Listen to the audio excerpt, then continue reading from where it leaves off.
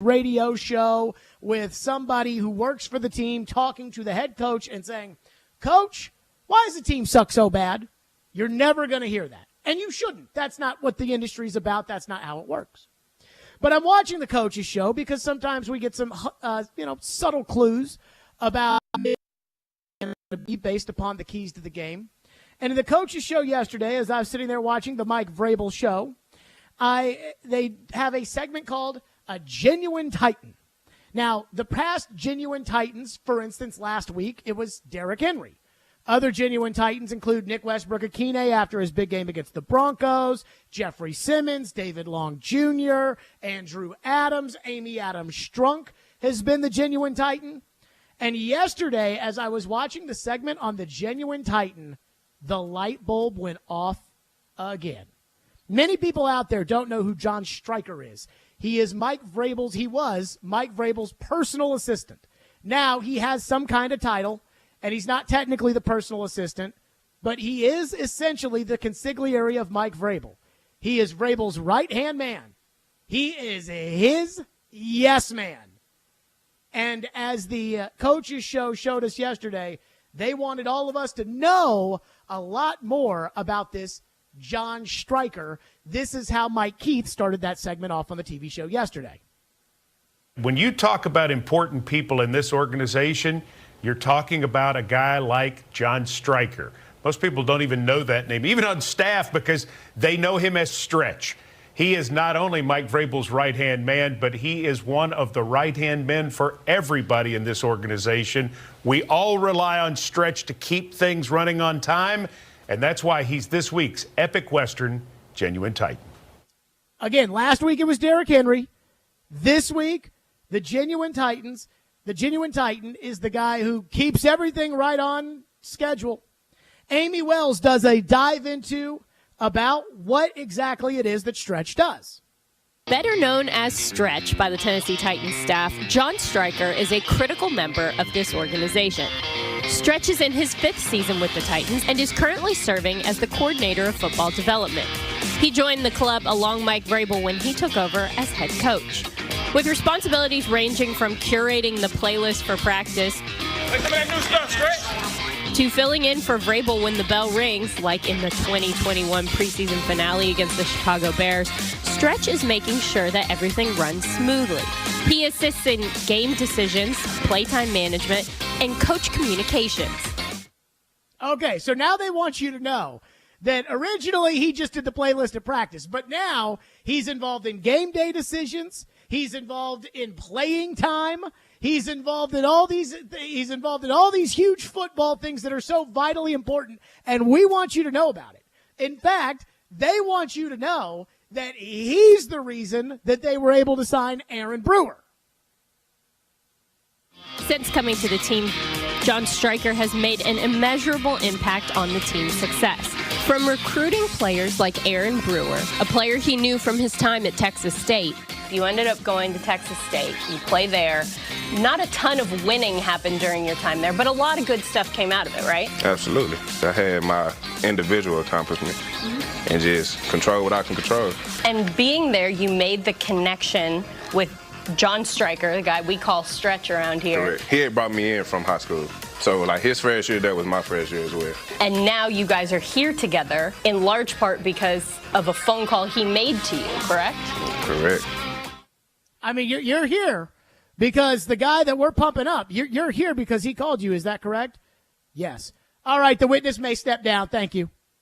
I mean, wait a minute. Hold up. So the guy that does the playlist at practice, we're giving credit to for the fact that he found an undersized guard that shouldn't be starting on this team that is starting. But, hey, he's so important.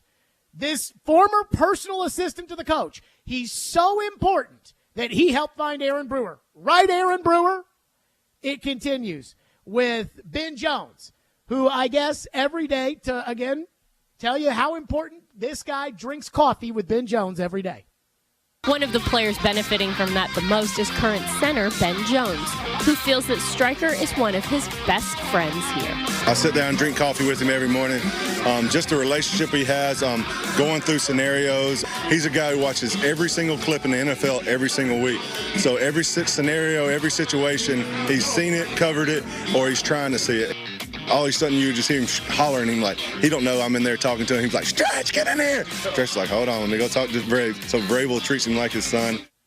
Okay, so now, hey, he watches every clip. He's the smartest guy. He knows everything about the NFL. Then Vrabel and Mike Keith sat around and talked about just how important Stretch is to the Titans. He touches every part of this organization. Without a doubt. And he's made an impact here with the players, with the staff. No job is too small for Stretch. He's willing to do whatever it takes to try to help us each and every week, help the players. And he does have a special relationship with them. And I think it's, like Ben said, it's hard to sometimes bridge the gap between the head coach and the players, and Stretch does that tremendously. And the man that Mike Vrabel trusts, oh, you bet, it's this guy. And your trust in him is immense. Is really, really high. I wouldn't be able to do this job without him. I have a lot of faith and confidence in how he does his job each and every day. He's a brain, too. You wouldn't want to tell him that, probably. No, I'm going to make sure he sees this. Are you really? This is pretty special. Yeah, I like this. Good stuff. Good job, Amy. Good job putting that one together, Amy. Thank you for that. And as I saw that same light bulb went off in my head as I'm watching the Coach's TV show yesterday, and I thought, oh, my God, they're going to name him the general manager, aren't they? It has been kind of floated around there as an outside possibility. TD included him in a list of internal candidates that could be the general manager of the Tennessee Titans in an ESPN.com report. You've kind of heard it on the outside. I want to say Everett Withers, who was a former assistant coach for the Titans, who was coaching a team that Stretch was an assistant coach on in college, said he's going to be a GM one day. And I want to say that when Vrabel made him the coach for the one preseason game that he had COVID, which, by the way, was incredibly inappropriate that Vrabel did that. But when they made him that, I think Diana Rossini talked about how just brilliant this guy was. So there's a 5-minute piece of the Coach's TV show. Again, a genuine Titan segment, which in the past has been Derrick Henry. It's been Jeffrey Simmons. It's been David Long Jr. It's, guys that play. And they're making it about this guy. And they're telling you, they're saying, hey, this guy is so smart. This guy is so gifted. This guy is so trusted. I mean, after that piece on the Coach's show, I don't understand why he doesn't run for president of the United States, because it sounds like he's the smartest guy in the room. I mean, hell, he found them Aaron Brewer. Where would they be without them? And so I have to think about it, and I have to use deductive reasoning here. And I'm not saying that the Titans are going to make this guy the general manager. I am taking you through my thought process, which is, what is this organization going to be? Is this organization going to be the one that goes out and gets a general manager, and that general manager is in charge of Mike Vrabel, as it should be?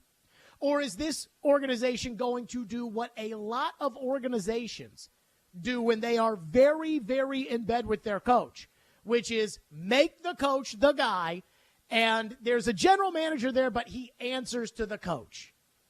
And who better to be that person than Mike Vrabel's very best buddy in the world, than the guy that Mike Vrabel trusts to be the head coach of the team in a preseason game last year when he had COVID. Jim Schwartz, who has been a head coach in the NFL, Jim Schwartz, a senior defensive assistant. Vrabel gets COVID. Who's going to coach? No, not Jim Schwartz. That guy. Is he a coach on the staff? Nope. Has he ever coached before at the NFL level? Nope. But I trust him. And it just hit me yesterday that the state-run television program spends 5 minutes propping up a guy that nobody has ever heard of and telling you how smart he is and how much he knows about football and how much Vrabel trusts him.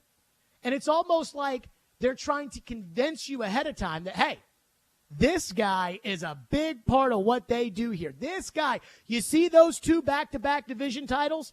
This guy is a big part of it. Now, I've been watching the Coach's TV show for a long time. I remember Monday Night Live with Jeff Fisher at Opry Mills. I don't ever remember a 5-minute segment dedicated to Kristen Scheft. So, I don't know if this was just, hey, we know he's Vrabel's guy and we want to prop him up. Or I don't know if this was we're trying to eventually sell you that this guy is going to be the general manager of this team, because ultimately Vrabel will be in charge, and he will be a yes man to Vrabel, like Mike Reinfeldt was a yes man to Jeff Fisher, and that he's going to be put in that position, and we don't want every single person in the entire world to freak out when we do that, because, quite frankly, they should. Guy's never scouted in the NFL before. I know. He found Aaron Brewer. He's never scouted before in the NFL. And so I don't know. Is this state-run TV's way of starting to introduce you to the candidate a little bit? That's what it felt like to me. Now, I heard from somebody today who said that that was a piece that had been in the offing for a while, that they had been putting that together for a while, apparently even before John Robinson got fired, which that raises another eyebrow too. But that had been in the mix before John Robinson even got fired, and that it has nothing to do with anything that Vrabel would want or any type of potential general manager candidate or anything else. But also ask yourself this question. Let's say I'm right about this. And let's say that is a massive clue as to what this organization is thinking. That they are going to turn this thing over to Vrabel. He is going to be the general manager de facto, chief football executive of this team, and he's going to hire his yes man, right hand Bobo to be the general manager in title and to do press conferences and things like that. Do you think that the Titans would say, hey, Jared, boy, you caught us. You're dead on. That's exactly what's going to happen. Of course they wouldn't. So I heard that yesterday, and just like the one time in my life where I discovered an affair was going on, where I put it together and that light bulb popped up and I looked up and I said, oh my God. That's how I felt yesterday, watching the Coach's TV show and seeing a 5-minute endorsement of John Stryker. I was talking to Caroline about this yesterday after the show, and we were texting back and forth. She goes, the funny part about it is I didn't even know who Stretch was until John Robinson got fired, and now I keep hearing about him. So there's your first clue. Is it necessarily, like, I'm not telling you that I know they're going to hire him, or that, a source told me, or I'm not doing any of that. I'm just telling you, I watched that Coach's TV show, and I saw a segment, a genuine Titan. This is not the Employee of the Month segment where they highlight Donna over with the accounts, season ticket accounts, on the third floor. This is a genuine Titan. This is Derrick Henry, Jeffrey Simmons, Amy Adams Strunk. This is what that segment is. And they spent 5 minutes telling us how good the coach's personal assistant is at curating the playlist at practice and finding undrafted free agents. You put it together.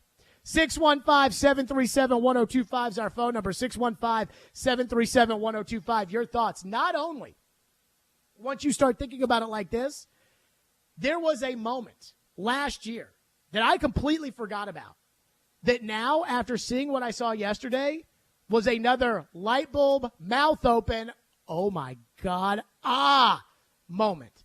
And the one thing that could throw this whole thing off, if Vrabel's going to be the chief football guy, and it's staring him right in the face. We'll get to that coming up. 615-737-1025. I thought it was a clue last night. I thought that Coach's TV show segment was so convincing about how great John Stryker is that I think they are preparing you for the possibility that he might be the next general manager of the team. 615-737-1025 is our phone number. We're off and running. Stillman and Company, 102.5-106.3 The Game. The college football season never stops.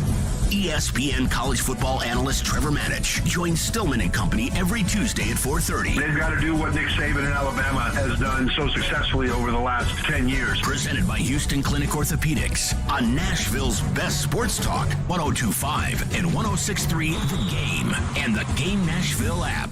At the law office of Amanda J. Gentry, we are committed to defending your rights. Being arrested doesn't have to be the worst day of your life. Being served with custody paperwork doesn't have to be the worst day of your life. It may feel that way, but if you have Amanda J. Gentry representing you, you can feel confident that you're going to have the best quality representation in all of Middle Tennessee. Amanda J. Gentry goes wherever justice demands. 615-604-6263. AmandaJGentry.com. Hey, it's Jared. Are you looking to move? If so, do yourself a favor and reach out to my friends at TriStar Moving. You can be assured your move will be stress-free because they've got new utility vans to help with pack jobs to separate your high-value or fragile items from the bulk of your furniture, and their movers are carefully picked and highly trained. No one in the game is doing this. TriStar Moving is raising the standard in the moving industry. When you're ready to move, give them a call. TriStar Moving, 615-640-1219, or online at nationalmoving.org/radio, and tell them Jared Stillman referred you for 10% off. That's TriStar Moving. Hi guys, it's Mark. Are you struggling with erectile dysfunction? Did you know that a major medical breakthrough is now available and it isn't a pill? Today, Wednesday, December 21st, we're running a one-day special you won't want to miss out on. Hillside Medical Clinic uses the most powerful form of wave therapy. This is a technology clinically shown to repair blood vessels and improve blood flow. It's backed by 60 clinical studies, including from Cambridge. If you're ready to regain the spark in your bedroom, today is your day. Call us now and you'll qualify for the assessment and ultrasound totally free. You'll also get a gift that can produce rapid and powerful results in the bedroom in minutes. You're going to love that one, guys. Trust me. And today only, we're offering 6 tune-up treatments to our patients free. This is an unprecedented offer worth hundreds of dollars, but call today and qualify totally free. Call 615-576-5000. That's 615-576-5000. Guys, put a stop to your erectile dysfunction and get your life back. Call Hillside Medical Clinic now to qualify. This offer ends today, Wednesday, 615-576-5000. Achieve hero status this year. The woman in your life will love this unique and thoughtful gift. Always in style, always fits, always appreciated. Choose your budget, and whether you spend a little or go lavish, she can choose from 10 different services, all under one roof at a Moment's Peace Salon and Day Spa. Gift cards can be printed directly from the website, or they can be beautifully wrapped for a stunning presentation and even paired with other gifts like robes, candles, and all sorts of fun finds from the Gift Boutique. Learn more about this at amomentspeace.com/Christmas. Never miss a moment of the show. What is this? Check it out. Subscribe to the Stillman and Company podcast on iTunes, Spotify, and wherever you get your podcasts. You're listening to Stillman and Company. Sounds like this has been a game-changing day for all of us. Presented by TriStar Moving on 102.5 and 106.3 The Game, and on the Game Nashville app. Do you think you're qualified enough to be one of the head coaches in the league that not only runs the coaching side of the team, but also picks the players and runs the personnel department? Yeah, I'm right now I'm qualified to try to put a plan in place with our players this week. That's where my focus is, and I'm not going to think about what may or may not happen, what involvement I would have in, whoever they choose to hire. My focus is on the football team, and again, today has been great to get these guys in here to have a conversation and then begin our preparation. That was Mike Vrabel after the John Robinson firing, and notice he didn't say no. When I asked, are you qualified to be the chief football executive of this team? He didn't say no. Now, the Coach's TV show yesterday ran a 5-minute piece on John Stryker, a.k.a. Stretch, who used to be Vrabel's personal assistant. I can't remember what his title. It's one of those like pro director of player development, something or another. Who knows? Vrabel says titles don't matter anyways. But he's not Vrabel's personal assistant anymore, but he might as well be.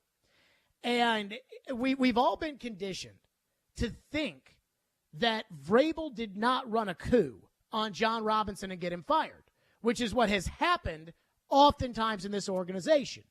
Jeff Fisher ran it and stabbed the knife into Floyd Reese's back. And all of a sudden, Rustin Webster's the general manager, and then Tommy Smith comes in, and he puts Ken Wisenhunt in, and then Tommy Smith gets the knife stuck in his back, and then Wisenhunt and Rustin Webster clash, and then Wisenhunt gets fired, and then John Robinson and Mike Mularkey take over, and then Mike Mularkey gets a knife stuck in his back. And so we all just assumed that probably happened with Robinson. I think a lot of people thought that. And then we kept hearing, no. The owner even went on record, said Vrabel had nothing to do with John Robinson's firing, and then we get a 5-minute piece telling us how brilliant, how smart, how dedicated, how amazing John Stryker is on state-run television, the Coach's TV show. And here I am sitting there thinking, oh, my God, Vrabel's going to be the chief football guy, and John Stryker is going to be the quote-unquote GM. Oh, my God. It just makes too much sense. And then I was reminded, the NFL awards, when Mike Vrabel got Coach of the Year this past offseason, listen to Vrabel's thank you speech. And I want to thank our owner. I want to thank Miss Amy Adams Strunk. That a girl. And I want to thank my family. I want to thank my wife, Jen. I want to thank Tyler and Carter. I want to thank my best friend. I want to thank Stretch.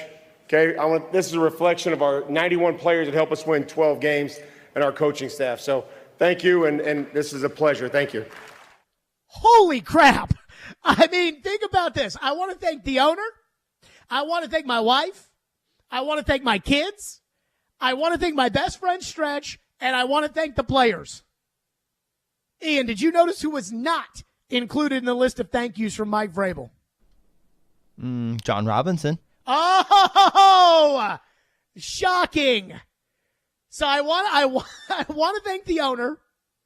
I want to thank my wife. I want to thank my kids. I want to thank the team. And I want to thank my best buddy in the whole world, Stretch. Do you want to thank John Robinson? No. And so now I'm starting, after seeing what I saw yesterday on the Coach's TV show. And again, it's not like the Titans shouldn't have thought this through about, oh, hey, let's pump the tires of this behind-the-scenes guy that nobody really ever talks about. Let's pump his tires. TD wrote 2 weeks ago that he is an internal candidate for the general manager job. They're not doing any big pieces about Monty Ossenfort. They're not even doing a piece about Ryan Cowden. And he is the acting general manager, supposedly. Although today, I don't know what. Today, it was not on the schedule for Mike Vrabel to speak to the media. Today was the coordinator's day. And boy, did Todd Downing have a doozy, which we'll get to. But today was the coordinator's day. And all of a sudden, after Craig Aukerman speaks, Mike Vrabel gets up at the podium and starts announcing roster decisions. I've never seen that before from Mike Vrabel. I mean, is that now like, I'm the GM? Is that what is happening here? I actually had some hope that Amy Adams Strunk was going to let a football person who has spent years and years and years in scouting and knows personnel was going to put them in charge of this organization. I should have known better than that. It's going to be Vrabel, isn't it? 615-737-1025. Phone lines are driven by WilsonCountyHunter.com. Donnie is going to kick us off today. Thank you for calling. Go ahead, Donnie. Hey, just thanks for taking my call. Sure. So I want history. Maybe you're too young to remember this, but Geraldo Rivera did a piece on Al Capone's vault that CTV hotel in Chicago used to be. After building this up over and over. Donnie, your phone's killing me. Are you comparing me talking about this general manager search? Are you comparing this to Al Capone's vote and saying that I'm Geraldo Rivera? No, it could be the same thing. If it fails, it comes of this, you're sticking your neck out there pretty far to say that this is the big scoop before it actually is really known. So I didn't tell anybody that's what I did. No. And I don't want anybody to misconstrue this. Thank you for your call, Donnie. I don't want anybody to misconstrue this as Jared Stillman is saying that he knows who the next general manager is going to be. That is not it at all. This is what I thought yesterday watching the Coach's TV show on my gray couch in my living room yesterday. The only thing you're invited to, I do not have any sourcing on this. I have not talked to anybody in the know about, hey, is this guy going to be the general manager? Yeah, but we're keeping it hush until the end of the year. No. I am not promising that. I am telling you what I thought yesterday when I saw them do a 5-minute breakdown on how brilliant John Stryker is. I mean, I already knew that Vrabel thought this. I didn't need to see this piece on this. I already knew this when he made him the coach for that game in which he had COVID against the Bears last year. And I was talking to somebody today about it in the media, and I said, That was so incredibly inappropriate that Vrabel made a guy who used to be his secretary the coach. But it was the third preseason game, and everybody had COVID and Floyd just died. So, I really wasn't in the mood about yelling and screaming about something like that. But, I mean, who you want to have run the team? Jim Schwartz? He's done it before. Nope. We're going to have old Stretch do it. Who's that? Just trust me. And that's what's going to happen if they name him general manager. I'm just trying to put together the clues. This could be they could totally go do, and I am hoping and praying, just like when I see them line up in some stupid formation with Derrick Henry off the field on 3rd and 2, that I am hoping and praying that something good happens. I am hoping and praying that the Tennessee Titans run a legitimate general manager search and that they find a general manager who knows personnel and that Mike Vrabel reports to that general manager. I am praying and begging and hoping that that's what happens. But that's not what I thought when I watched that coach's TV show yesterday. 615-737-1025 is our phone number, 615-737-1025. We'll get back into your phones on this, 615-737-1025. Todd Downing explains why Derrick Henry didn't get the ball on 3rd down and 2. Oh, my God. You will not believe it, because I did not believe it. We'll get to that next. Stillman and Company, 102.5, 106.3 The Game. First, Caroline wants to tell you about the Caesars Sportsbook Report. All right, it is time for the Caesars Sportsbook Report. Now, Caesars has tons of boosts and promos every day, but your very first bet with the Caesars Sportsbook app, it's on Caesars, up to $1,250. Just sign up using the promo code RADIOFULL, one word, RADIOFULL, and then place your first bet. And if you win, that money's all yours. But if not, don't worry about it, because you'll get that stake back as a free bet. Now, I mentioned there's tons of boosts and promos every day. One that I'm looking at today, a little fun one for bowl season. The Group of 5 Bowl Parlay Boost. South Alabama, Houston, San Diego State, and New Mexico State all win their bowl games tonight at plus 650 odds. That's one odds boost going on. You can make your own parlay. You can use the Caesars Sportsbook parlays. Just do it with Caesars Sportsbook. Open to new users in Tennessee who are 21 or older. If qualifying bet loses, bet amount returned as a credit. Must use within 14 days. See Caesars.com/promos for full terms. Gambling problem? Call or text the Tennessee Red Line at 1-800-889-9789. Caesars Sportsbook. We are all Caesars. Hey, I'm Matthias Ekholm, and this is Smashville. Ekholm, his shot, he scores! Matthias Ekholm gets the Predators' third of the night. You're listening to the flagship of the Nashville Predators radio network, ESPN 102.5 The Game. Attention all fire and safety line experts. Middle Tennessee's fastest growing fire protection company is looking for experienced service technicians, designers, and sprinkler system experts like you. Tired of working for a large corporate employer? Work for a company where you're more than just a number. Jarrett Fire Protection is owned and operated by Nashville natives and wants to invite you to grow with their amazing team. Hi, I'm Jason Jarrett, owner of Jarrett Companies. I'm looking to hire experienced sprinkler experts and will offer a sign-on bonus of up to $5,000 for certified professionals. In addition to our great benefits that include a 401k match, PTO, and top pay with annual bonuses, we will also provide you with the top-of-the-line tools, trucks, and equipment that you need to grow your career. Our customer base is large and business is booming with many opportunities for advancement. Give us a call or go online to jarrettfire.com and apply today to become a member of our family and protect our community. That's JARRETT fire.com. Jarrett Companies, where we are above and beyond industry standards. Hey, it's Mike from Newton Nissan. I love this time of year. Christmas music, big meals, and maybe even a little snow. There's just something in the air. I don't know about you guys, but I have my leg lamp in the window and my moose glass for eggnog. I'm ready to kick off these holidays right. At Newton, we want to help you kick off the holidays right by helping spread the holiday spirit. And trust me, we have a lot of holiday spirit. We love helping customers find ways to surprise their loved ones with a new car. Can you imagine the look in their face Christmas morning?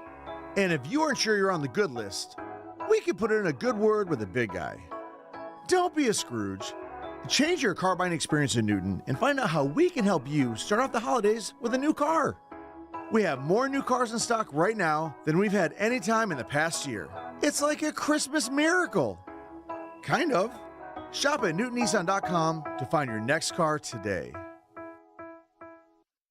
Boomba's Craft Pizza and Tap House invites you to join them for this year's college football bowl games and playoff action. Georgia, Michigan, TCU, or Ohio State, who will be the last one standing? Boomba's has countless big screen TVs and the biggest video wall in Nashville at their East Nashville location. So watch it all go down and enjoy their 2-time award-winning Best Pizza in America, featured on the Food Network and 100% crafted for you. Wash it all down with their award-winning happy hour with $2 Boom Brews and select domestic pints. Boomba's Craft Pizza and Tap House in East Nashville, 1003 Russell Street. Pizza, beer, sports. See you there, Nashville. On Thursday's edition of Chase, Willie, and D. Mays, we got Silly Underdogs at noon, Elliott Friedman at 1, and we'll continue to break down this Saturday's matchup between the Texans and the on 102.5, 106.3, The Game.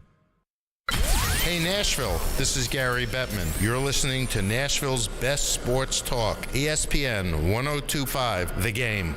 Tennessee 1 out of 4 on 3rd down. It's 3rd and 2, and these fans at SoFi making some noise.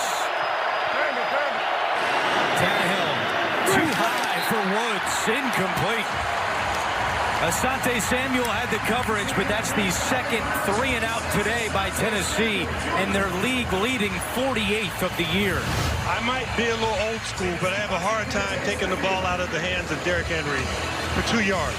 Yeah, the Chargers are going to load the box with extra guys, but Derrick Henry, career 4.7 yards per carry. Come on, 2 yards, I think you can get it with Derrick Henry. So we're faced with another one of those 3rd downs that's relatively short. And the law of averages. Derrick Henry almost averaging 5 yards per carry in his career. Didn't get yardage there. What do you do on the next play? Do you get the ball to Derrick Henry? Do you find some way for him to be able to touch it? Or does he end up on the sideline? He's not out there. He's on the sideline. 3rd down and 2. Tannehill. Incomplete. He threw it behind Okonkwo. This team's generally prided itself on being able to get a couple yards in the run game when you need it. You had 2 3rd and 2s, one with Derrick on the field, one with Derrick off the field. You chose to throw it. Why not lean on your best guy and your best element? Because that's what we chose to do. What's the thinking behind? Because that's the play that we called and went with.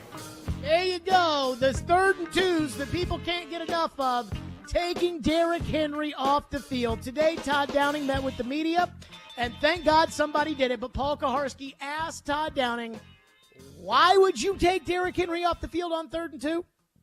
Why go away from Derrick and the 2 3rd and 2s when he's your bread and butter guy?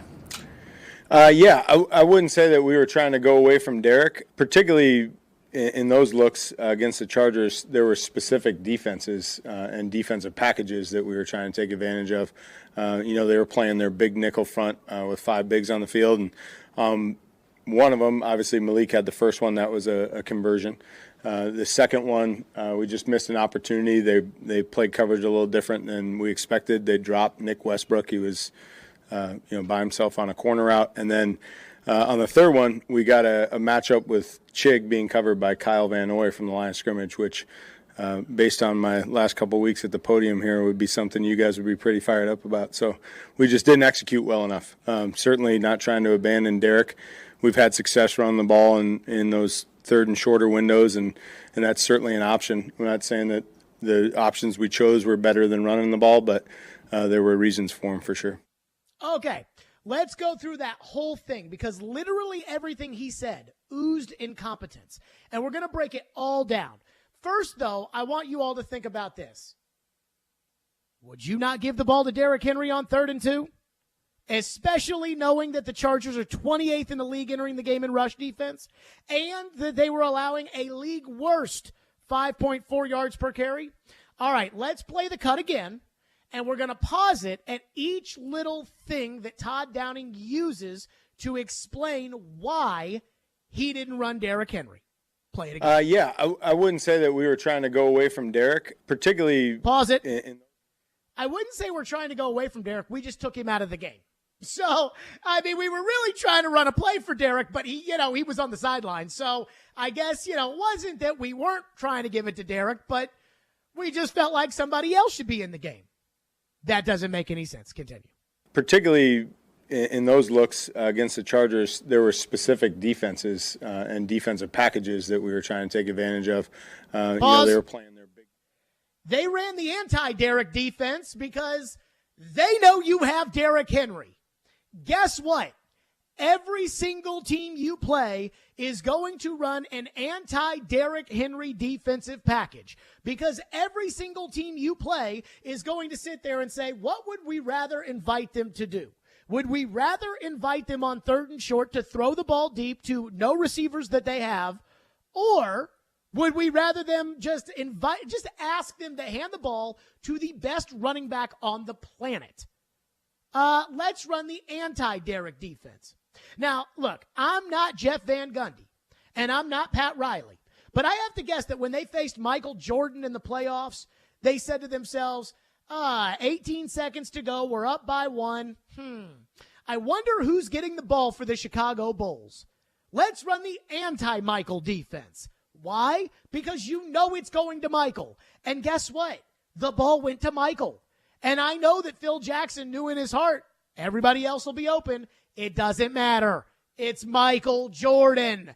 And Derrick Henry is the Michael Jordan of the Titans. So when you get Todd Downing telling you, well, they ran the anti-Derrick packages, so we decided to run the anti-Derrick plays, it's no duh they ran the anti-Derrick packages. In fact, the whole key to everything, especially against teams that don't stop the run, is you're going to do everything you can to stop the run, and we're going to do everything we can to run it because we've got the best running back in the planet. We're going to make you stop it. Instead, Todd Downing's like, we drew up this play for Nick Westbrook-Akine, and they ran something that we weren't expecting. Continue the cut. They were playing their big nickel front with 5 bigs on the field. And one of them, obviously, Malik had the first one. That was a conversion. The second one, we just missed an opportunity. They played coverage a little different than we expected. They dropped Nick Westbrook. He was, by himself on a corner route. And then on the third one. Pause it there. I'm sorry. They ran a coverage we weren't expecting. Yeah. Oh, so they outcoached us. All week Tricked we us. saw this defensive front, and we thought this was a defensive front we could use, and then they tricked us. So I guess we're not very smart. Continue. By himself on a corner route. And then on the third one, we got a matchup with Chig being covered by Kyle Van Noy from the line of scrimmage, which based on my last couple of weeks at the podium here, would be something you guys would be pretty fired up about. So we just didn't execute well enough. Certainly Stop. not. The two things right there. One, the matchup of Van Noy on Chig, that is a matchup that I would like, but it is not a matchup that I would like more than Derrick Henry. If we took a straw poll of the media on 3rd down and 2, and we said Chig Okonkwo on Kyle Van Noy or Derrick Henry, I have a pretty good feeling that the media and everybody with a brain would vote in favor of giving the ball to the best running back in the history of the team. I think that's pretty simple. It wasn't a terrible play, but if you're going to run that play, shouldn't Henry also be on the field at least at the same time? No. No? Because they weren't trying they weren't trying to get away from Henry. They were running the anti-Henry defense. So what's the point of having Henry in there with the anti-Henry defense? I mean, it's disgraceful. The second part was, though, we just didn't execute well enough. And I don't know if you've learned this over the last couple of months, whether it comes from Todd Downing or Mike Vrabel or David Poyle or John Hines, but when a coach says, we just didn't execute well enough, they are saying the players screwed up, blame them, not me. Well, I've seen these players for the most part. I've seen Ryan Tannehill make the Pro Bowl with competent offensive coaching. I've seen Derrick Henry run for 2,000 yards with competent offensive coaching. I mean, I hate to break it to you, but every single coach can say the players just didn't execute. That's why I lost for everything. If they throw the ball deep and the guy has 2 yards on the DB and it hits him in the hands and he drops it and it's incomplete, then I can say, okay, they didn't execute. Randy Bullock missing a 51-yard field goal, they didn't execute. Now, he should have never been in there because we know he can't kick it, but they didn't execute. But the idea of the play that we designed that we weren't ready for, the defense that they showed us where they tricked us and Nick Westbrook-Akine was wide open and Tannehill didn't recognize it, don't blame me, that's not good enough. Todd Downing's explanation, every single thing that he just said right there, and I didn't even get to the whole, that's the play that you guys would want me to run based on the questions you've been asking, which is so embarrassing. Derrick called him out today for having thin skin, and he's right. But every single thing that he said oozes with bullcrap or It's so easy to look at the counterpoint. We didn't run the ball because they showed us a defensive front that would not have made it advantageous for us to run. Well, no, duh. Every team in the league is going to do that to you because you have Derrick Henry. Did that not stop you against the Bengals last year in the AFC playoffs when you went for it and didn't get it? And by the way, nobody criticized Todd Downing at length for that. And nobody criticized Todd Downing for the 4th and short against the Green Bay Packers in which they handed the ball to Derrick Henry and they didn't get because Torrey Carter got blown up. Nobody ripped on Todd Downing for that because we understand that everybody in the ball yard knows Derrick Henry's getting the ball. And when you give the ball to Derrick Henry, you may not get it. And if you don't get it, then they beat you. That's when it's execution. When you're throwing the ball out to Chigakonkwo and you're throwing 8 yards outside the numbers to Robert Woods and you're telling me it's because of the defensive front you didn't like, that's weak. And if I owned this team after hearing that explanation, because that explanation is so easily debunked on every single level, we weren't trying to get away from Derrick Henry. We just put him on the sidelines. If I owned this team, I'd call Mike Vrabel in the office today, and I'd be like, what the hell's that? Is that what we're thinking about in our coaches' meetings? Is that the discussion when we're running these plays? That we're playing a team that's 28th in the league and allowing rushing yards? That we're playing a team that literally is the worst team in the NFL in yards per carry at 5.4 yards per carry. We have the best running back in the world, and we gave him 21 carries. That while the game was tied before the Chargers took a 14-7 lead, when the game was tied, we gave him 14 carries. And that's the reason why. And that's the explanation we're putting out there. Congratulations to Todd Downing. You really won up the media there. You really owned them. Hey, you guys want me to dial up the plays for Chigakonkwo. So I did for you. It didn't work. It's your fault, not mine.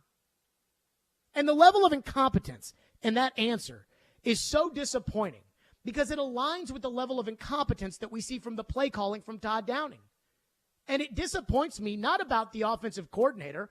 I think the Titans have the 32nd best offensive coordinator in the NFL. I would rather have Matt Patricia of the New England Patriots, a defensive coach, call the offensive plays for the Tennessee Titans than the bozoery that we see from Todd Downing. But what really disappoints me is that Mike Vrabel works with this guy on a daily basis and promoted him into the position of offensive coordinator, and then after a year of that incompetence that we just heard right there, decided to keep the guy. And so you guys can complain about John Robinson all you want. John Robinson missed on draft picks, and we criticized. But he's the only offensive coordinator in the NFL who would consistently not give the ball to their best player on 3rd and 2. And his explanation, they ran an anti-Derrick Henry defense. They confused us with one of their fronts. We got the matchup the media wanted. Ridiculous. Chris Sanders will join us next. 615-737-1025 is our phone number. Bob Shoop. And I had Bob. I sent Bob what Todd Downing said. And I was like, Bob, I'm going to go nuts on this one. So we'll get into that with Chris Sanders. He'll join us next right here. Stillman and Company, 102.5, 106 through the game. At some point, it's a combination of who did you play and what does your skill set look like. Get the best analysis of the big stories in the sports world with ESPN's Jason Fitz. If you reach for a quarterback in the draft because you need one, you're going to set your franchise back 5 years. Join Fitzy every Wednesday at 4:30. Presented by Blood Assurance. Jason Fitz. I am 5'9.5" on ESPN 102.5 and 106.3 The Game and the Game Nashville app. From the Fox 17 News Code Red Weather Center. On Fox 17 meteorologist Greg Bobis, after a start in the 30s, the afternoon takes us into the low 50s. A very warm day and one more day in the 50s tomorrow. Much colder and snow moves in, leading into the upcoming weekend. Brought to you by Hiller Plumbing, Heating, Cooling, and Electrical. Call the Happy Face Truck today. Response to Genesis Diamond's remarkable free financing offer has been so incredible that we're extending it through Christmas Eve. Last-minute shoppers, we've got you covered with 5 years zero-interest financing on any purchase with $0 down. So you can splurge on that handcrafted diamond ring and spread it over 60 whole months. Studs, bracelets, necklaces, bands, every color and every shape, starting at only $35 a month with $0 down. You can use this amazing offer on anything. Designer engagement rings, classics like diamond pendants and bracelets. All our hand-selected GIA certified diamonds are included, and so are our luxury pre-owned Rolexes. At Genesis, we've got our best collection ever, with case after case of stunning gifts that are romantic and timeless. And with Genesis guaranteed best value price and 5 years zero interest, zero down financing offer, you can make this the best Christmas ever and still stay in budget. Merry Christmas from Genesis Diamonds, Green Hills and Cool Springs, on approved credit. Harman Energy is now hiring drivers for their Nashville team. Harman Energy is Tennessee's petroleum solution for major industries. Right now, they're offering competitive compensation. Fuel tank wagon drivers start at $26 an hour. Fuel transport drivers, $29 an hour. Plus, there's a $4,000 sign-on bonus for CDL drivers. Top quality benefits and a great place to work, Harman Energy employees provide totally outrageous customer service. Come be an employee owner with the Harman team. Apply now at harmanenergy.com. Ho, ho, ho! Santa Barkley's back, and I'm delivering $20 million in gifts this holiday season to all FanDuel customers. Doesn't matter if you've been naughty, nice, or terrible. Just check your FanDuel app for no-sweat same-game parlays, casino bonuses, and all sorts of stuff that'll fill you with holiday cheer. 21 and up and present in Tennessee. First online real money wager only. Refund issued as non-withdrawable free bets that expire in 14 days. Restrictions apply. See terms at sportsbook.fanduel.com. Gambling problem? Call TN Redline 1-800-889-9789. Joe Rexrode here for OrderGreen.com. Listen, to do the job I do, got to stay on the move at all times. Lots of travel, early mornings. Sometimes it can catch up with you, and when it does, I always enjoy natural and enjoyable ways to de-stress my mind and body. That's why I use a high-quality, wide selection of THC and CBD products from OrderGreen.com. It's not just me. Lots of my friends are on the bandwagon here, including a sick family friend of ours who has gotten great benefits. OrderGreen.com. You subscribe, you save 25% off shipments of gummies, or use promo code Joe20 for 20% off your first purchase. OrderGreen.com. Informative. They played a lot of power play time together back in the day. Insightful. It's a great addition to this team. And just three guys being dudes. On the sideline in shorts and a t-shirt. Hanging out, watching the game. Chase, Willie, and D-Mace. Weekdays from 10 to 2. No such thing as bad press. On Nashville's best sports talk, 102.5 and 106.3 The Game and the Game Nashville app. You're listening to Stillman and Company. Presented by TriStar Moving. 102.5 and 106.3 The Game and on the Game Nashville app. Hey, tune in for the pregame show this Saturday. That's right, Saturday. And I just want everybody out there to know I'm going to say Sunday the rest of this week. It's just going to come out, big one on Sunday.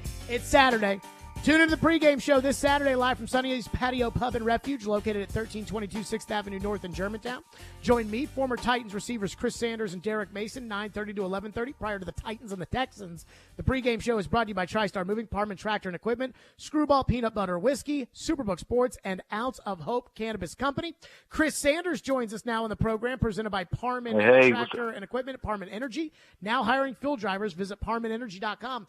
Chris, let's start with this. Yes, Todd Downing explained his decision for taking Derrick Henry off the field on 3rd down and 2, and it drove me nuts, talking about that they didn't like the defensive fronts they saw. Of course, every team's going to run an anti-Derrick defense, and that the media should be happy with all the questions they've asked him about Chigakonkwo, that they ran the play for Chigakonkwo, and it didn't work. And I think that that's a terrible look. He blamed execution on why it didn't work, not the fact that they didn't give the ball to the best running back in the planet. Right. I think there may be some coaches versus players finger-pointing going on over here. Chris Sanders, what do you make of it?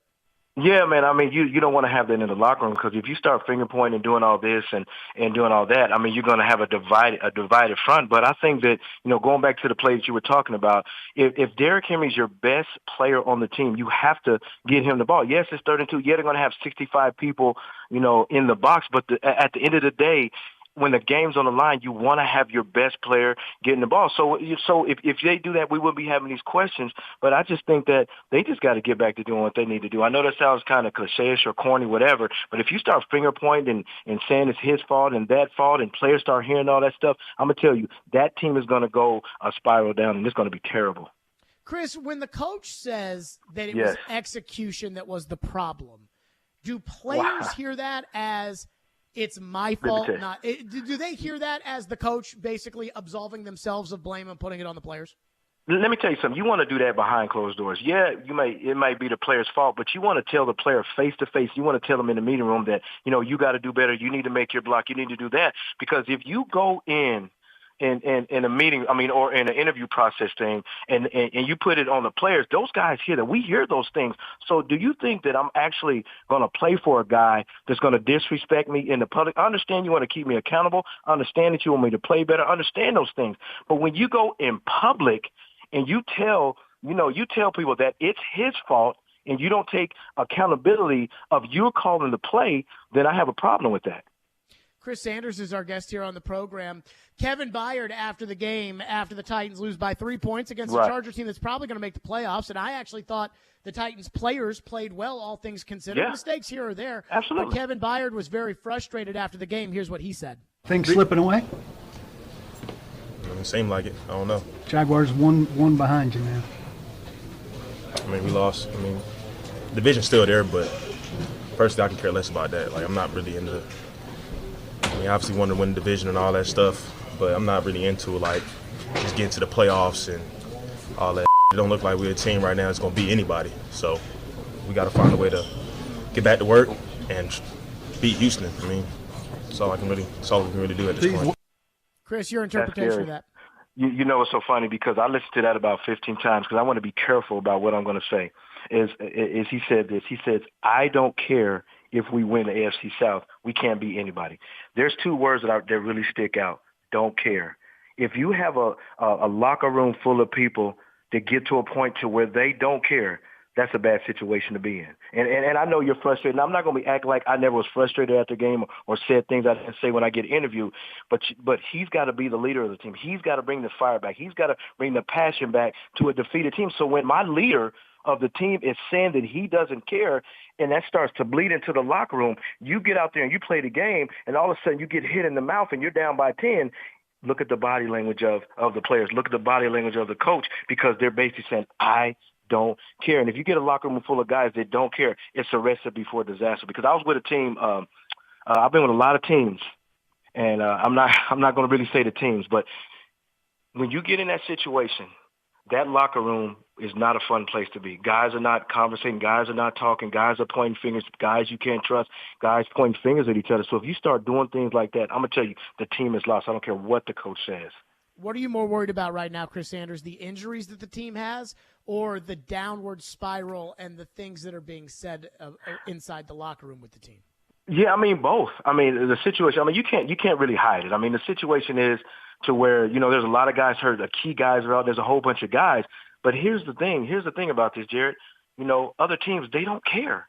So, they got two choices. I always talk about this when I went through my situation last year when we were 1-4, when I was talking to my receivers. I said, we got two choices. We got a choice to get bitter or we got a choice to get better. And if you're the leader of this team, if you're the leader of this, this football team, you got a choice. If you get bitter and start pointing fingers and doing all that, it's a recipe for disaster. So the leaders got to figure it out. It starts with Mike Vrabel. Listen, if Mike Vrabel is sitting, and I'm saying this in a respectful way, if Mike Vrabel is sitting up there pouting and getting upset at people that ask him questions, listen, I wouldn't want to be a part of that because I want somebody to stand up and say, you know what, we got stuff to do. I'm not talking about being hunky-dory and be like, hey, guys, let's do a rah-rah speech. No, look everybody in the face and say, you know what, we're in a dogfight right now. Everybody's talking bad about us. Everybody's saying we can't do this. But here's what we're going to do. I'm going to punch somebody in the mouth in the next game. And I'm not trying to bleed my situation over to what I'm about to say right now because last year I coached for Montgomery Bell Academy. And we were 1-4, and our players were broken. And our coach walked in the meeting room. All our coaches were sad. And here's what my head coach said. This is why I love him so much. He said these words. He said, you know what, guys, I don't know what to do, But there's one thing I'm going to do is I'm going to stand up and I'm going to go fight and get this thing back on the road. And what that happened is it ignited our coaching staff to say, you know what, Coach, I'm going to lock arms with you. So now we went on the field and we started creating energy for ourselves and got this thing back on the track. We started 1-4, 2-4, 3-4, 5-4. Next thing you know, we're in the state championship. So it all starts with your freaking leaders. Chris Sanders is with us. Last Yes. one for you. How do you feel about the Texan game coming up on Saturday and just where this team is emotionally? I mean, emotionally, I think they're kind of beat up, and I'm kind of glad it's the Texans because the Texans are 1-12-1, and I think we can beat them. But it's all going to come down to how the Tennessee Titans start. I mean, if you look at what the Texans did the last couple of games, I mean, they should have beat Dallas, and they should have beat the or the Kansas City Chiefs. So they're not going to come in here and lay down. They got to come out and fight. The only thing I'm concerned about is if it starts to go bad early. If the game goes bad early, then how is this team going to respond? Are they going to respond and say, you know what, we're going to fight? Or are we going to be like Kevin Byard and say, you know what, we ain't going to win the AFC South? I don't care. That's going to be the key. They can get better or get bitter. Better or bitter. Let's go get this thing. Chris Sanders, as always, joining us on the program, presented by Parman Energy. Again, now hiring field drivers, ParmanEnergy.com. Chris, we'll see you Saturday for the Texans game. It will be. By the way, I have to know this, and my dad's got to know this too. How do you feel about the weather forecast for the game on Saturday? I absolutely love it because it benefits us. I mean, just imagine, how would you feel about playing in it? Oh, I ain't playing in that. That's why I'm retired, man. No, I don't like playing the cold weather. No, absolutely not. Don't want to play in it. I'm glad they're playing it. I'm going to be in there in a warm spot watching Judge Judy and watching the game. There you go. Chris Sanders, we'll see you Saturday, Appreciate Chris. You, Doc. All right, man. Bye-bye. Titans got problems. Coach Shoup is here, and we got to go over them. We got to start with the offensive coordinator and what he said today, and we will do that coming up next. 615-737-1025 is our phone number. Stillman and Company, 1025-1063 The Game. You love the game. The doors on the board. Touchdown at TSU. We live the game. Going up against that defense, he can make some plays and take that next step. We are A gunny performance. Do your job. And the Tigers regain the lead. The Game. Nashville's best sports talk, 102.5 and 106.3 The Game, and the Game Nashville app.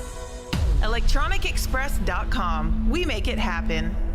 You look at yourself in the mirror every day and you can't deny it anymore. Your hair is not as thick as it used to be, and it's making you feel self-conscious. Hair Club is here to save the day. For 45 years, Hair Club has helped more than 500,000 clients love their hair and feel confident again. No matter what stage of hair loss, they can help. Hair Club can customize a solution just for you. For a limited time, get 10% off when you book a free consultation today at hairclub.com/chase.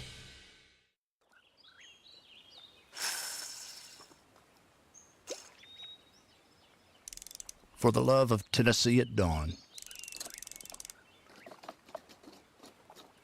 For the love of the fight. For the love of having nowhere else you'd rather be. For the love of Tennessee. Travel safe. Brought to you by the Tennessee Department of Tourist Development, the Tennessee Association of Broadcasters, and this station. Now's the time to get a great deal on select Kubota compact tractors, rated #1 in durability and owner experience. They're designed for easy operation and feature performance-matched attachments. Right now, put 0 down and get 0% APR for up to 48 months, plus save up to $1,100. Now through December 31st. See us or go to KubotaUSA.com for full disclaimer. Visit Coleman Tractor Company, your local Kubota dealer in Clarksville, Nashville, Paris, and White House today. Hey, it's Jared. If you're listening to us on I-24 towards Murfreesboro or I-65 towards Spring Hill, make sure you check out 106.3 for another great way to hear Nashville's best sports talk. Are you looking for Tennessee-grown and crafted THC, CBD, Delta 8, Delta 9 products? Then float on over to OunceOfHope.com. On top of the widest selection of luxury edibles and smokables, their customer service team is high quality and prepared to help select the right cannabis product for your needs. Their knowledgeable team will have you flying high with a smile. That's OunceOfHope.com, made locally in Memphis. Ounce of Hope is Memphis Flyers' best cannabis shop 2 years in a row. Legal THC delivered to your door. OunceOfHope.com. Live from the Game Nashville studios, WPRT-FM Pegram, WPUC HD2 Laverne. Nashville's exclusive home for the Nashville Predators. 102.5 and 106.3. A gunny performance. Do your job. And the Tigers regain the lead. The Game. A Cromwell media station.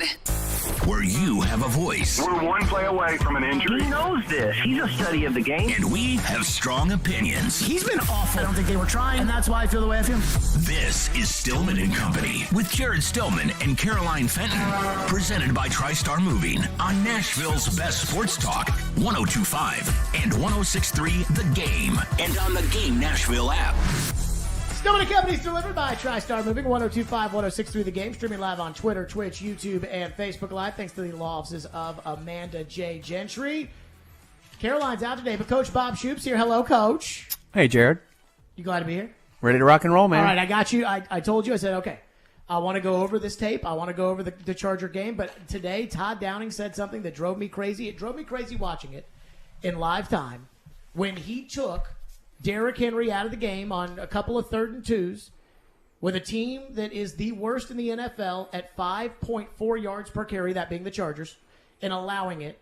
And the fact that it feels like every game there's something with Todd Downing that he's got to defend, that it's so bad.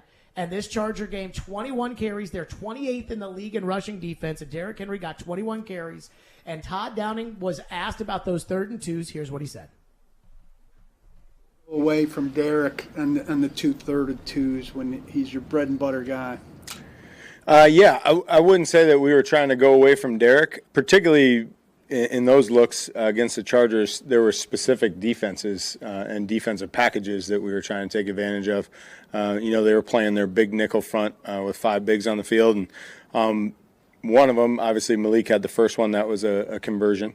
The second one, we just missed an opportunity. They played coverage a little different than we expected. They dropped Nick Westbrook. He was, by himself on a corner route. And then on the third one, we got a matchup with Chig being covered by Kyle Van Noy from the line of scrimmage, which, based on my last couple of weeks at the podium here, would be something you guys would be pretty fired up about. So we just didn't execute well enough.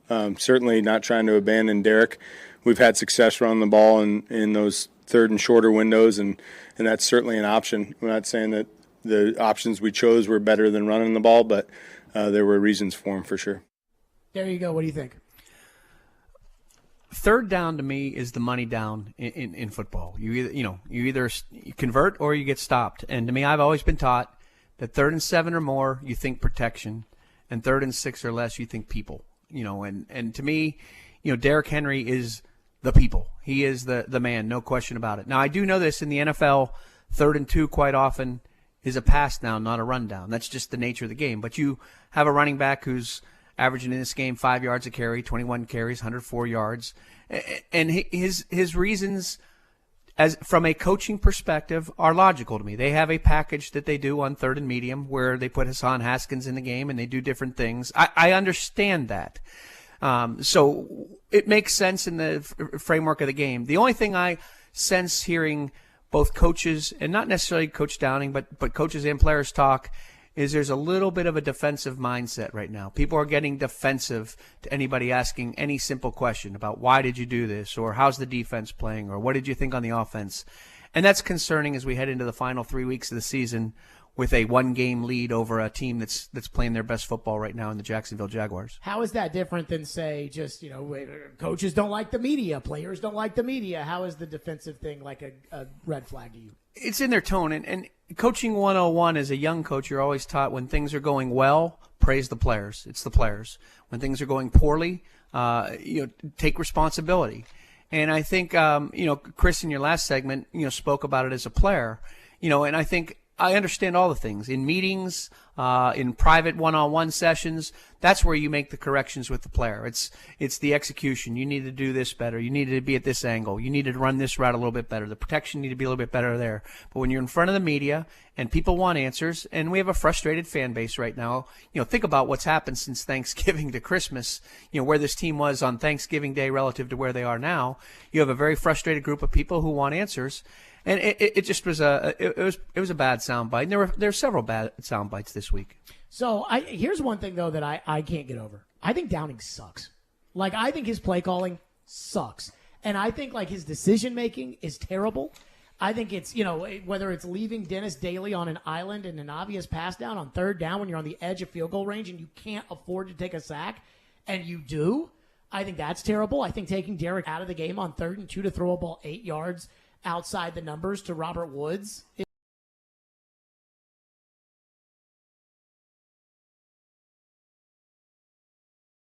about Todd Downing is incompetent. I think his play calling is incompetent. I think the way that he answers questions right now, the defensive mindset about, it's the execution, a.k.a. blame the players, it's not me. I mean, even the driving home on the plane after the Green Bay game, it's everything. I can't stand it anymore. When you watch the tape as a defensive coordinator, what do you think of Downing? Well, let's be clear. The team's only scored more than 25 points one time all year, right? They scored 14 points, had 284 yards the other day, 3 out of 11 on third down, gave up 4 sacks. That's the truth of the matter. But in his defense, I don't think an offensive coordinator has a whole lot of calls for 2nd and 16 or more. And at the beginning of the game, there was a whole ton of 2nd and 16 or mores. Chop block on the opening play, Radins with a hold, 2 holds on Hooper at different times. There were 4 sacks, and you can't put them all on Daly. You and I have already talked about the way they're trying to double team or chip the defensive right end and help out with tightening a split of a receiver or a tight end right there, and how that's just backfired 2 weeks in a row. There was one great example where Hassan Haskins did a really good job on a chip block on the right side one time. But they gave up 4 sacks. Brewer gave up a sack. The right side gave up a sack. Certainly Daly gave up a sack. But also, there was the one time when Drew Tranquil came through in a little bit of a twist game, and Hassan gave up a sack as well. So it wasn't just all on Daly this week. I will say that. And right now, the Titans don't have any receivers who can separate. If your your leading receivers are Hooper, Okonkwo, and Henry, and your wide receivers have 6 catches for 32 yards, and your leading receiver is Chris Conley, who 3 weeks ago we didn't even know anything about him. That's a problem. So it's not the coordinator's fault. It's everybody's fault. I mean, there's enough blame in the blame pie to go around. But as I said, offensive coordinators generally don't have a whole lot of great calls for 2nd and 16 or more. And I'm not mad about that. I'm not mad about 2nd and 16, and I'm not mad about what I'm mad about is 2nd and 11 deep in their own territory, dialing up a deep ball for Racey McMath with Derrick Henry out of the game. Because when Derrick Henry comes out in 2nd and 11, it's obvious to stop me if I'm wrong here. It's obvious to a defensive coordinator the Titans are passing. And then when McMath runs on the field, everybody with the Chargers all week has probably been told when 13 runs on the field in the passing, deep threat. There you go. Mm-hmm. And so now the safety that usually has to come down into the box because they have Derrick Henry and we're allowing 5.4 yards of crack, now backs up knowing that, hey, Derrick's out, 13's in, here comes the deep ball. I don't think Tannehill should have thrown it. Absolutely. And I think McMath probably made a terrible adjustment on it.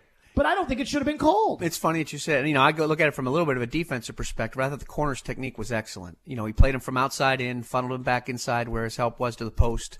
And as McMath tried to run back to the corner, he maintained his leverage, and Adderley showed great range.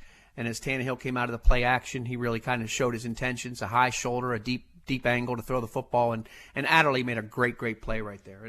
And the Titans defense responded right there too. I think Byard had a nice pick, 4 or 5 plays later, so that was good. But you are right. I mean, and as you said, I think right now the 2 primary playmakers on the offensive side of the ball are Derrick Henry and Chig. Those guys are the guys, and I like what they're doing with Chig. They're putting him in the backfield.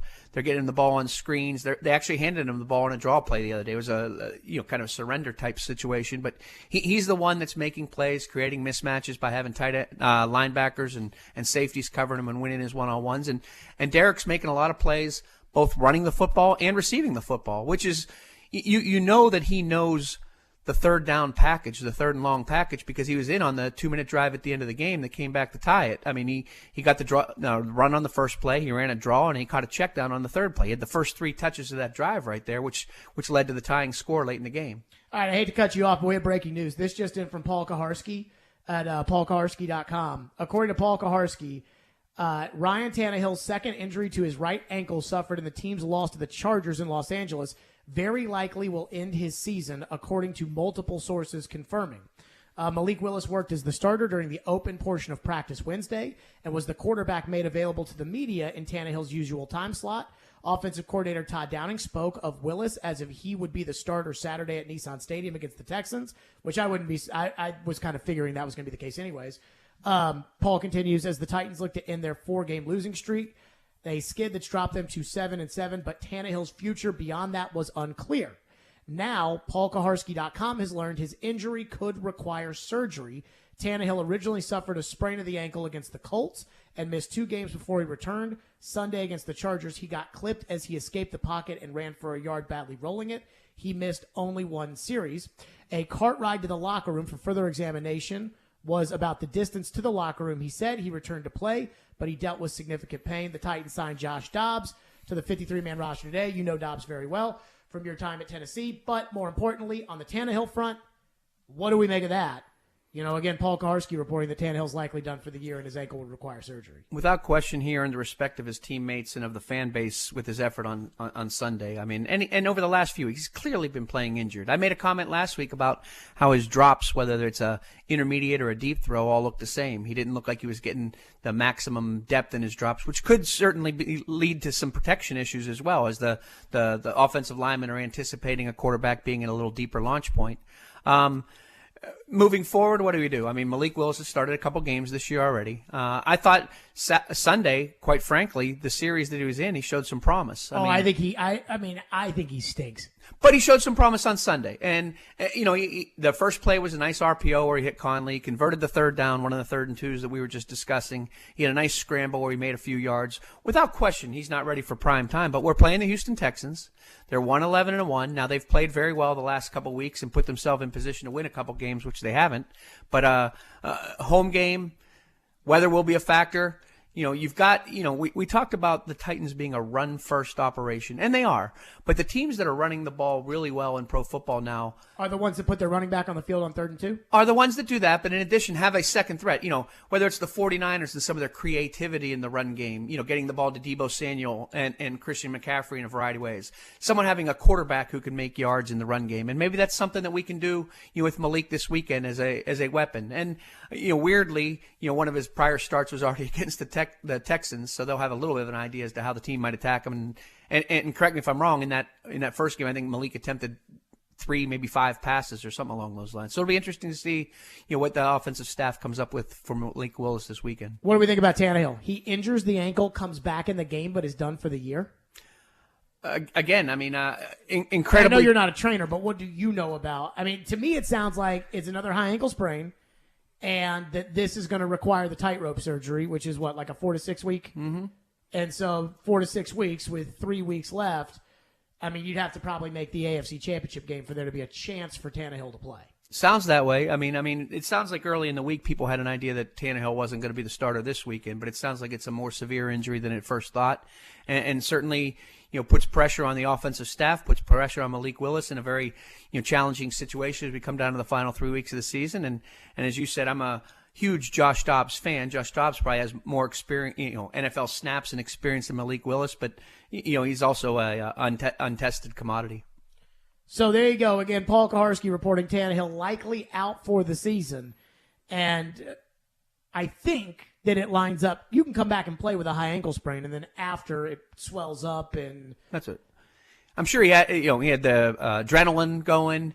He got taped up real tight, and finally, when he came out after the game, untaped it. All of a sudden, they looked down and it was probably swollen beyond belief, and that's a difficult injury to come back from. Clearly. So the fact that Tannehill came back into the game, that doesn't really matter, does it?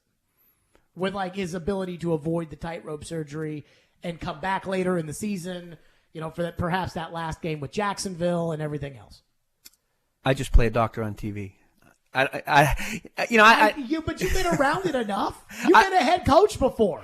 Again, I think Coach Bob Shoes with us. I think that I think if there's any way Ryan Tannehill could be out there, that he would be out there. And the injuries have certainly mounted for this team more than most teams in the NFL. And it's as we head, the season is so incredibly long in the NFL right now. And now we're to the end of the season where, whether it's injuries on the offensive line, I think every offensive lineman's on the injury list. Derrick Henry didn't practice today. Jeffrey Simmons, practices, at a different clip than most other people during the course of the week now. Everybody's banged up.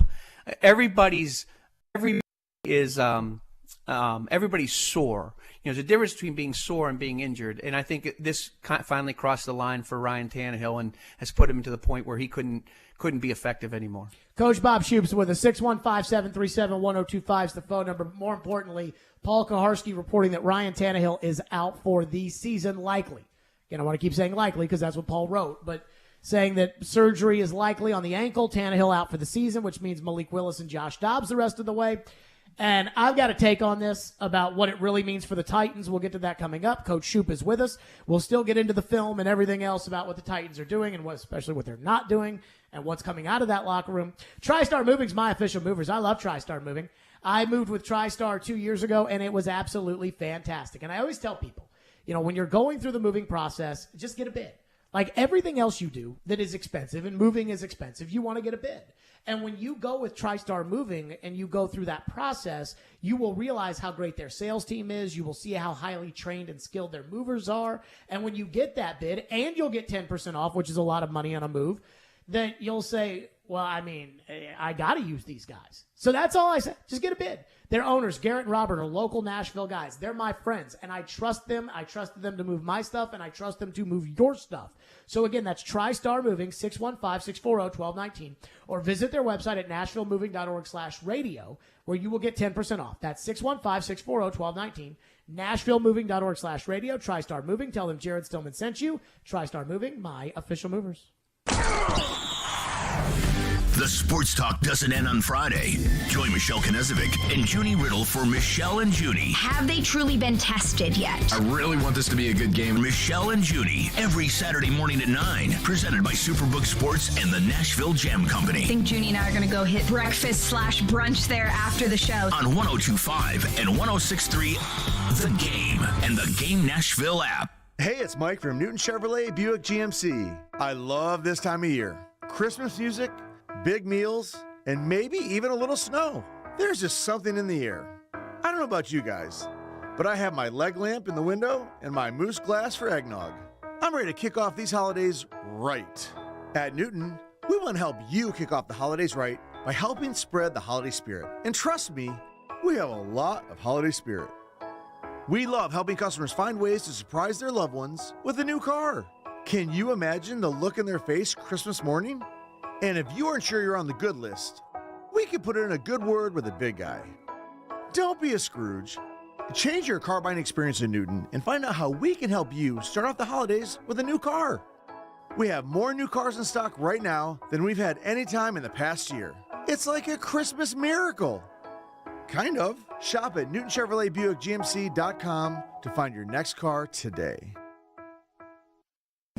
When it comes to procuring my adult beverages for the big games, I saddle up and head to Red Spirits and Wine. Red's titanic selection of beer, wine, distilled spirits, and cigars is second to none. And Red's Cracker Jack crew always delivers a winning combination of service and value. There's no two ways about it. Red is top of the range. Open 7 days a week at Highway 70 South in Bellevue. And check us out at redspirits.com. Signs First, Nashville's leading locally owned and operated sign and physical media company, has been supporting local community organizations for over 30 years. Signs First offers a 10% discount to all churches, nonprofits, and charities. Go to sfnash.com. Vanderbilt fans, your flagship home for the broadcast of football and men's basketball is 93.3 Classic Hits. And for the weekly Commodore Hour featuring head coach Jerry Stackhouse, tune in to 94.9 The Fan on Monday nights at 6 p.m. It's on. It's happening. Remember, you can watch us on YouTube, Facebook, Twitch, and Twitter. Get out of the way. I'm watching the game. Presented by the law offices of Amanda Gentry. You're listening to Stillman and Company. Sounds like this has been a game-changing day for all of us. Presented by TriStar Moving on 102.5 and 106.3 The Game and on the Game Nashville app. Just want to review here the roster. Put Dylan Radins on IR with an injury he suffered last week. So he'll be done, unfortunately, for the season. Signed quarterback Josh Dobbs from Detroit's practice squad. And we're able to also sign Zach Johnson, offensive lineman, to the practice squad. I don't really need to take a whole lot of questions. I'll just touch on Josh's situation. I think that this is a player that gives us the opportunity to strengthen and really add depth to the quarterback position. Obviously, with what Ryan, in his situation, we'll still monitor that and try to make sure that he's doing everything he can to try to get to the game. And if not, that we have guys in here that can, that'll be able to help us and, develop in our system. Okay. That was Mike Vrabel like 2 hours ago, and now Paul Kaharski reporting at paulkaharski.com that Ryan Tannehill likely out for the season, likely will have surgery on the ankle that he injured against the Chargers. Coach Bob Shoop is here with us. So I have a kind of an assessment of where I feel like the Titans are, Coach, and that is I think the season is over. I mean, I kind of felt like the season was over anyways, but I certainly thought they were still going to win the division and get into the playoffs. I still think there's a chance they win the division and get into the playoffs, albeit not great because I don't love Malik Willis. But just the constant negativity coming out of that organization, whether it's the coordinator or Kevin Byard after the game or Derrick Henry yesterday or Vrabel on Monday, just the negativity top to bottom I thought was going to be hard to overcome. Now you're going to be doing it without your starting quarterback. I think it is over. I think they're going to lose the next 3 games. I think they're going to I don't know if they'll lose to the Texans. I think they will lose to the Cowboys with Malik Willis at quarterback. I think they will probably lose on the road at Jacksonville with Malik Willis as the quarterback. I just don't see this team being tough enough to be able to overcome this injury. Your thoughts? If you beat the Texans, the Dallas game means nothing. Correct me if I'm wrong. So the magic number is 3. So if the Jags lose to the Jets. Yeah, assuming the Jags win. I was assuming the Jags continue to win. Right. So if the Jags win, then no, the Dallas game means absolutely nothing. But if you, and that honestly would probably be a great game if it meant nothing for Malik or Josh Dobbs or whatever. But because I'm not ruling out Josh Dobbs ultimately being the starter of this football team. Not this week, but maybe next week. But if Jacksonville loses tomorrow and then the Titans win on Saturday, then all they would have to do is beat the Cowboys, and the Titans are division champs. That's right. I'm assuming that Jacksonville wins. So let's say you have to beat the Texans. You got to beat the Texans, and then the Dallas game's an opportunity to get you guys ready to play out. It's a one. They have the tiebreaker. So you don't actually have to beat the Texans either. Yeah, you have to win one of the next 2. That's right. 1, 2. You have to win either. You either have to win and hope they lose, or just beat Jacksonville at the end. That's right. I think I like the signing of Josh Dobbs. One, he's literally an astronaut. I mean, he's smart. He can pick things up quickly. There's without question that. And to me, the other thing about him is he has some similar traits to Malik Willis in that you can design an offense specifically to those 2 players and not have to change a whole lot. Where with Ryan and Malik, I'm sure there were some subtle differences in the packages and things along those lines. This week, the challenge this week is going to be a lot of things. It's getting back mentally. But do you think it's over, though? No, I do not. See, that's the coach in you right there that is saying, and I will let you, expand on it. But I think that the way you're looking at it, of the, hey, okay, Tannehill's out, Malik's in, Josh is on the roster, so we're going to need to get Josh ready in case Josh has to play, or if Malik's not very good, we want to see how quickly Josh can get up to speed in case we need to start him against the Jags in that last game, and we're going to need to run the ball and tailor the game plan to Malik and do all these things. That is how football people think. I think that it's so negative there inside that building that they're not thinking like that they're not moving on to the next, that they're doing finger pointing and, this player doesn't do this and this guy's supposed to do that and this, that. And I think we're seeing that, and the players certainly were not exuding confidence or even really a want to be there after the Chargers game and the way they've acted this week. I agree with you. I mean, there's a path still to get to the playoffs, and anytime you're still alive in football, you're still alive. But I think this team mentally, I don't think they're where you are. Like we talked about, you hear some of the comments by the players and coaches. You observe their body language. There's a lot of nonverbal communication going on there. And when you hear defensive players say, well, we can only do what we can do.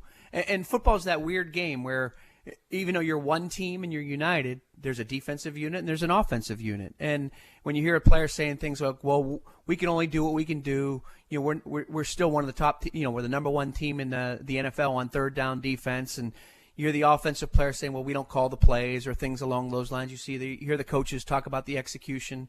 those are concerning a little bit. But I think you almost get a reset right here, like you do in Madden and things like that. You can push reset because you got a new quarterback, you got a new situation. You can design a game plan that is really unique, really creative. And again, this weekend, in addition to the challenge of playing an opponent and in addition to the challenge of getting your mind right, you got the elements. And in a situation where you're playing in it's supposed to be 14 degrees and 5 wind chill, a lot of times it's the team that wants to be there the most and handles the elements the most. And if this team can somehow find a way to handle the elements, come out and find a way to somehow, some way break this losing streak, get a W, get into the last 2 weeks of the season with Dallas and Jacksonville, let's go. And now, again, we've talked about this. The ownership certainly made a statement a couple weeks ago after the Eagles game that maybe winning the AFC South and hosting a first-round playoff game isn't the whole objective of this thing. It's to win a Super Bowl. So what are we talking about? We're talking about hosting a first-round playoff game against one of the wild card teams. And is that the extent of things, or where do we go from there? Maybe you get Tannehill back, like you said, and continue to move forward from that particular point. I think that's part of the issue. It's almost like in the NBA when you're that 8th seed in the playoffs. You never get that elite high draft pick, but you're never picking at the bottom. You're picking always in the middle, and that's sort of kind of been the Titans' issue a little bit. They're always in the middle. They're not tanking, and they're not getting like I heard D. Mace talking this morning. If you want an elite offensive lineman, you're usually picking in the first 4 or 5 picks in the draft, not the 14th through 16th pick in the draft. And it's kind of a catch-22, and it's a bizarre situation. But again, I think there's clearly a path for the Titans to win the AFC South. There's clearly a path to host a playoff game in January. And once you get into the tournament, and there's only 6 teams in your division, let's rock and roll and see what we can do. Yeah, but do you trust this offensive coordinator to be able to dial something up with Malik Willis and change things around that can be at least advantageous to his skill set? Well, the 2 games that Willis started were a win over the Texans and in the Chiefs game. And to me, the defense certainly has to step up, and they have to take pride, and Coach Vrabel has to tell them, hey, listen, some of the players are out on offense. We really need to step up. I was thinking about that today. We had a saying on defense all the time, and I shared with you before, when I was at Vanderbilt or Penn State, I certainly knew sometimes, that if we gave up 21 points, we weren't going to win the game. So we had to call the game in that manner. And one of the examples I always used was when the Ravens won the Super Bowl in the early 2000s, they went through a spell in the month of October where the offense did not score a touchdown in the month of October, and they won 3 of the 4 games because of that defense. You know the one team they lost to? The Titans? With Steve McNair, I'm sure. They actually did score a touchdown. They threw a pick 6 to Randall Godfrey that I was in the 5th grade and still somehow remember. But I know what you're saying. So my point, so to me, this defense is going to have to play lights out this week. They really are. And the offense won't be hard to against the Texans. Understood. But the Texans have some weapons and can do some different things. But it's a reset. That's what I said for Coach Downing. It's a reset. Sometimes when you're playing Madden, you're getting killed, you push reset, and you get that free shot right there. And to me, that's where we are. We get a reset. You got Malik, you got Josh. Maybe you design a little bit of a creative package with Derrick Henry and Hassan Haskins into together. You can use some orbit motions, some jet motions, get the ball into the hands of some of the, Robert Woods or Chris Conley or things along those lines quickly. The RPO game that Malik threw the other day was really good on his first snap, where he rode the ball into the line of scrimmage, pulled it out whenever they crowded the line, and hit the slant to Chris Conley to start with. He converted a 3rd down, made plays with his feet. So there's a path, and it's his time. This is his team. Whether he's ready or not, this is his team starting Saturday. Okay, let's get your thoughts on Malik and your thoughts on Josh Dobbs. Obviously, you know Josh Dobbs, going back to your days at Tennessee and what they could do for the Titans and their chances going forward. 615-737-1025 is our phone number. Coach Bob Shoop is with us. Stillman and Company, 102.5-106.3 The Game.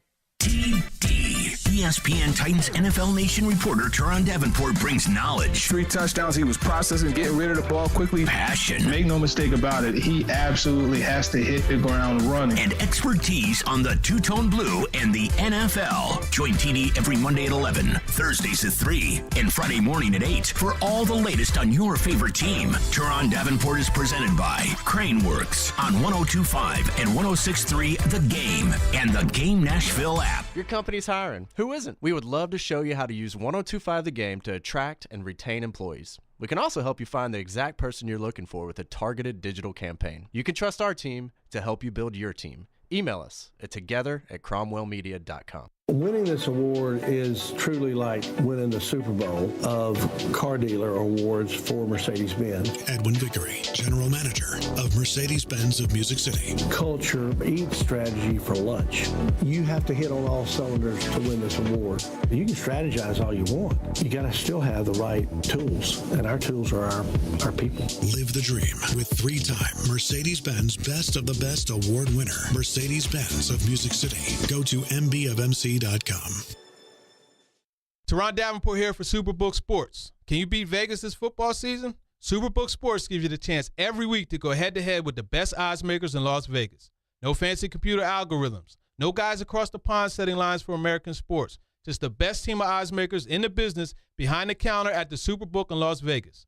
Plus, Superbook features some of the best odds boosts and promo bets anywhere. So download the Superbook Sports app or visit superbook.com and start your battle against Vegas right now. Visit superbook.com for terms and conditions. Gambling problem? Call 1-800-889-9789. When joint pains cause you to sit out on everyday activities, it's time to make an appointment with Dr. Matthew Beal at Houston Clinic Orthopedics. Dr. Beal can diagnose your problem and treat the joint pain for both surgical and non-surgical matters. Board certified and fellowship trained, Dr. Beal specializes in hip, knee, joint replacement, and adult joint reconstruction. Visit tn.houston.com to learn more about Dr. Beal and to book an appointment online. Houston Clinic Orthopedics, when experience matters. The Nashville Sheriff is hiring correctional officers. Earn $52,500 after paid training and probation. Positions are available immediately. You must be 21 and over with a high school diploma or GED. Come, join our family. That's $52,500 with great benefits. Apply now at sheriff.nashville.gov/apply or call 615-862-8170. Earn $52,500. Stop searching. Apply now. The Nashville Sheriff. Hi, this is Ben Talbot, local owner of Pella Windows and Doors of Nashville. We have a lot to be grateful for this year, and I want to say thank you to our customers in Nashville and throughout Middle Tennessee. I hope everyone has a safe and happy holiday season from Pella Windows and Doors of Nashville. TSU basketball lives on 102.1 The Ville. Join Coach Brian Petty Collins and the Tigers for every great moment in the OVC. On your home for TSU basketball, 102.1 The Ville and the Ville app. Hey, this is Jordan Rogers, and you're listening to Nashville's best sports talk, 102.5 The Game. Has Malik's knowledge of the system and his, grasp of the playbook been better now that can you open up things a little more for him than maybe when he was in there 4-6 weeks ago? He's definitely grown every single week, not only in his confidence and his command of the huddle and the way that he's used some of his show team experiences to learn some lessons and to see some things, but also just how he diagnoses defenses and our conversations. The conversations I've had with him the last couple of days are different than they were 6-8 weeks ago. So I've been very pleased with how hard he's worked and the progress he's made this year. That was Todd Downing earlier today.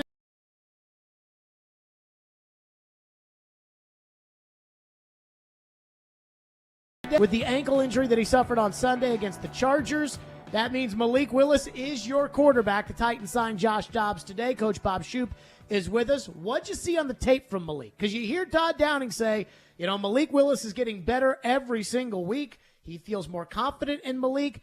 I saw a quarterback that blew a free play with an intentional grounding. I could not believe that. So what have you seen on the tape from Malik? Like I said, he was in the second series of the game, and I like the very first play. I like the RPO where he rode the ball into the line of scrimmage. Read the rotation of the coverage and threw the slant to Conley. That was a good play, really good play. Second play was a run. Third play they converted. That was one of the 3rd and 2s we talked about. He converted the short pass to Conley again, which where Conley was tagged down and got up and continued to run. He drew him off sides with a good cadence. And like you said, ended up an intentional grounding, which gave you the offsetting penalties right there. That's ridiculous. That was ridiculous. Inexperience. And for us to expect him not to make rookie mistakes would be naive on our parts, to be honest. But let's be clear. The San Francisco 49ers just clinched the NFC West with Mr. Irrelevant playing quarterback for the last couple of weeks. Now, arguably, they have weapons all around him. I get it. But he has played very, very well. if my math is correct, I mean, I think Malik Willis was taking 120 people in front of this person. So the guy has ability. The Titan organization felt strongly enough about him to draft him in the 3rd round. Unfortunately, he's been put into a situation probably before he's truly ready. But I'm encouraged by the things I hear Coach Downing saying, that he's continued to grow, continue to improve each week. He has some experience early in the season against this opponent, which is probably a positive for him in some way, shape, or form. Will be a little bit of a confidence boost. And as I said, for the offensive coordinator, I think this is a little bit of a reset for Coach Downing and an opportunity to maybe, reset. Let's look at what we're doing, and let's tailor our game plan, our schemes, our 1st and 10 calls, our 3rd down calls in an attempt to tailor this offense to Malik on Saturday. Would you turn it more into the Baltimore kind of offense right now with Malik at the quarterback position? I think so. And I think that's some of the things they did initially. I mean, against the Texans, he only threw a handful of passes the first time they played. And it was sort of the same type of game plan against the Chiefs. And the defense is good enough. This defense is good enough to keep these guys in any game, against anybody, any place, anywhere. Is it good enough and dominant enough to actually, to win games? That's the next step. And that's the thing I'd say when the defensive players start pointing fingers and saying, hey, we're doing our job. We're the top defense on 3rd down. We're this, we're that, we're the other thing. The truth of the matter is Ryan Tannehill led this team down the field the other day and tied the game with under a minute left. And Justin Herbert, with 48 seconds and no timeouts, went 3 for 3, drove him down the field, and scored kicked the field goal on the last play of the game to win the game. There's a difference between playing well and playing winning football. Now the Titans need to play winning football. They need to play complementary football on both sides of the ball. And now they need something out of the special teams too. That's not going to happen. Well, the punter's been good. He is a weapon. He's a good punter. But other than that, the coverage units are just okay. The returning units are just okay. It's dial a returner each week. We need to make a game-changing play on special teams at some point or another. That will never happen with this special teams coordinator. Well, that's where we are now. We need to find a way. It's finding a way to be creative and finding a way to get 20 points. Is that he does not have an unmitigated disaster that costs you a game. That costs you a game. That's it. That's all. That is the expectation here. And that's a fair point. And maybe the field goal against the Bengals that they missed a couple weeks ago was the unmitigated disaster in that game. Hitting the punter, hitting the snapper, and hitting the center on this play, and that seems to be what's the problem with the offense to me. Again, it's easy to point fingers at the play caller, but the 4 sacks, the interception, being 2nd and 16, being 3rd and 20, those things are very, very frustrating, I'm sure, for any offensive play caller any place. What is the difference between he's young and inexperienced and he sucks? Where is that difference? Experience beats talent till talent gets experience a lot of times. And, in this particular case with Malik Willis, he obviously has a unique skill set. He's fast. He can run, he can throw, he can do certain things, but they're going to have to tailor the game plan to his strengths. And to me, that in some ways could be a positive against the Texans, because it could be something that they're unprepared for. There's a very little sample size for the defensive staff for the Texans in their approach versus the Titans this week. But I meant when Malik makes a play and he screws something up. For instance, his ball is almost always behind somebody or above his target, or very rarely does Malik Willis hit somebody in stride. Fair. How much of that is he's just not an accurate quarterback and he's never going to be an accurate quarterback? And how much of that is once he learns the timing with the pattern of the routes, he'll be right there on schedule with that cannon arm? I think it's both. I do. I've always had some questions about Malik Willis. I didn't study him throughout the draft process. I didn't put him through an individual workout and things along those lines. But at Auburn, when I was at Mississippi State, he was the backup to Jarrett Stidham. And, he was kind of what I would call a novelty quarterback there. They'd put him in for certain plays, almost like a wildcat guy. They'd put him in for quarterback runs, perimeter-type plays, things along those lines. And he'd have a package in certain games, and I thought Coach Malzahn used him that way. When he went to Liberty, I think, Liberty's a quarterback-friendly system. I think if you look, and we talked about this off-air a couple weeks ago, I don't think Coach Freeze has had a whole lot of his quarterbacks go on to great success in the NFL. And a lot of it's because, to me, the system is very simple for those guys. It's either hand the ball off run or throw the ball out on the perimeter. It's not a lot of NFL-style downfield passing. So I do think the challenge this week for the offensive staff for the Titans will be tailoring the scheme, to get the ball in the hands of their playmakers, which are Chig and Derrick Henry. Like you said, no disasters. We can't have turnovers. We can't have significant sacks. It can't be 3rd and 15. It can't be 2nd and 20. It can't be those type of things. And Malik's got to protect the ball. And if he does that, let's go one game at a time. Let's get through the Texans. Our defense will play well, and let's focus and get him the experience that's required to go on and finish the season the right way. Coach Bob Shoop's with us. You were at Tennessee. Josh Dobbs was the quarterback. You guys won a lot of games. You guys also lost some games, but you guys won a lot of games with Josh Dobbs. Do you get mad when I do something like that? Nope. Okay. So you guys won a lot of games with Josh Dobbs as the quarterback. Titans signed him today. What are your thoughts on Josh Dobbs, and why has it not worked out for him at any of his NFL stops yet? 35 years of coaching, Josh Dobbs might be the finest person I've ever been around. I mean, Jeffrey Simmons is by far the player I've ever been around, but Josh Dobbs as a human being might be one of the finest people I've ever been around. And to say it hasn't worked at any of his stops is I don't know if I agree with that. I mean, he's in the NFL. I think he has a limited skill set as far as an NFL quarterback goes, but because of his character, because of his intangibles, he's a good enough thrower. He's a good enough runner. He's smart as anything. He can pick up the scheme. He's an ideal backup quarterback for an NFL football team. He can go into a game with limited repetitions and do a great job. He can be the look squad quarterback like Coach Downing was talking about that Malik's been throughout the course and do a great job. And he can do all those type of things. And in a pinch with limited reps, go in and execute the game plan at a fairly high level. Now, has he been a bona fide starter in the NFL? He's probably just not good enough to be a bona fide starter in the NFL. But I'd say he's now been in his 5th or 6th season, and he's been on several different teams. But I'd say to a certain extent that Josh Dobbs had a successful NFL career relative to his ability. But why does nobody want him to be their backup? You know what I mean? He's usually always been the 3rd quarterback everywhere he's been, and most teams don't carry 3. And so the only reason the Titans were able to sign him is because he was on a practice squad. And I would agree with you that I think he profiles perfectly as a backup. He doesn't need any practice, and he could go right in, and know the scheme and know the plays and know where guys are supposed to be.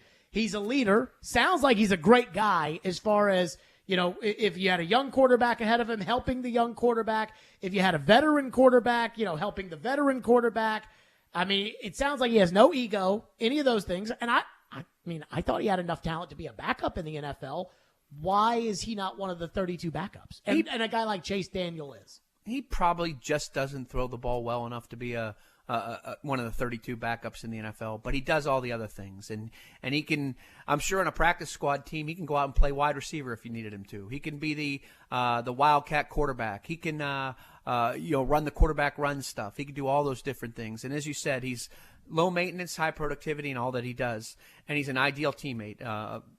Of the people I've ever been around, he's an ultimate teammate, as a matter of fact. And if the opportunity presents itself, he will be ready. I assure you that. Coach Shoop is with us. The negativity of the Titans, the uncertainty of the Titans, and how is that playing a role in everything? We'll get to that coming up. Coach Bob Shoop is with us, 615-737-1025. Stillman & Company, 1025-1063 The Game. Your home for the MTSU Blue Raiders is 102.5 and 106.3 The Game. Every touchdown. Yes, touchdown. Every three. Free ball, yes, sir.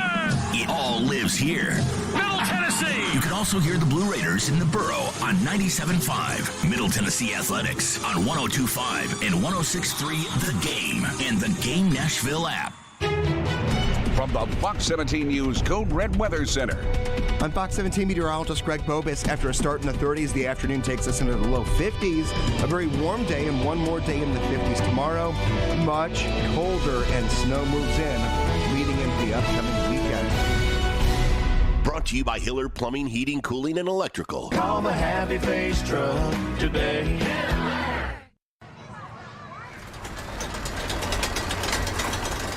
For the love of the climb,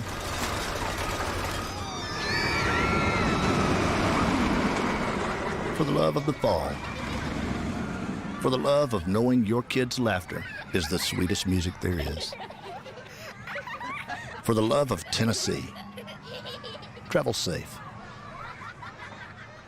Brought to you by the Tennessee Department of Tourist Development, the Tennessee Association of Broadcasters, and this station.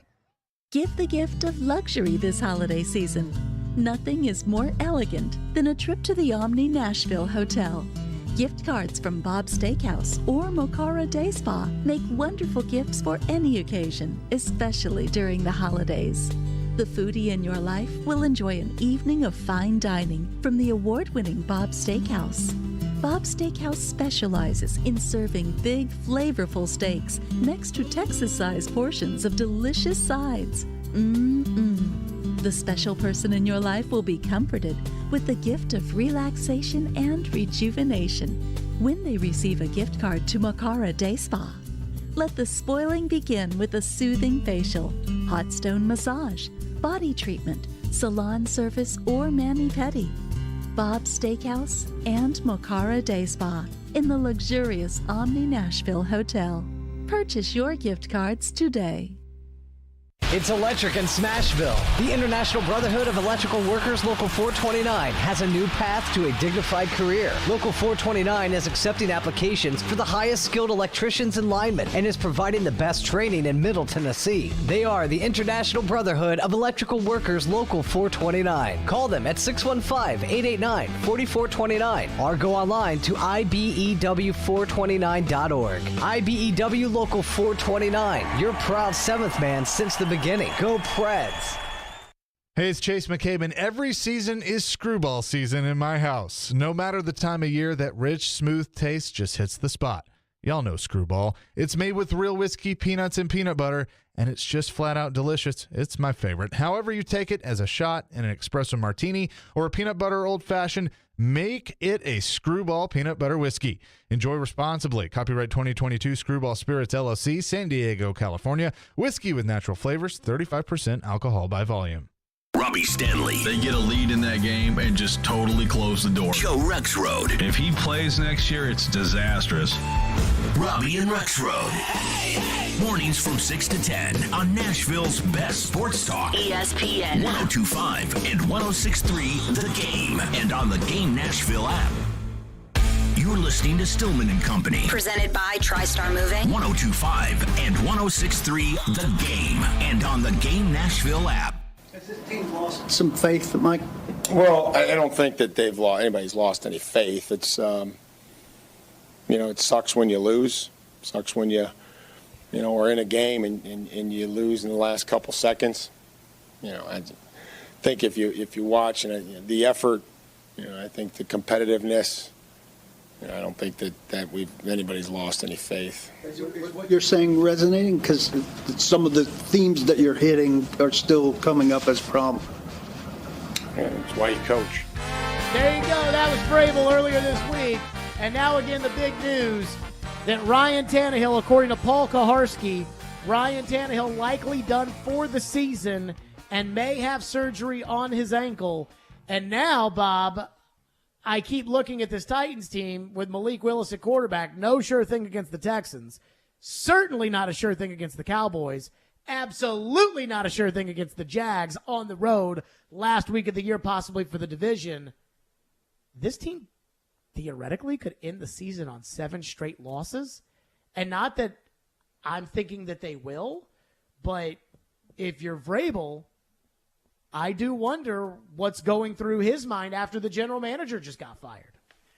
One of the things I think is very difficult is a student athlete in college or a professional athlete or a coach, it's really hard to play when you're walking on eggshells. And I think there's a lot of people in that building walking on eggshells. As we talked about when they fired John Robinson, every single person on that roster, and probably most of the coaches are there because of that man. And you could tell by some of the responses that there was real relationships there. And it, as much as I did not think it would have an impact against Jacksonville and moving forward, it has a little bit.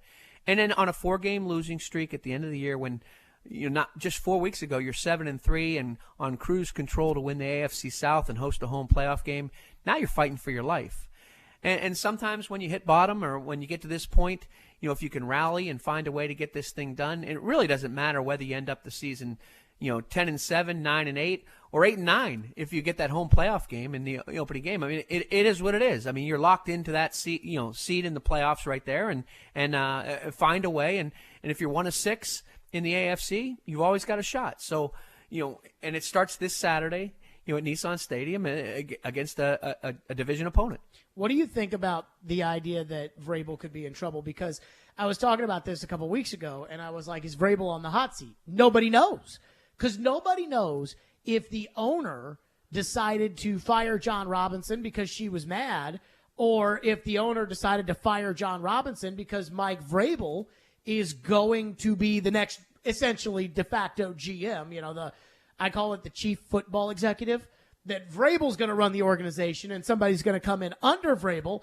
And so that's the plan all along, and Vrabel knew it, and so Vrabel knows he's safe. I mean, to me, it's one of two things. Either Vrabel is for sure getting a bunch of power, or maybe Vrabel could be in trouble if the owner's a wild card here. I mean, there's a lot of conspiracy theories out there, and I don't know Mike Vrabel all that well, but I've been in that building. I've sat in unit and position meetings. I've observed practices. He's as fiercely competitive a person as there is. And nobody likes to lose one game, much less lose 4 in a row. And as I said, I think, when things start to pile up and the fan base starts to get discouraged, and you see some of the body language, and you hear some of the tone from some of the players on the team right now, it's his responsibility to rally the troops. And it's a long season. A 17-game football season is a long season. There's ebbs and flows throughout the course of it. And often the team that wins in the end isn't the team that was the best throughout the course of the season. It's the team that's hot at the end. And if somehow they can find a way to catch fire under very unusual circumstances, get a win at home against the Texans, find a way to go to Dallas and take care of business, and then find a way to win the final game of the year against Jacksonville, or some way, shape, or form win a variety of those games and get a home playoff game, maybe all's forgotten. We're not any further ahead or further behind than what we probably anticipated. But if you don't win those games, to lose the season, to finish the season on a 7-game losing streak, on any 7-game skid, is not good news for anybody in that building. I mean, and as I said, I've been in that situation. I've seen the high of the highs, I've seen the low of the lows, and I've seen everything in between. And like I said, it's very, very hard. The hardest day in coaching is when you come in the NFL would be on a Monday and you watch the film, and you have to be real with yourself. It's tell the truth Monday, and you can't candy coat things when they don't go well, and you can't get too high when things do go well. I mean, you got to stay on point and stay even keel and make the corrections and put together a game plan and get ready for the next week. We talked about the crossroads comment a few weeks ago. It's really we're not at a crossroads right now. It's a 1 week. We've got to treat it. Today, the focus has to be on having, in Mike Vrabel's eyes, I'm certain, today was focused on having the best Wednesday practice they possibly could have. I just wonder, though, if he's coaching on eggshells, as you said, that if you don't know what your future holds, even if you're the reigning coach of the year like Vrabel is, and now you don't have your starting quarterback, and you've got 3 games, and you were supposed to win the division, and now you might not win the division, and you see what I'm saying? Like, the pile-up is I don't think Vrabel's going to get fired. But you lose 7 games in a row to finish out the season, and you end up not making the playoffs when you had a 98% chance or whatever it was of making the playoffs, and your entire team is pointing fingers at each other, and the GM's already been canned. It's hard sometimes to overcome that, especially if we don't know what the owner's going to do. That's right. And I do think Mike Vrabel has I don't know this, but I do think he has a good enough relationship with ownership that either he or his representation have an idea as to where things stand right now. I mean, agents, owners, there's so much stuff that goes behind the scenes that we don't have any idea about. And I think these are the things I really didn't think when, like I said, Robinson was fired, that the distraction would be that great, because I felt like in the building, in the daily preparation, things along those lines, Coach Vrabel and the staff would have the team prepared to play against Jacksonville and then subsequently against L.A. last week. But now I think when you get into that streak at the end of the year, the fan base is kind of sour. You can't turn on the TV or the radio or social media without seeing something negative being said. That's when you do walk on eggshells, and you do start to question things. You do second guess things. I mean, and there's without question that And we can make a ton of excuses about injuries and things like that. And the Bengal game was close. The Charger game was close. This happened, that happened. The truth of the matter is we are where we are right now. And we're one game ahead of the Jaguars with 3 games to play. And we do control our own destiny. It's about going out there on Saturday and being the very, very best version of ourselves against the team that really the Titans should beat. So that positivity sunshine that you spin into every answer that you've given over the last 20 minutes. No, ever since we found out that Tannehill was likely done for the year. Is that just like a natural coaching thing, or is that like sometimes I can be a little negative, so you feel the need to be more positive? Well, I've watched. Well, there's definitely a little bit of yin. Your yin to my yang. I agree with that, and it is the coach in me, without question. I do think that there's a path to win. There's without question. And as I said, if I'm Todd Downing, if I'm sitting in Todd Downing's seat this week, I feel like I've got kind of a reset opportunity. Like I said, a free pass. I got a chance now to design something where the fan base isn't going to kill me for every call. I can go out and be creative, do some of the quarterback run stuff, do some different things that might be really kind of fun to watch for our fan base. When I'm the defense, I'm sitting out. If I'm the defensive staff and talking to the defensive players, I'm going out and saying, listen, when's good, not good enough, when better's required. And right now, better's required. We got to step up. The offense gave us a chance last week. It was 14-14 with 48 seconds left, and Justin Herbert had no timeouts left and had to drive 50 yards. And Mike Williams, and he made a play over Maben and got into field goal range and ended up winning the game. I mean, this team's capable of going out and beating the Texans. And if we go out and beat the Texans, then it's about, making the corrections, getting ourselves ready to find out and be the best version of ourselves against Dallas a week from now. There you go. Coach. Positive. Just, right there. You have put more sunshine into the Titan atmosphere than anybody who actually wears a Titan shirt has put in over the last 5 days or so. So maybe they need to hire you on the staff, because I don't hear that coming out of that facility right now. I've had enough, since we started this gig here, I see the team's identity now. The first game I watched was the Green Bay game. Now I see the identity of the team. Now the identity is going to change a little bit this week because of Malik, but we're good enough on defense to beat every time we can stay in the game. There's no question about that. We do need to make a dagger play on special teams. I believe that. We need to find I got you. I understand you say that. And we got to find a way to get the ball into the hands of the playmakers. Who are the playmakers on offense? Henry and Chiggs. Burks is back, and Malik Willis is going to be a wild card because he can make plays on the perimeter with his arm and on the perimeter with his feet as well. Okay, Bob, great stuff always. Oh, boy. It's going to be hard to watch the tape on the Texans with Malik Willis at quarterback. But that is the situation they find themselves in. Joe Rexrode, by the way, has chimed in. He says that he is hearing the same thing as Paul, that Ryan Tannehill likely out for the season. And there are a lot of thoughts that I have.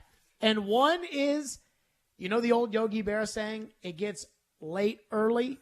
That is happening. We'll get to that coming up next. Bob Shoup, good to see you, bud. As always, Jared. have a very, very Merry Christmas. Happy holidays. Thank you. Stillman and Company, 102.5, 106.3 The Game. Stuck at work without a radio? Wait a minute. Disastrous. I hate that. It's got to be there. That's okay.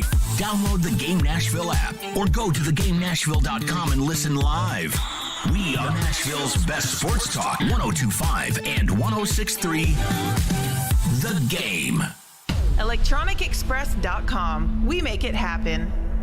Hey, it's Jared. If you're listening to us on I-24 towards Murfreesboro or I-65 towards Spring Hill, make sure you check out 106.3 for another great way to hear Nashville's best sports talk.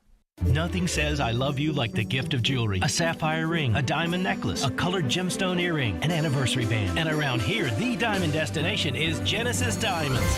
With decades of experience, our legendary value combined with worldwide connection, Genesis is here to help make this Christmas the most unforgettable ever. And to make it easy to splurge, our special 0% finance offer has been extended through Christmas Eve. So you can make any holiday purchase and spread your payments over 5 years and enjoy an interest rate of 0% with absolutely nothing down. Our showcases are filled with exquisite diamond rings, earrings, pendants, bracelets, bands, as well as a fabulous selection of luxury pre-owned Rolexes, starting as low as $35 a month with nothing down. And if you're planning an engagement this holiday season, this special finance offer includes all of our designer engagement rings and all GIA certified diamonds. Buy now, spread your payments over 5 years with 0 interest and nothing down. Say I love you louder than ever this holiday with the gift of diamonds from Genesis Diamonds. Green Hills in Cool Springs. On approved credit. Hi guys, it's Mark. Are you struggling with erectile dysfunction? Did you know that a major medical breakthrough is now available and it isn't a pill? Today, Wednesday, December 21st, we're running a one-day special you won't want to miss out on. Hillside Medical Clinic uses the most powerful form of wave therapy. This is a technology clinically shown to repair blood vessels and improve blood flow. It's backed by 60 clinical studies, including from Cambridge. If you're ready to regain the spark in your bedroom, today is your day. Call us now and you'll qualify for the assessment and ultrasound totally free. You'll also get a gift that can produce rapid and powerful results in the bedroom in minutes. You're going to love that one, guys. Trust me. And today only, we're offering 6 tune-up treatments to our patients free. This is an unprecedented offer worth hundreds of dollars, but call today and qualify totally free. Call 615-576-5000. That's 615-576-5000. Guys, put a stop to your erectile dysfunction and get your life back. Call Hillside Medical Clinic now to qualify. This offer ends today, Wednesday, 615-576-5000. Harman Energy is now hiring drivers for their Nashville team. Harman Energy is Tennessee's petroleum solution for major industries. Right now, they're offering competitive compensation. Fuel tank wagon drivers start at $26 an hour. Fuel transport drivers, $29 an hour. Plus, there's a $4,000 sign-on bonus for CDL drivers. Top quality benefits and a great place to work, Harman Energy employees provide totally outrageous customer service. Come be an employee owner with the Harman team. Apply now at HarmanEnergy.com. These are battles, these are grinds. We don't panic, we don't freak out. That's how we're built. 1, 2, 3. This is your drive to the playoffs update, presented by Coleman Tractor, Tennessee's largest Kubota dealer, on 102.5 and 106.3 The Game and the Game Nashville app. The Tennessee Titans were back on the practice field Wednesday as they get ready to host the Houston Texans. The Titans announced some roster moves today. Offensive lineman Dylan Radins was placed on injured reserve and will miss the remainder of the season. Also, the team signed quarterback Josh Dobbs to the active roster. Head coach Mike Vrabel on the signing of Dobbs. I think that this is a player that gives us the opportunity to strengthen and really add depth to the quarterback position. Obviously, with what Ryan in his situation, we'll still monitor that and try to make sure that he's doing everything he can to try to get to the game. And if not, that we have guys in here that can, that'll be able to help us and, develop in our system. Ryan Tannehill, Dylan Cole, Nate Davis, Christian Fulton, Ben Jones, Terrence Mitchell, Josh Thompson, Amani Hooker, and Jeffrey Simmons all did not practice today. Traylon Burks and Danico Autry were a full go. And according to multiple sources, including Paul Kuharsky and Joe Rexrode, Titans quarterback Ryan Tannehill is likely out for the remainder of the season with his ankle injury. This report is presented by Coleman Tractor. I'm Ian Safar for 102.5 and 106.3 The Game. Tonight, your Nashville Predators hit the road to take on the Chicago Blackhawks. Coverage begins at 6:30 on your home for Smashville. WPRT FM Pegram, WBUC HD2 Laverne, 102.5 and 106.3 The Game. A Cromwell media station. Where you have a voice. We're one play away from an injury. He knows this. He's a study of the game. And we have strong opinions. He's been awful. I don't think they were trying, and that's why I feel the way I feel. This is Stillman and Company with Jared Stillman and Caroline Fenton. Presented by TriStar Moving on Nashville's best sports talk, 102.5 and 106.3 The Game. And on the Game Nashville app. Stillman & Company is delivered by TriStar Moving, 102.5, 106.3 The Game, streaming live on Twitter, Twitch, YouTube, and Facebook Live, thanks to the losses of Amanda J. Gentry. You heard Ian right there in the update say, according to Paul Kuharsky and now confirmed by Joe Rexrode, that Ryan Tannehill is likely out for the season with the ankle injury that he suffered on Sunday against the Chargers. That means Malik Willis will start. Josh Dobbs will be the backup, because that's pretty much all they've got. And while I think a lot of you all know about what I think about Malik, this is the situation they find themselves in. And now here's what I know, is that in the NFL, regardless of the context of why you may struggle, nobody's going to remember other than the actual results themselves. That's it. And so for the next 3 weeks, the Tennessee Titans, who at one point had a 95% chance of winning the AFC South, the Tennessee Titans will have to win either 2 of their games or just the one at the end of the year against Jacksonville in order to win the division and host likely Baltimore for a home playoff game. And at one point, everything looked like that was a certainty. In fact, it was a certainty. And now, at 69% without a starting quarterback, it is not so certain. And I don't know where Amy Adams-Strunk's head is right now. I don't know what she's thinking as far as the future of the organization. On one hand, I feel like there's a pretty good chance that Mike Vrabel is going to be the de facto general manager of the Titans, and that whoever comes in as the quote-unquote GM will work for Vrabel, and whoever that is will just run it up the food chain, and Vrabel gets final say, and that with John Robinson out, Mike Vrabel's going to get even more power. I think that's a possibility, but I don't know. The other possibility is that Amy Adams-Strunk looked at her football team that was 11-6 or 12-5 last year, and that won the AFC South and was the number 1 seed and blew the playoff game at home against the Bengals, and could say, I have higher expectations than losing to the Texans, losing twice to Jacksonville. I want to win this division. I want to host a home playoff game. And if you blow it and you lose 7 in a row down the stretch, you're in trouble too. And I don't know which one is reality with the Titans. I don't know. Has Amy Adams-Strunk told Mike Vrabel, no matter what happens throughout this season, you are our guy? I don't know, and they will never tell you. But right now, it could get real bad. I said when they fired John Robinson, and I almost said this and hoped it wasn't true, but I said if they lose to Jacksonville, then this will be the moment that Vince Young threw his pads in the stands. For those of you that don't remember, in 2010, the Titans had a team that a lot of people thought going into the year could compete. They smoked Oakland in week 1. The late David Clymer wrote a great column in the Tennessean like he always used to do. And he basically said, don't buy your Super Bowl tickets yet. But that's how dominant the Titans looked in that week 1 game against Oakland. And then the Titans started the year 5-2. And people around here thought they were definitely going to the playoffs. And next thing you know, there's a big rift, and things don't go well, and Jeff Fisher and Vince Young get into it, and Vince Young throws his pads in the stands, and he goes on IR, and Rusty Smith, a third-string quarterback, has to start on the road at the Texans, and they get killed. They win 1 game the rest of the season. Jeff Fisher gone at the end of the year. And I said, when they fire John Robinson, this could be the Vince Young pad in the stands moment. And I hope they realize what they're doing when they did it. And I'm not saying that John Robinson getting fired has anything to do with Ryan Tannehill's ankle injury, because it doesn't. But the truth is, when they fired Robinson, a distracted team went out by a bad Jacksonville team. They're bad. Got beat by a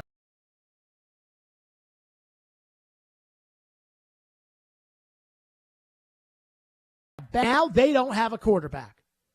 Malik Willis, at this point in his career, is not even a backup quarterback. He is a young guy who all along should have been the number 3 quarterback on this team, who should have been holding a clipboard every week in street clothes and learning the game and learning the system and refining his skills in practice in the preseason, and not rushed in there on Sunday Night Football against the Chiefs. But that's what they decided to do. That's the risk that they took. Now Malik Willis is going to go out there as the starting quarterback of a team with a 4-game losing streak. And 4 could become 7 real quickly. In fact, this game on Sunday against the Texans, this one now looms even larger. Because had they just beaten the Texans, and I think they still got a pretty good chance to beat the Texans even with Malik at quarterback, because it's going to be about 3 degrees. The Texans aren't going to want to be here, and they stink.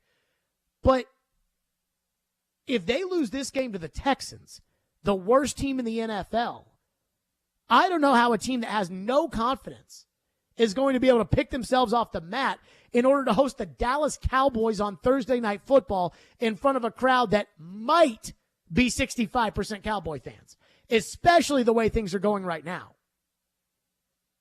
And so the uncertainty that is surrounding the team And the reality of they don't have a quarterback, and they may not win this division, and they may lose 7 in a row, and they may lose to a horrible Houston team. And losing to Houston is a no-no for this ownership group that is from Houston, that had the franchise in Houston. And losing 2 to a Jacksonville team that's just simply not that good. I'm sorry, people, they're not. This could be cataclysmic for the Tennessee Titans. This could be an era-changing moment. This could be franchise-altering. And right now, I don't know if they're prepared to deal with the emotional setback that they're going to receive with everybody in that locker room finding out, yeah, Tannehill's probably done for the year. This is what I think happened to Tannehill. I think Tannehill re-sprained the ankle. I think it was a high ankle sprain. I think it's a bad high ankle sprain. I think what they're recommending is that he have the tightrope surgery, and the tightrope surgery, like Cedric Tillman had, that's going to keep him out 4 to 6 weeks. 4 weeks from now would be the divisional round of the playoffs. There is absolutely, I think we can agree, no guarantee that the Titans are going to make it to the divisional round of the playoffs. And not only that, in 4 weeks, you're on the low end. 6 weeks, you're talking about, I want to say 6 weeks is that week in between the Super Bowl and the conference championship games. And if you find your way to the Super Bowl with Malik Willis as your quarterback, are you going back to Tannehill? Probably not. But I think we all know the Super Bowl is a complete pipe dream at this point. Right now, I wonder what's going to happen if it gets worse than it is now. 4 in a row, negative comments coming out of the locker room, bad body language from the football team, general manager already fired. That's bad. Now the quarterback's out for the year. You're playing the worst team in the league on Saturday. Woof. 615-737-1025 is our phone number. Guys, this could be bad. This could be worse than the destruction of the end of the 2010 season when Vince Young threw his pads in the stands.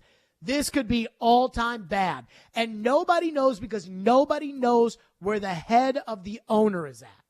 Nobody knows what she's thinking. Nobody knows how mad is she and who is she mad at. Is it just a Robinson thing? Is she like these callers that blame that Charger game on John Robinson not doing a good enough job? I don't know. But if she's not, it could be real bad.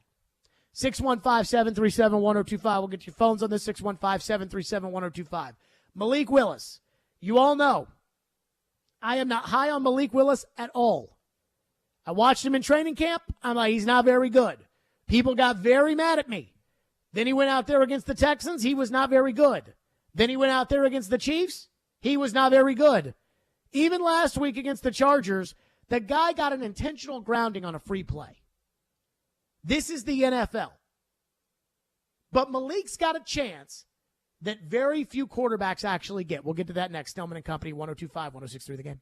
Want the latest on college football and Nashville sports? He looks like 1,000 quarterbacks I've seen in a college game. Join Outkick 360's Chad Withrow every Friday at 5 with Stillman and Company. The coaching staff kept him and got rid of the other guys. He'll bring opinions and charisma for a full half hour every week. If he's so great in the locker room, then give him a coaching gig. Chad Withrow is presented by Two Rivers Ford. Custom order your new Ford from Two Rivers Ford on 102.5 and 106.3 The Game and the Game Nashville app. This is for the men who never settle, the ones who believe only quitters end a game in a tie, the type of guys who choose the bar with the biggest TVs to overcompensate for theirs at home. This is the Lodge mentality. This is Twin Peaks. The countdown to Christmas is on. Take a break at Twin Peaks and bring the crew for a holiday celebration. Need some last-minute gifts? Grab a Twin Peaks gift card in store through December 24th and score a bonus card for yourself valid in January. Achieve hero status this year. The woman in your life will love this unique and thoughtful gift. Always in style, always fits, always appreciated. Choose your budget, and whether you spend a little or go lavish, she can choose from 10 different services, all under one roof at a Moment's Peace Salon and Day Spa. Gift cards can be printed directly from the website, or they can be beautifully wrapped for a stunning presentation and even paired with other gifts like robes, candles, and all sorts of fun finds from the Gift Boutique. Learn more about this at amomentspeace.com/Christmas. We tried Dynovite nutritional supplement, and after a couple of weeks, we noticed a big difference. Our little Gizmo's coat was shinier, and there was a lot less scratching and shedding. My dog smelled and scratched constantly. We bathed and sprayed her, took her to the vet, but no results. Now, a little Dynovite in her food helps Bella keep her beautiful coat with no scratching or smell. Happier, healthier with every bite. Over 1 million pets helped with Dynovite. Hey, let's get brunch. How long is the wait? Tired of the same old brunch spots? 2 words: bottomless brunch. That's right. Almost Friday is the newest sporting club in downtown Nashville, and they're ready to help you elevate your weekend. All you can eat and drink while you watch the game, play flip cup, pong, or other games, and turn it up with their DJs. There's no other place in Nashville like it. If it's not Friday, it's almost Friday. Reserve your table now at almostfridaynash.com. It's always Almost Friday at Almost Friday Sporting Club. We want to hear from you. Thanks for taking the call. Join the conversation. Call or text at 615-737-1025. Driven by WilsonCountyHyundai.com. You're listening to Stillman and Company. Sounds like this has been a game-changing day for all of us. Presented by TriStar Moving on 102.5 and 106.3 The Game, and on the Game Nashville app. Has Malik's knowledge of the system and his, grasp of the playbook been better now that can you open up things a little more for him than maybe when he was in there 4 or 6 weeks ago? He's definitely grown every single week, not only in his confidence and his command of the huddle and the way that he's used some of his show team experiences to learn some lessons and to see some things, but also just how he diagnoses defenses and our conversations. The conversations I've had with him the last couple of days are different than they were 6-8 weeks ago. So I've been very pleased with how hard he's worked and the progress he's made this year. I think part of the reason why the conversations that they've had over the last couple of days are different than what they've been is because now Todd Downing doesn't have a choice. There is no possibility that Ryan Tannehill supposedly is going to come back in. Certainly he's not going to play on Saturday against the Texans.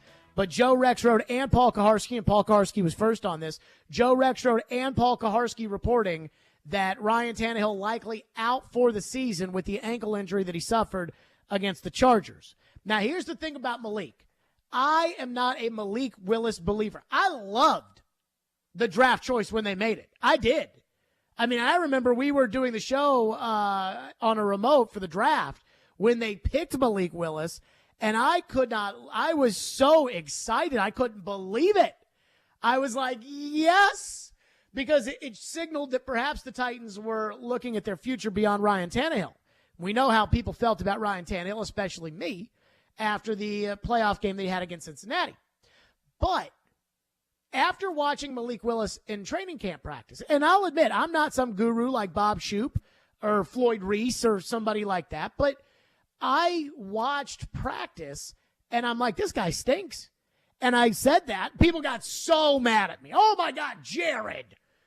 He's a rookie. He doesn't have the experience. How can you say he stinks? How can you? I'm like, guys, all I'm telling you is what I see right now, which is throwing the ball away on 4th down of a 2-minute drill against the Arizona Cardinals in training camp, which is what he did. That's all I got. I'm no guru. I don't know how to break it down. I'm not Mark Dominic. I'm not Bill Polian. I don't know how to look at a young guy and say this guy will develop into a future star. I don't know. But I also know that in the NFL, decisions get made real quickly. The Arizona Cardinals drafted Josh Rosen in the 1st round. High draft choice in 2018. And by April of 2019, he was a Miami Dolphin. 1 year, they were done. And they were right. Because Josh Rosen's not an NFL quarterback. Malik Willis, so far, has been given every opportunity by the Titans. He was a backup quarterback. I didn't think he was ready. He was put out there to start against the Texans. I didn't think he was ready. He was put out against the Chiefs on Sunday Night Football. I didn't think he was ready. And so far, Malik Willis has simply not performed. We saw the Sunday Night Football game against the Chiefs, in which Malik Willis could not complete a pass in the second half. Some of that, bad receivers, I get it. But they also drew up a screen pass that was open for Jeff Swaim, and Malik didn't even look at it. Down by 3 in overtime. Malik taking sacks in overtime. You can't do that. The 2-minute drill. He's got 3 games. If this is in fact the case, and the Titans know that Ryan Tannehill is out for the rest of the year, if the reports are true, and Tannehill has the tightrope surgery, and they try to maybe think, could he make it back in 3 weeks? Could he make it back for the playoffs? I don't know, whatever. But if Malik gets the ball, this could make or break his career. This could be, because he's not really a rookie anymore. He's got most of the season under his belt. He's got experience. He's played in these games. So now can he manage the team? The offense will be heavy as far as Derrick Henry's concerned, unless the incompetent play caller decides to draw up more 3rd and 2s with the ball out of Derrick Henry's hands. He should have Treylon Burks back to go with Chigakonkwo and Austin Hooper that are having okay seasons. Now we know who the decent receivers on this team are. But he's got 3 games. Because after 3 games, the next general manager, or if it's Vrabel will have to decide, is he the future of the Tennessee Titans? The Titans have a $19 million decision coming down the pipe with Ryan Tannehill. There will be other quarterbacks that could be available if the Titans want to go in a different direction. There may be other quarterbacks available in the draft if the Titans want to go a different direction. And they're going to have to know. And all they can go off of is what they've got now with Malik Willis. If they decide to punt on the $19 million because Ryan Tannehill's in his mid-30s, coming off of a huge ankle injury, and quite frankly hasn't been that great, though I thought Tannehill had a nice season, hasn't been that great for this team over the last couple of years anyway. And they decide to turn things over to Malik, and he's what he was against the Chiefs on Sunday Night Football. He's what he was that led these teams that didn't have quarterbacks, like the Seattle Seahawks, to pass on him in the draft multiple times. Then everybody's getting fired. If they if they think Malik can be the guy, Malik's not the guy. And most people are not going to risk their careers on that. So this is where the Titans find themselves right now. And this is where Malik finds himself. Here's his chance. Is it fair? Because he probably should have been the 3rd string quarterback all year holding a clipboard? No, I don't think it's fair to Malik. But this is the NFL. And if you end up with 5 starts in a season, and you win one of them in which you complete 5 passes, and you look inept like he has had at times as the quarterback of the Titans, that's it. Just ask Josh Rosen. If Malik goes out there and dominates like Brock Purdy has so far for the 49ers, Ryan Tannehill may be wondering where his next employer is going to be. And that's the opportunity that's in front of Malik. 615-737-1025, and our phone lines are driven by WilsonCountyHunter.com. 615-737-1025. It wasn't all bad for Malik against the Chargers, which we'll get to, but Colin has been waiting patiently. He's up next here on the program. Thank you for calling. What you got, Colin? Hey, good afternoon. Just a quick comment. Even if Tannehill was in there, I don't think Derrick Henry is an elite running back. He's great. He's good. But a lot of times on short yardage situations, 3rd and 1, 3rd and 2, 4th and 1, 4th and 2, I don't trust giving him the ball because I believe he's like less than 35 or 30% on short yardage. Can I ask you what traits you want in an elite running back? And you can't give me a stat that you can't give me I believe he's 30%. I mean, you got to give me the actual stat here. But what traits do you look for in an elite running back? Well, they need to get Derrick Henry past the line of scrimmage, because when he gets hit behind the line of scrimmage, who is an elite running back, Colin? If Derrick Henry is not an elite running back, who right now is an elite running back in the NFL? To be honest with you, I really can't answer that because I really don't know. So I have a hard time thinking, thank you for your call, I have a hard time thinking that a running back that's probably going to go to the Hall of Fame and is second right now in the league in rushing, and it wouldn't surprise me given the news that Tannehill may be out for the rest of the year and the Titans are going to be running like hell with Derrick Henry and Malik Willis, may win another rushing title and is probably headed to Canton. It's hard for me to say he's not an elite running back. Now, look, he gets stopped on fourth down. That happened against the Packers. It happens to everybody. It happened. Terrell Davis got stopped in his career. That doesn't mean Terrell Davis wasn't an elite running back. Derrick Henry is very much an elite running back, and they are going to lean on Derrick Henry very heavily unless the offensive coordinator is as much of a dingbat as he made himself out to be today when he tried to explain all the reasons why he didn't give the ball to his elite running back on 3rd and 2 that all just kind of fell on deaf ears. Doug is up next, 615-737-1025. Thank you for calling. Go ahead, Doug. Hey, I want to start off saying that I never thought Malik Willis was it, and I never thought Ryan Tannehill for this season was not it. So that's what I'll start off saying.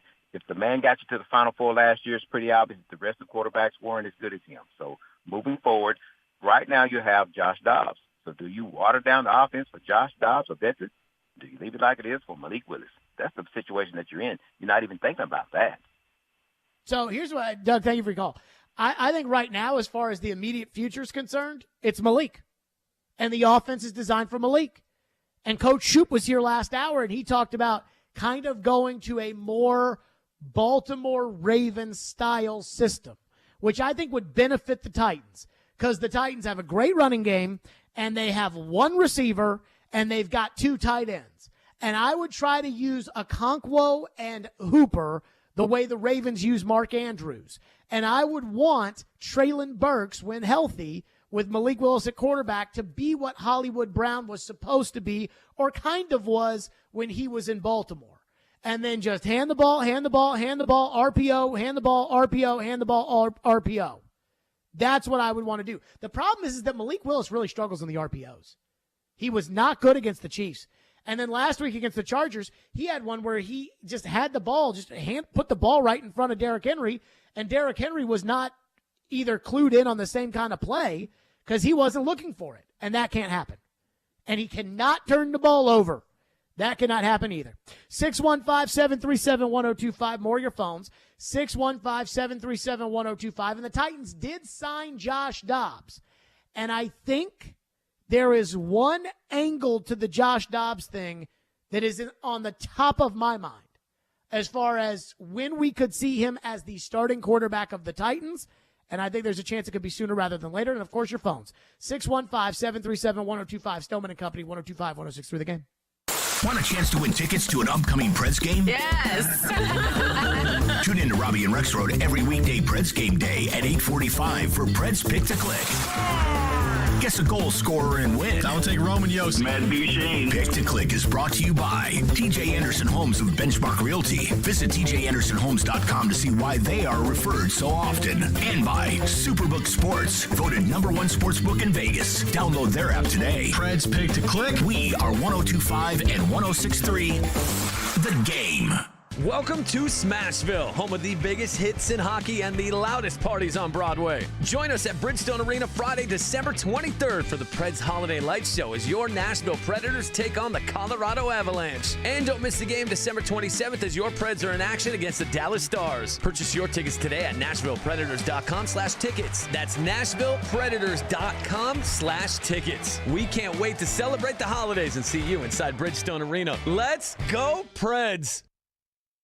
Still working on your Christmas list? Hurry into Electronic Express for last-minute gifts. Our convenient locations have great deals on all of your favorite brands like Samsung, LG, Apple, Sony, and more. Electronic Express has huge savings in every department. 4K TVs, computers, appliances, housewares, gaming, and more. Save up to 40% with up to 48 months free financing. Shop in-store or online and get free express delivery on most items. Electronic Express. We make Christmas happen. 312 Pizza Company is a family-owned restaurant located in the heart of Germantown, serving up authentic Chicago-style eats right here in Nashville. 312 Pizza Company only uses the best all-natural ingredients and makes everything in-house from scratch every single day. And trust me, you can taste the difference. They've got deep dish pizza, thin crust pizza, their Italian beef. You'll taste the freshness. Stop in for a pint of local beer and a slice of pizza, or order online at 312pizzaco.com. 312 Pizza Company, Nashville's authentic Chicago pizzeria. Happy holiday from Houston Clinic Orthopedics, conveniently located where you live and work with various locations in and around the Nashville area. Houston's physicians specialize in spine, joint replacement, knee, hip, upper extremity, and many other orthopedic conditions. At Houston Clinic Orthopedics, they strictly adhere to all CDC guidelines for the patient's and staff's safety. To experience world-class orthopedic care and see a list of all Houston physicians and specialties, visit their website at tn.houston.com and book your appointment online today. Spoiled supermarket meat, sawdust like fillers, artificial preservatives? Hold on there.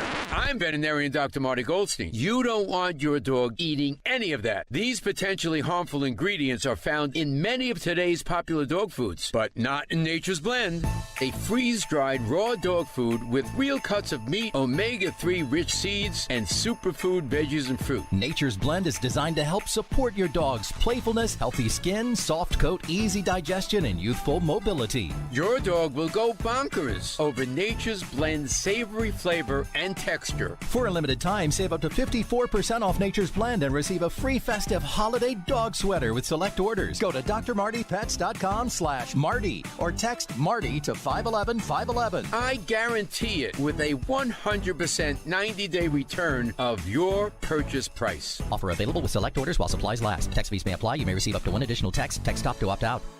Coming up on the Thursday edition of Robbie and Rexroad, Robbie Stanley and Joe Rexroad will recap the Predators Blackhawks game. At 7 a.m., Jared Stillman will join the show. And at 8 a.m., Paul Kaharski will join the show. The fun all starts at 6 a.m. on 102.5, 106.3 The Game.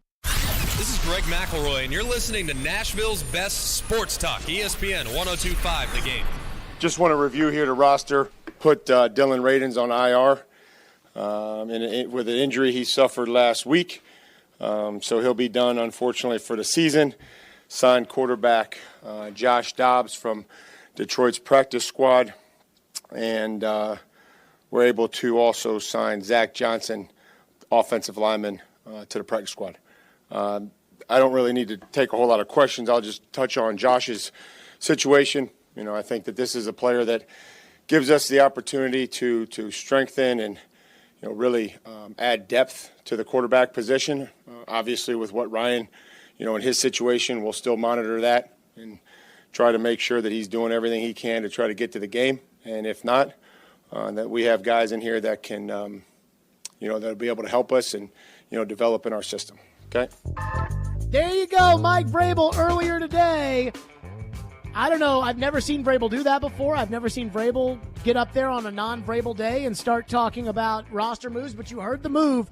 Josh Dobbs will be the backup quarterback for the Titans. You're wondering, where's Logan Woodside? 2 weeks ago, Logan Woodside was signed off the Titans practice squad by the Atlanta Falcons. He's Arthur Smith's backup to Desmond Ridder because Mariota and Arthur Smith clearly did not see eye to eye about Mariota's knee injury.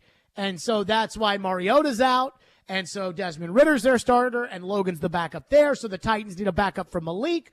And again, the reports, Paul Kaharski of paulkaharski.com, reporting that Ryan Tannehill is likely out for the season and will likely have surgery on the ankle. And that means Malik Willis will start. And I've had a lot of people that have said they just need to start Josh Dobbs. And I am telling you right now, Josh Dobbs will not start on Saturday against the Texans. But I think it was very strategic that they signed Josh Dobbs. Because if you remember, Baker Mayfield When he went to the Rams 2 weeks ago and played on Thursday Night Football, Baker Mayfield said after the game it was easy for him to learn that system in 2 days because a lot of the terminology was the same from Kevin Stefanski's offense in Cleveland to what the Rams do. Now, we know the Titans have the same terminology because Matt LaFleur brought that with him from the Rams in 2018. In fact, if you go to a Titans practice, Keith Carter, I call him Coach Turbo because every time they do their warm-up drills, he yells out Turbo. And as I'm listening to the Vikings that run the Rams system as well, I'm listening to the Vikings play the Colts on Saturday. All I hear is Kirk Cousins, Turbo said, hey, every time. So it's the same terminology.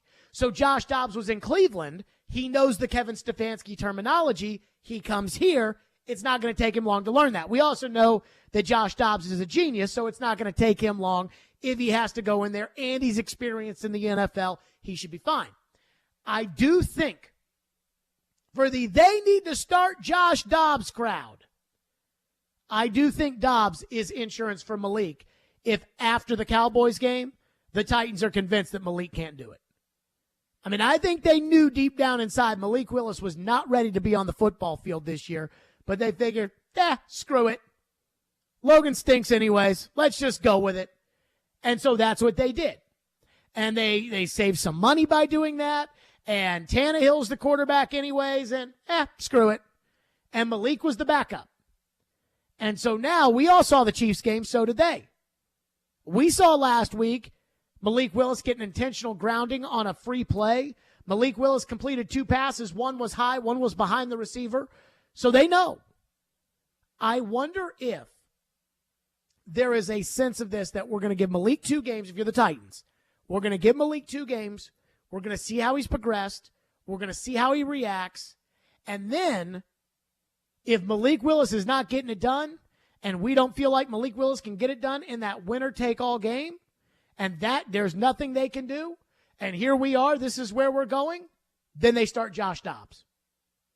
That, I think, is a legitimate possibility. That we could see Josh Dobbs starting for the Titans Week 18 with Jacksonville if Malik Willis doesn't play better.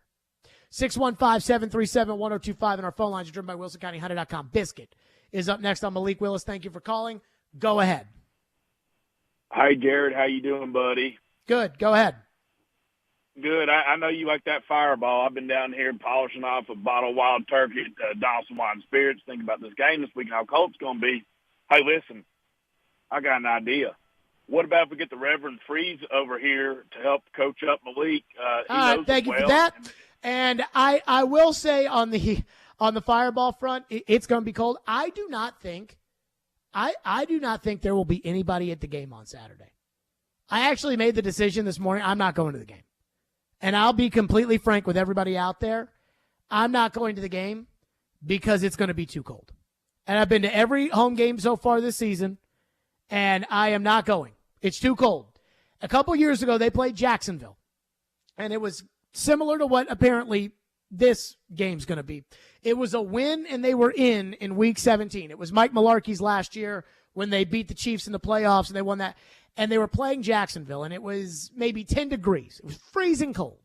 But I felt like the Titans playing for a playoff spot, I felt like they deserved the opportunity to have a bunch of fans in there try to root them on to get into the playoffs. And there weren't really all that many people there because the team was it was a negative spiral, and it was cold as hell, and it was Jacksonville, although Jacksonville ended up going to the AFC Championship game.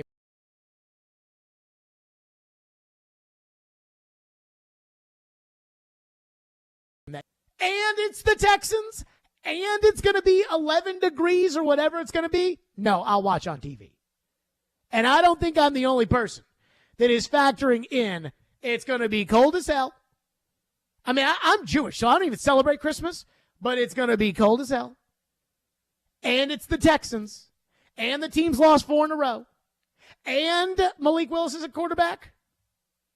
I'll watch it home on whatever size TV you have. I'll watch it home on my 200-inch flat screen projector. And I can't blame you on that. I can't blame you for. Texter says, The thought the Titans would start Josh Dobbs over Malik in the final game of the season is so crazy. It makes zero sense. Why would that be beneficial for the franchise in any way? That comes from Dylan. Here's the thing. If you know that Malik Willis is not the dude, and you're playing Jacksonville in a winner-take-all game, and there's going to be 2 games of data here in which we're going to see Malik Willis. I am not making an assumption as to what Malik is going to do or what Malik is not going to do in these 2 games, especially this week against the Texans, because he is the quarterback this week.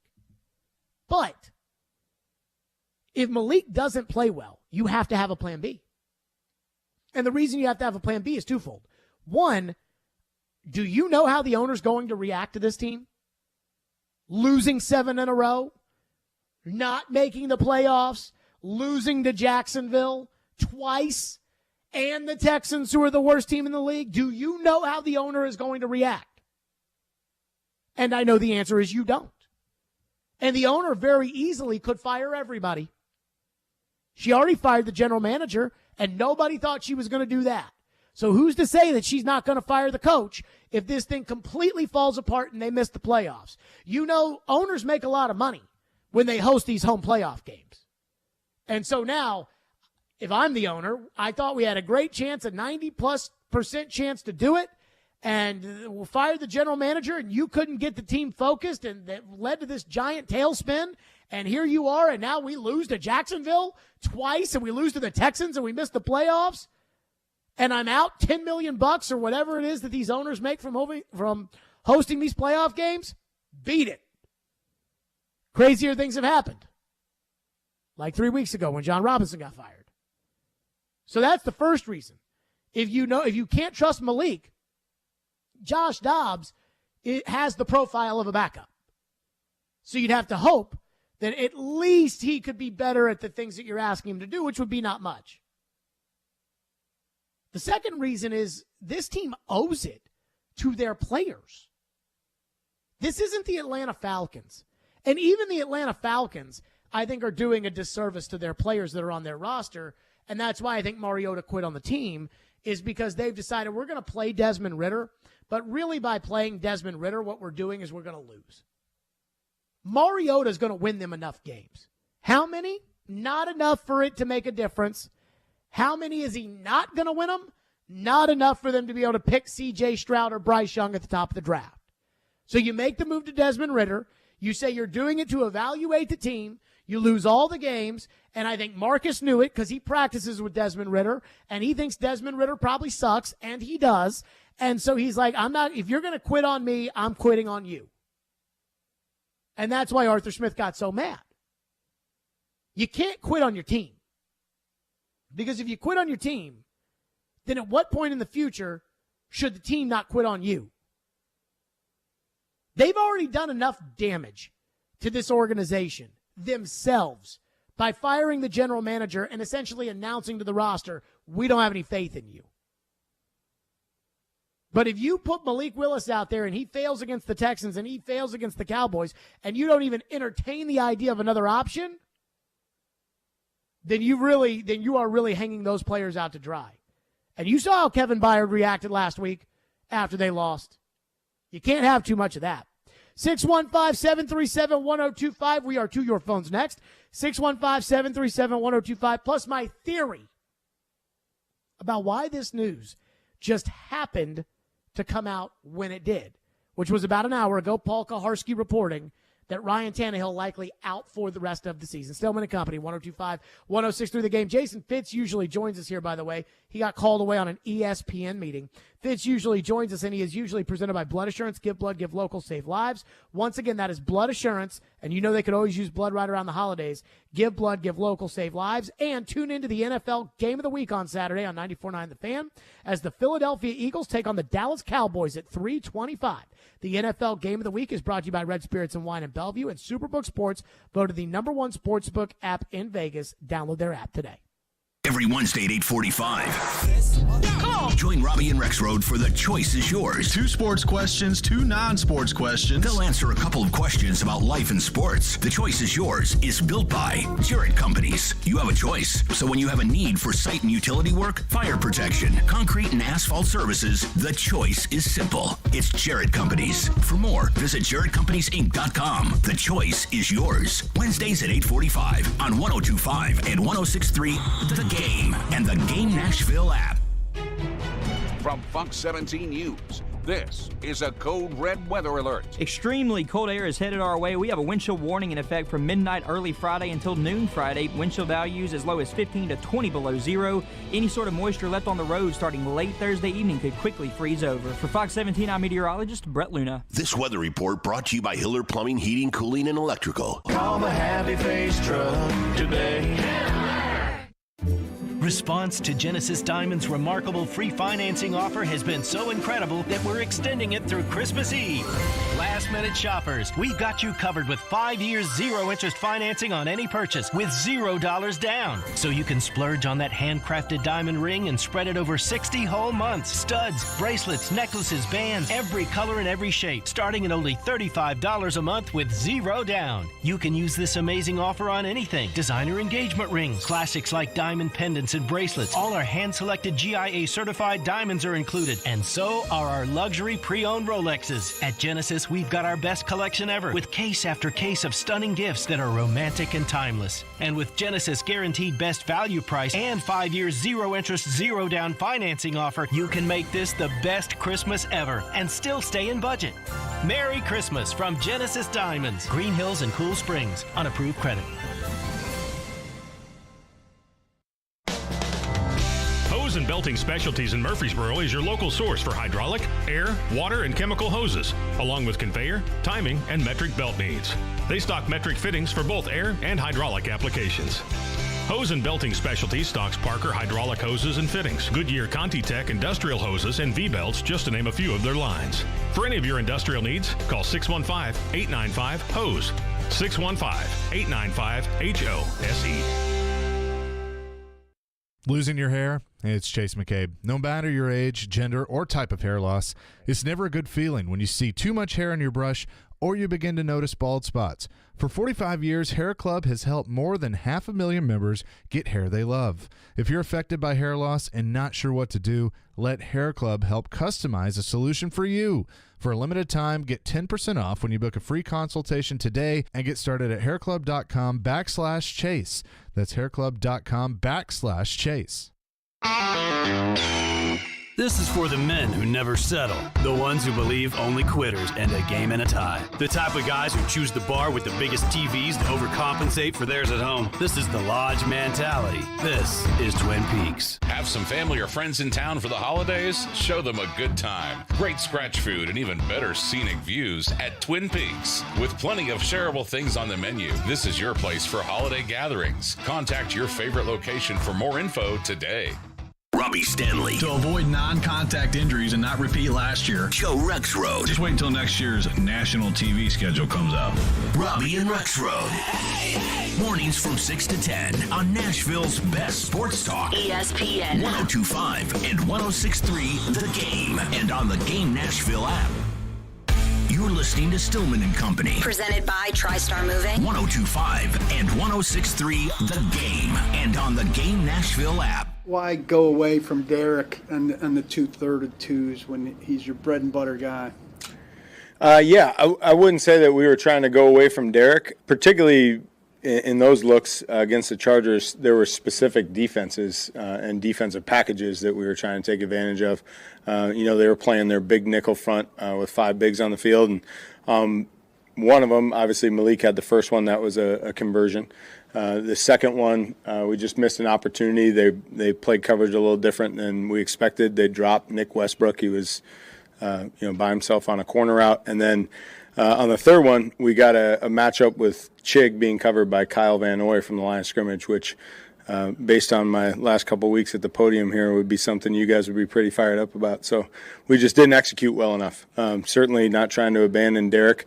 We've had success running the ball in those third and shorter windows, and that's certainly an option. I'm not saying that the options we chose were better than running the ball, but there were reasons for them for sure. And they were bad reasons, Todd Downing. That was earlier today. I think one of the more incompetent things that I have ever heard come out of that man's mouth across all levels. Jonathan, to the text line.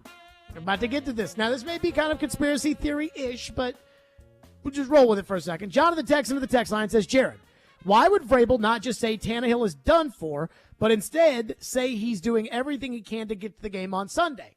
And again, that's what Mike Vrabel said today when he didn't have to say it at about 12:30 today. So about 4 hours ago, Mike Vrabel said Tannehill's doing everything he can to get to the game. About an hour and a half ago, Paul Kaharski reported that Tannehill's likely done for the season. Now, I don't think Mike Vrabel learned anything that he didn't already know between 12:30 and 3 o'clock. But the reason why I think Paul's sources and Joe's sources are telling them that Tannehill is likely out for the season is because Todd Downing gave, and again, follow me on this, Ian, please.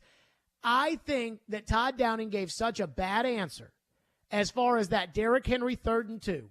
It was so embarrassing. It was going to get torn apart by everybody because every little logic that he brought into it, well, the fronts they had, we didn't. Yes, the anti-Derrick defense they ran, everybody you play is going to run an anti-Derrick Henry defense. He's the only player you have.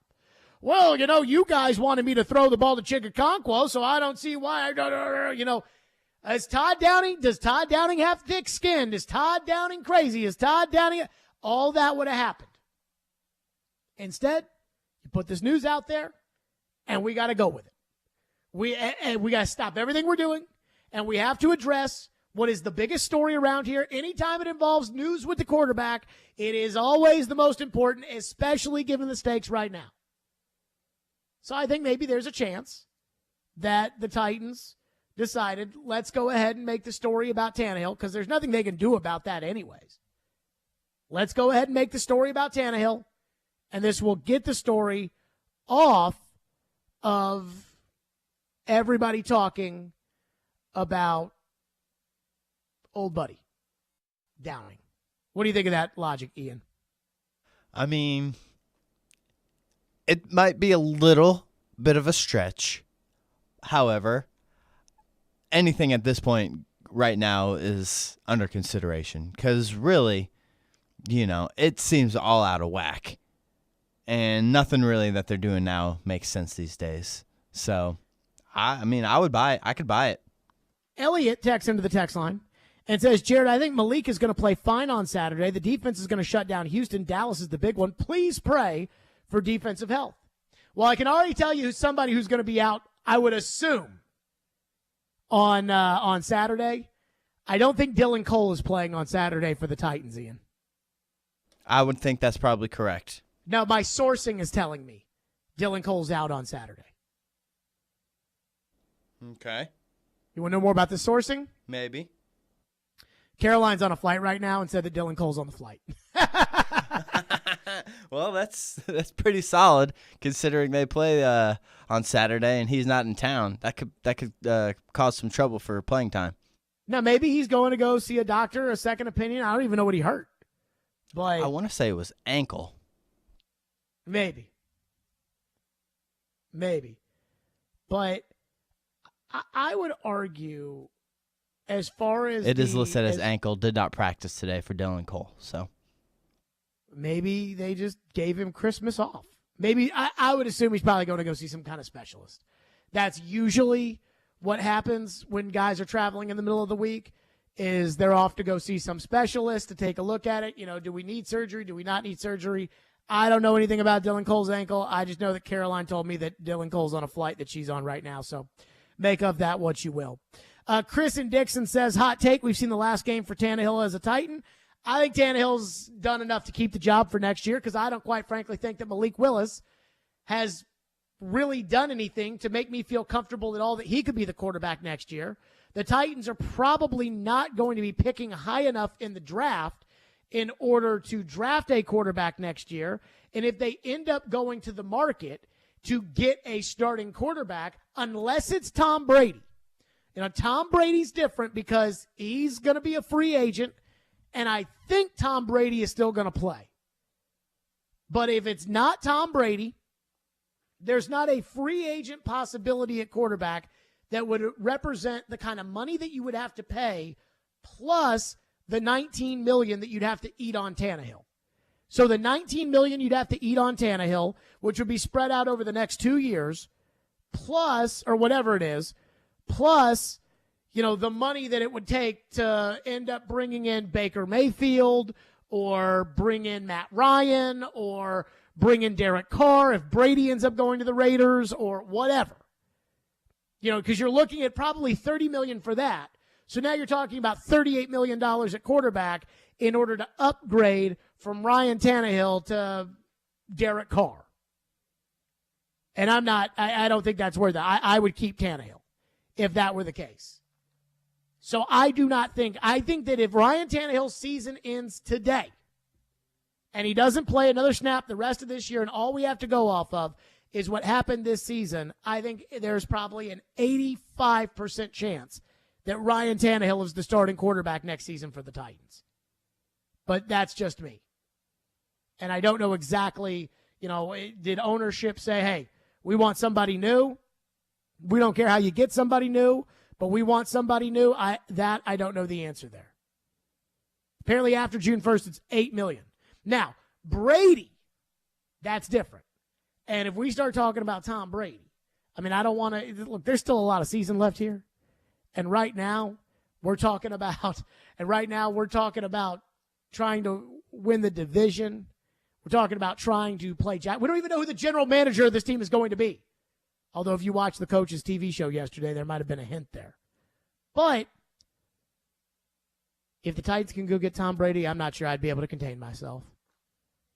If the Tennessee Titans sign Tom Brady in free agency this year, I'd be the happiest man on the planet. But it'd be a lot easier to sign Tom Brady to be the next quarterback of the Tennessee Titans if you still had A.J. Brown on your team. Not that they were thinking about that then when they made the decision that they made, but it would be a lot easier that way. Paul Kaharski first reported Ryan Tannehill likely out for the season after the ankle injury that he suffered against the Chargers. I think it's a high ankle sprain that's going to require the tightrope surgery, and that would be 4 to 6 weeks. And if he's looking at 4 to 6 weeks, then you've got 3 weeks left for the playoff until the playoffs.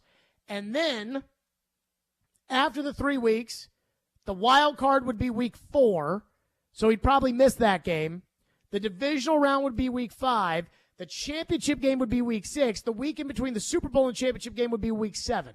So if he's on the low end of the 4 to 6, you have to make it to the championship game in order to have Tannehill back. And if you make it to the championship game, so you win 2 playoff games with Malik Willis at quarterback, chances are Malik Willis probably stays as the quarterback of the Titans. Tannehill's season's likely over. Paul first reported it. Joe second reported it. Joe will join us next for Jared versus Joe. I'm sure we will be debating a lot of Tannehill-related topics. We will get to that coming up right here on Stillman and Company. FanDuel Sportsbook is my official sportsbook app. Santa Barkley, Charles Barkley, is back this year, and he's giving new FanDuel customers exactly what you asked for. Unwrap the gift of a no-sweat first bet up to $2,500 back in free bets when you sign up with the promo code JGM. That's $2,500 back if your first bet doesn't win. And now is the perfect time to give FanDuel a shot. The app is easy to use, and they're always giving you great promotions, and when you win, you'll get paid instantly. Same game parlays, odds boosts, live betting, and more. Right now, I don't even know if the number for the Titans and Texans, I have to pull up the app right now.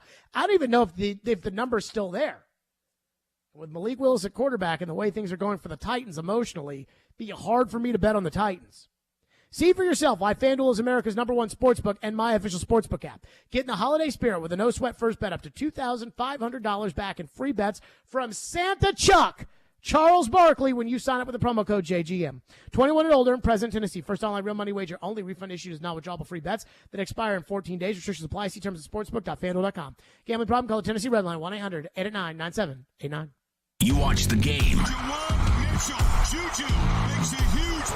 We talk the game. The college football playoff rankings, Tennessee, the #1 team in the country. We are The Game.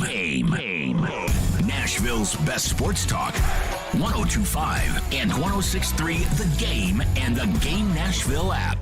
ElectronicExpress.com. We make it happen. Time for the Preds Report. Presented by Newton Nissan. Max Hers in Chicago with your Preds report for this Wednesday, December 21st. The Predators beat the Oilers 4-3 in overtime Monday night at Bridgestone Arena for a huge win, not only to beat an Oilers team that is one of the best teams in the league and the Preds have struggled against recently, but also because the Preds had lost 6 in a row. Alex Carrier scored the game-winning goal in overtime in his return from injury. Not only his first overtime goal as an NHLer, but his first game-winning goal of any kind. Preds are on the road tonight for just a one-game trip against the Blackhawks. First meeting of the year against Chicago. The Blackhawks are in last place in the NHL right now and have lost 7 in a row. Preds got Alex Carrier back from injury last game. They'll get another defenseman back tonight with Ryan McDonough returning to the lineup. Pre-game at 6:30, puck drop at 7:30 for the Preds and the Blackhawks on 102.5 and 106.3 The Game. All the best car deals in Smashville start at Newton Nissan. Visit them at Newton Nissan of Gallatin or Newton Nissan South in Shelbyville. This is Nashville's best sports talk. ESPN 102.5 The Game.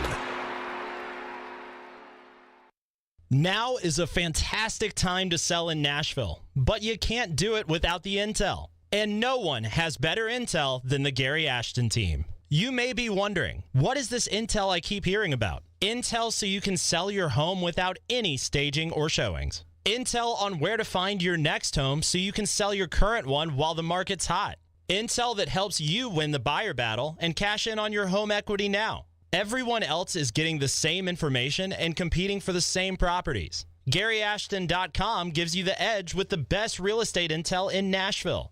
No one else even comes close. Plus, the Gary Ashton team is the official real estate agent for the Preds. Get the confidence to sell your home and find your dream address without the stress. Call the Gary Ashton team with RE/MAX Advantage today at 615-301-1650 or visit GaryAshton.com. And remember, don't sell without the intel. All of us who work for Cromwell Media, the owner of this radio station, take a great deal of pride in our work. We honor each other for making a difference on our team and in our community. This month, we're congratulating Austin Fullwider, who handles our commercial logs for 6 years of service, and Sean Fort, our Director of Sales, along with David Janes, one of our part-time producers on 102.5, 106.3 The Game, are each celebrating 2-year anniversaries. Want to be part of what we do? Contact us at together@cromwellmedia.com and let's have a conversation. Live from the Game Nashville studios. WPRT-FM Pegram, WPUC HD2 Laverne. Nashville's exclusive home for the Nashville Predators. 102.5 and 106.3. A gunny performance. Do your job. And the Tigers regain the lead. The Game. A Cromwell Media Station. Where you have a voice. We're one play away from an injury. He knows this. He's a study of the game. And we have strong opinions. He's been awful. I don't think they were trying, and that's why I feel the way I feel. This is Stillman and Company with Jared Stillman and Caroline Fenton. Presented by TriStar Moving on Nashville's best sports talk. 102.5 and 106.3 The Game. And on the Game Nashville app. Stillman and Company, delivered by TriStar Moving, 102.5, 106.3 The Game. Streaming live on Twitter, Twitch, YouTube, and Facebook Live. Thanks to the law offices of Amanda J. Gentry. The news today, Ryan Tannehill, according to Paul Kaharski, likely out for the season with the ankle injury that he suffered against the Chargers, likely to have surgery. And again, he's not placed on IR, but the Titans did sign Joshua Dobbs to come in and back up. We would assume Malik Willis this Saturday against the Texans. Joe Rexrode is with us for Jared versus Joe, but Joe has confirmed the initial Paul Kaharski report. So, Joe, what exactly do we know about Tannehill? Is it the high ankle sprain? Is it a tightrope surgery? What are we hearing? Yeah, I don't know the exact surgery, but basically I was told most likely done for the season. And, you know, if it's the way you were laying it out, I think you're on the right track from my understanding, which is basically if they were somehow to have this, you know, miraculous run into the postseason, you know, could he potentially, that's That's the most likely part of it. Is basically, does the timeline somehow extend? Because if the timeline somehow extends against, I'd say pretty steep odds, then maybe he could still play football this year. If the timeline is what we think it's going to be, whether there's a surgery or not, then he's not gonna. It's gonna run out on him. This is a multi-week injury, but I haven't been told that it's specifically high ankle. I mean, I think that's probably a fair assumption. Okay, with that, it's time to debate for Jared versus Joe.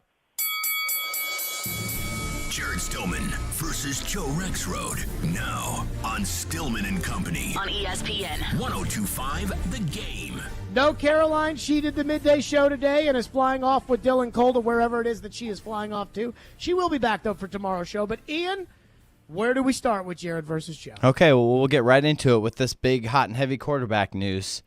Will the Titans make the playoffs with Willis as QB? Who goes first? Joe, you're first this week. No. I will say no. I think this is a great opportunity for him, and look, I think the Titans, could they potentially go win a game in Jacksonville with Malik Willis at quarterback? Is it impossible? It's not impossible if most of their defense is back. If somehow you actually get healthy on that side of the ball to the point where you've got Autry, you've got Fulton, and there's still no sign of him coming back anytime soon from what I can tell. You've got, Long out there. You've got Simmons at his best. You got Hooker out there. So basically, if it's the Kansas City game. Yeah, exactly. Could that defense as constructed go into Jacksonville and make it tough on Trevor Lawrence and the Jags and give you a close game? Yeah, I think so. But I think Jared and I differ big time on the Jags. Look, I think the Jags are playing pretty good football right now. Trevor Lawrence this is not just smoke and mirrors. He's becoming a good quarterback.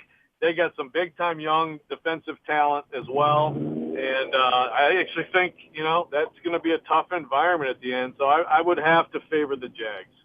I'm going to say no, too, because I think there's just too many shortcomings in Malik Willis's game. I don't think it's Malik Willis's fault, and I've never said this. When they lost to Kansas City, I was mad at the Titans for having Malik Willis as the backup because I think Malik needs to be a third-string quarterback this year. He needed a redshirt this year. The offense that he ran at Liberty's not an NFL offense. His skill set was not ready for the league. He needed to be refined, and I don't think he's got the quarterback coaching with Todd Downing in order to do that, but he needed to be holding the clipboard this year, and the Titans thought, it'll be fine, and I don't think it is. That being said, I don't think it's going to be Malik Willis's fault why they don't make it with him as the quarterback. I think this team is so broken right now, and I think the defensiveness from Vrabel and Downing and everybody around there, I think they're starting to point fingers. I think they are going down the tubes emotionally, and I think that Ryan Tannehill might have been the one guy who could have kept it together, that he could have superglued this thing together just like he did by coming back in the game on Sunday. And with him out, I don't think that team has any faith that Malik Willis can carry them to victory because they've all seen the same things that we've seen from Malik Willis this year. And I think emotionally, you heard it from Kevin Byard this week. I mean, that to me was shocking, what Byard said after the game. I mean, he's normally the guy who always keeps things in perspective. He's the guy that does the podcast interviews to back up Tannehill when Tannehill's hiding after the Bengals game. I mean, that Byard is usually the positivity that represents this team. And so because of that, I don't think they have any faith in Malik. I don't think Malik has given them any reason to have faith. I don't think they have any faith in the coaching staff. I think they're completely beaten down, and I don't think that Malik will be able to overcome that. So no, but I don't think it's going to be Malik's fault. If this team had the same positive energy that they had when they took the field against the Kansas City Chiefs with Malik at quarterback, they would make the playoffs. But I don't think that they do, and I don't think they can recover there. Well, first of all, I disagree that they don't have faith in the coaching staff. I mean, there may be some lack of faith in Todd Downing. But by the way, he's not the quarterback coach. That's Pat O'Hara. But I also disagree on Byard. I mean, look, Byard isn't always Mr. Positive. Byard is Mr. Tell it like it is. Byard is Mr. I mean, when they've had other bad stretches in their past, Byard has been the guy, and Lewan, really, those two guys have been the ones most willing to just say it and say that they're playing like crap. And so I didn't take those comments from him as anything but like an accurate reflection of where things are, which is, to your point, not good. It is, I do think these two games, which I suspect, I think the Jags are going to do enough so that these games can't possibly get the Titans the division before they go to Jacksonville. But they are at least an opportunity for Willis to work on some things, to gain some confidence, for them to figure some things out, and maybe they can be in a little bit better place heading into that game. I mean, the best thing that could happen for the Titans emotionally right now is for the Jets to win tomorrow. Because if the Jets win tomorrow over the Jags, I think the Titans could look at themselves and say, hey, even with Malik at quarterback, we can beat the Texans. And then who knows after that? The Texan game, I think if we're just talking about the Texan game, and the Texan game doesn't really matter at all if the Jets end up beating if the Jags beat the Jets tomorrow. But if the Texan game does matter a little bit because the Jags lose, I could see Derrick Henry, kind of putting his hand in the air and saying, okay, I'm taking over. Like Michael Jordan abandoning the triangle offense. Enough. Give it to me. Give me the ball on every play against this team that I run for 800 yards against every time I play them in 5-degree weather. Give me the ball. And then I could see them kind of emotionally rallying around that. If the Jags beat the Jets, and I think the Jags are going to beat the Jets, but I don't think it's a sure thing either. If the Jags beat the Jets, then I think that everybody just kind of continues to mope around the way it feels like this team is really moped ever since that field goal from Cameron Dicker went through the uprights on Sunday. What's next, Ian? All right, moving forward, rest of the season, who gives the Titans a better chance to win or make the playoffs? Is it Willis, or is it a hopes of getting Dobbs up and ready to go? Jared, you're first this time. I will go with Josh Dobbs. And I'm not saying like I would go with Josh Dobbs on Sunday against the Texans. I wouldn't.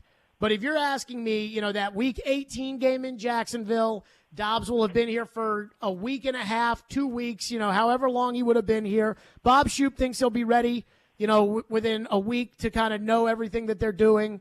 And I would agree since he coached them. I think that Joshua Dobbs right now gives the Titans a better chance to win than Malik Willis does, simply because of the experience that Dobbs has and the fact that Dobbs will not lose them the game. Malik has way more talent than Josh Dobbs does. In terms of throwing ability, Malik is way better than Josh Dobbs.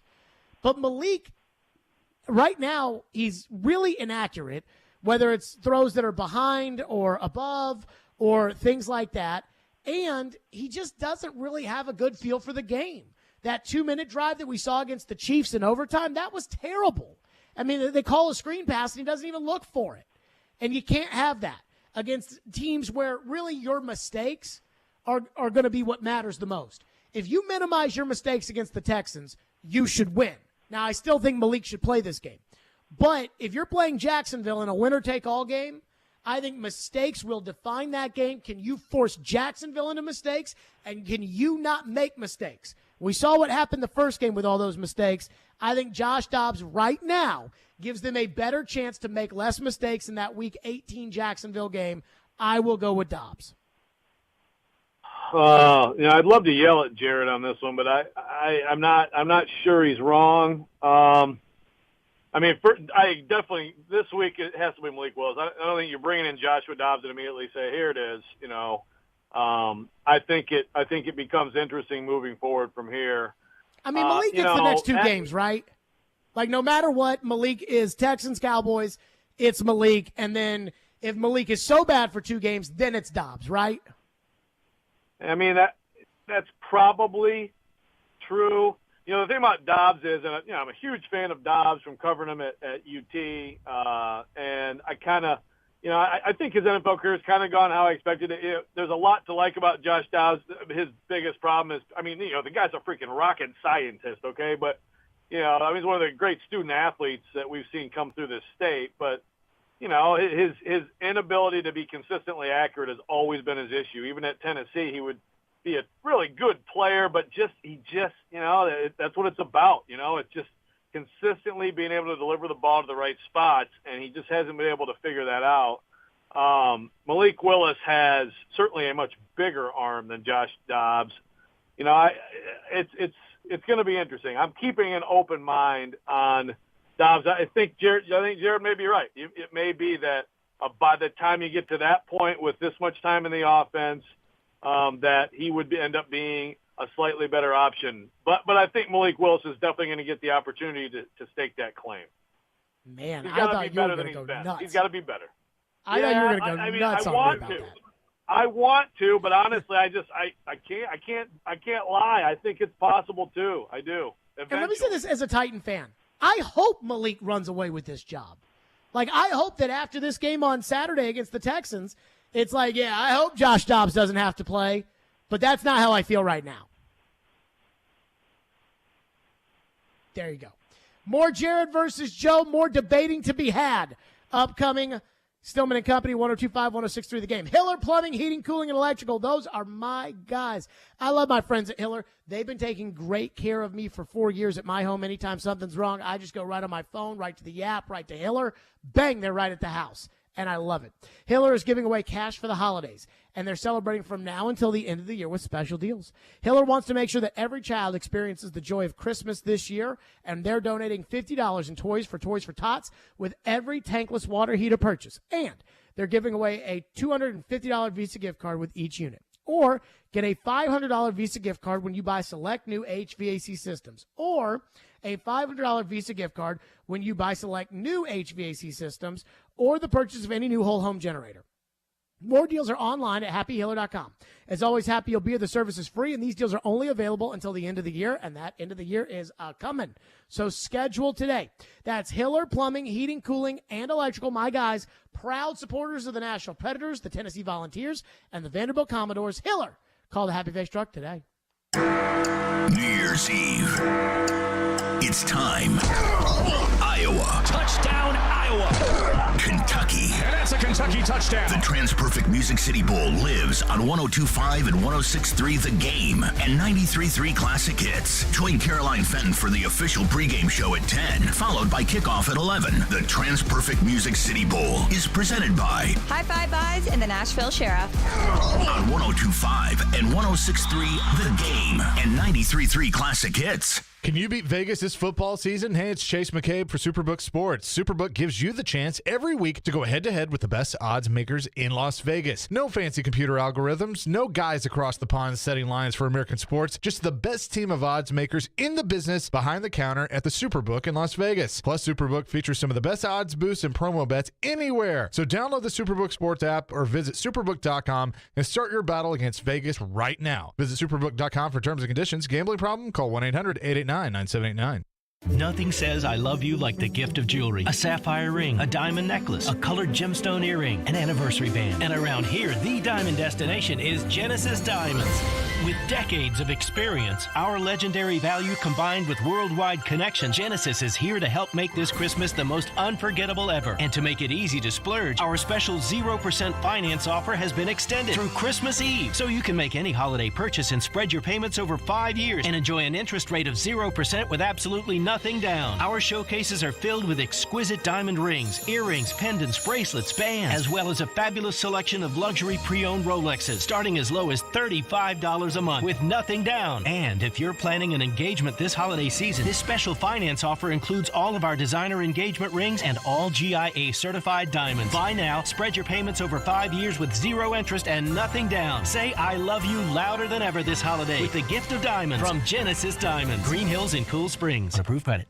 Hi guys, it's Mark. Are you struggling with erectile dysfunction? Did you know that a major medical breakthrough is now available and it isn't a pill? Today, Wednesday, December 21st, we're running a one-day special you won't want to miss out on. Hillside Medical Clinic uses the most powerful form of wave therapy. This is a technology clinically shown to repair blood vessels and improve blood flow. It's backed by 60 clinical studies, including from Cambridge. If you're ready to regain the spark in your bedroom, today is your day. Call us now and you'll qualify for the assessment and ultrasound totally free. You'll also get a gift that can produce rapid and powerful results in the bedroom in minutes. You're going to love that one, guys. Trust me. And today only, we're offering 6 tune-up treatments to our patients free. This is an unprecedented offer worth hundreds of dollars, but call today and qualify totally free. Call 615-576-5000. That's 615-576-5000. Guys, put a stop to your erectile dysfunction and get your life back. Call Hillside Medical Clinic now to qualify. This offer ends today, Wednesday, 615-576-5000.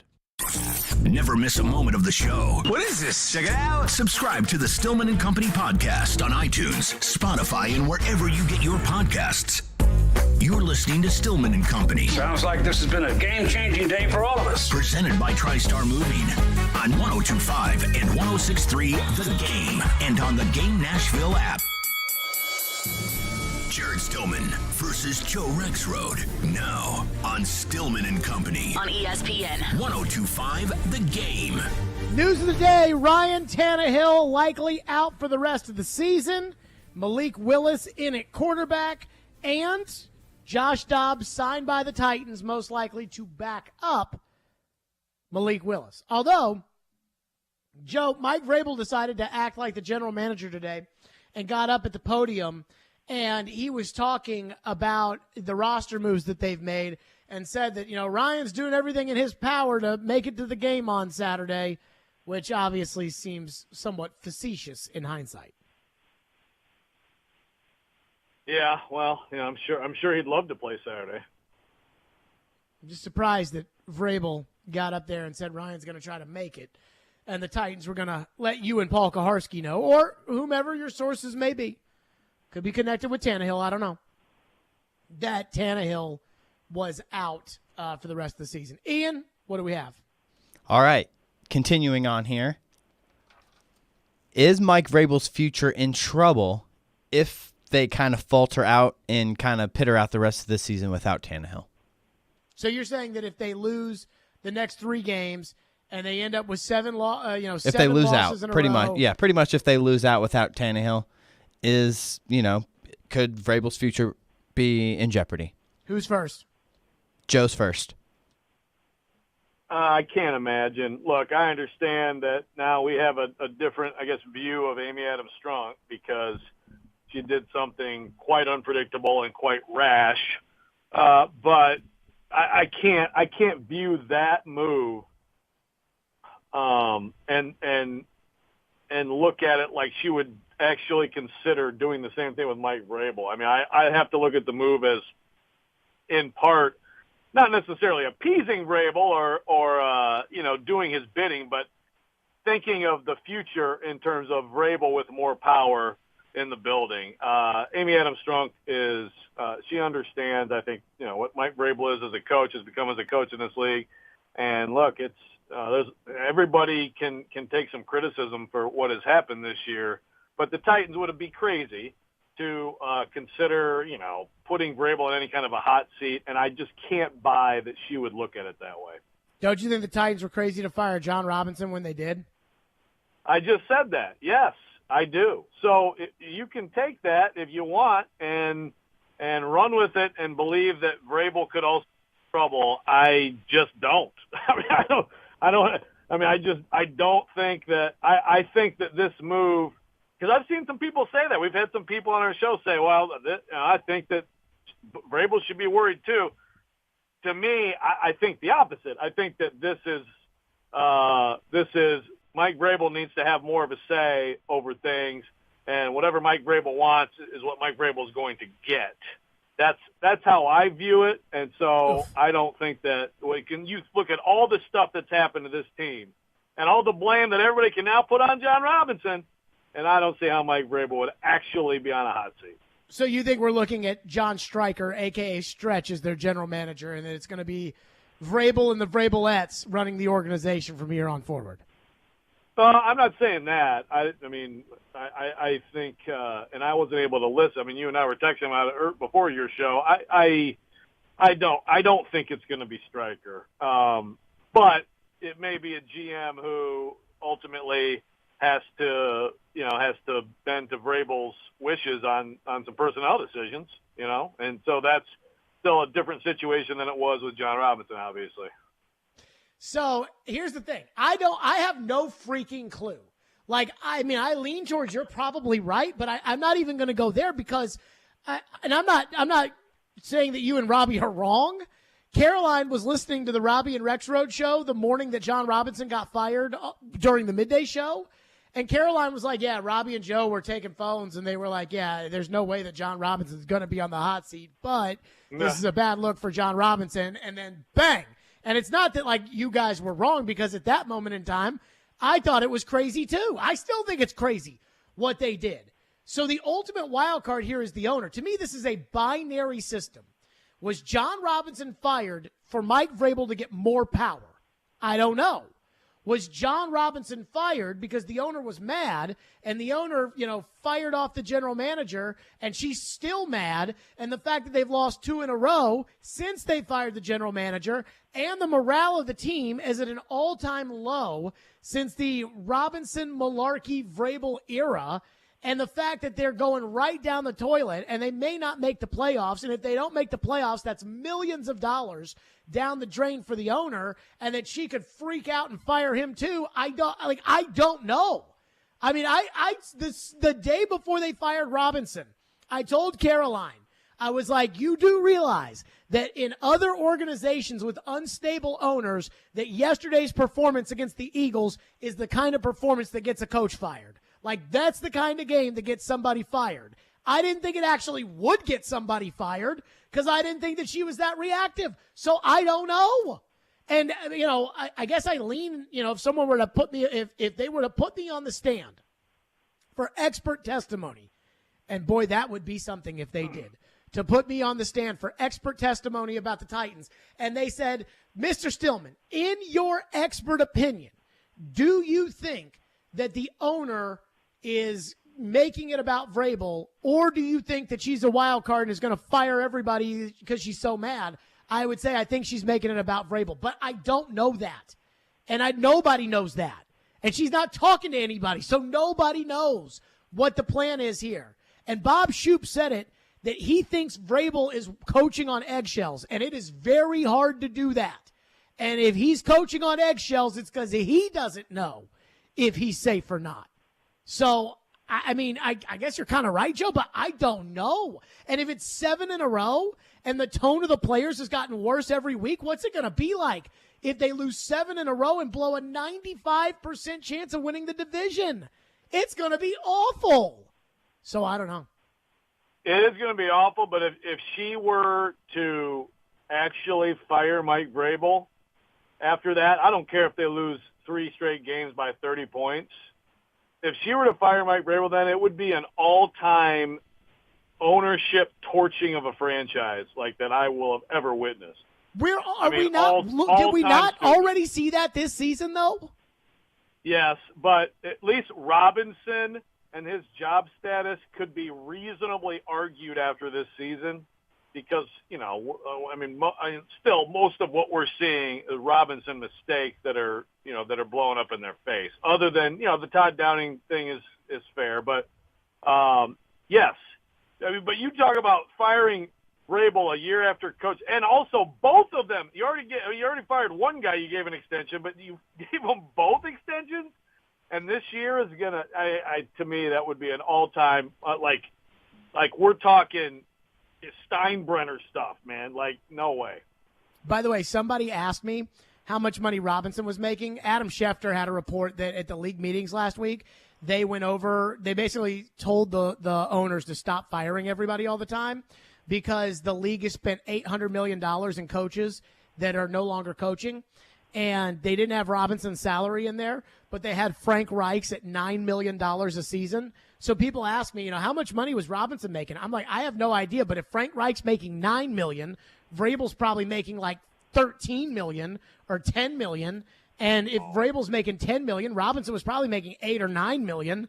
So, I mean, if she's that mad that she fires the general manager, and let's just say he's making $9 million like Frank Reich, and so she's taking a $36 million bath or whatever it is, and then she fires Vrabel and he's making $10 million, and she takes a $40 million bath, so she basically takes an $80 million bath between the two. I cannot see that.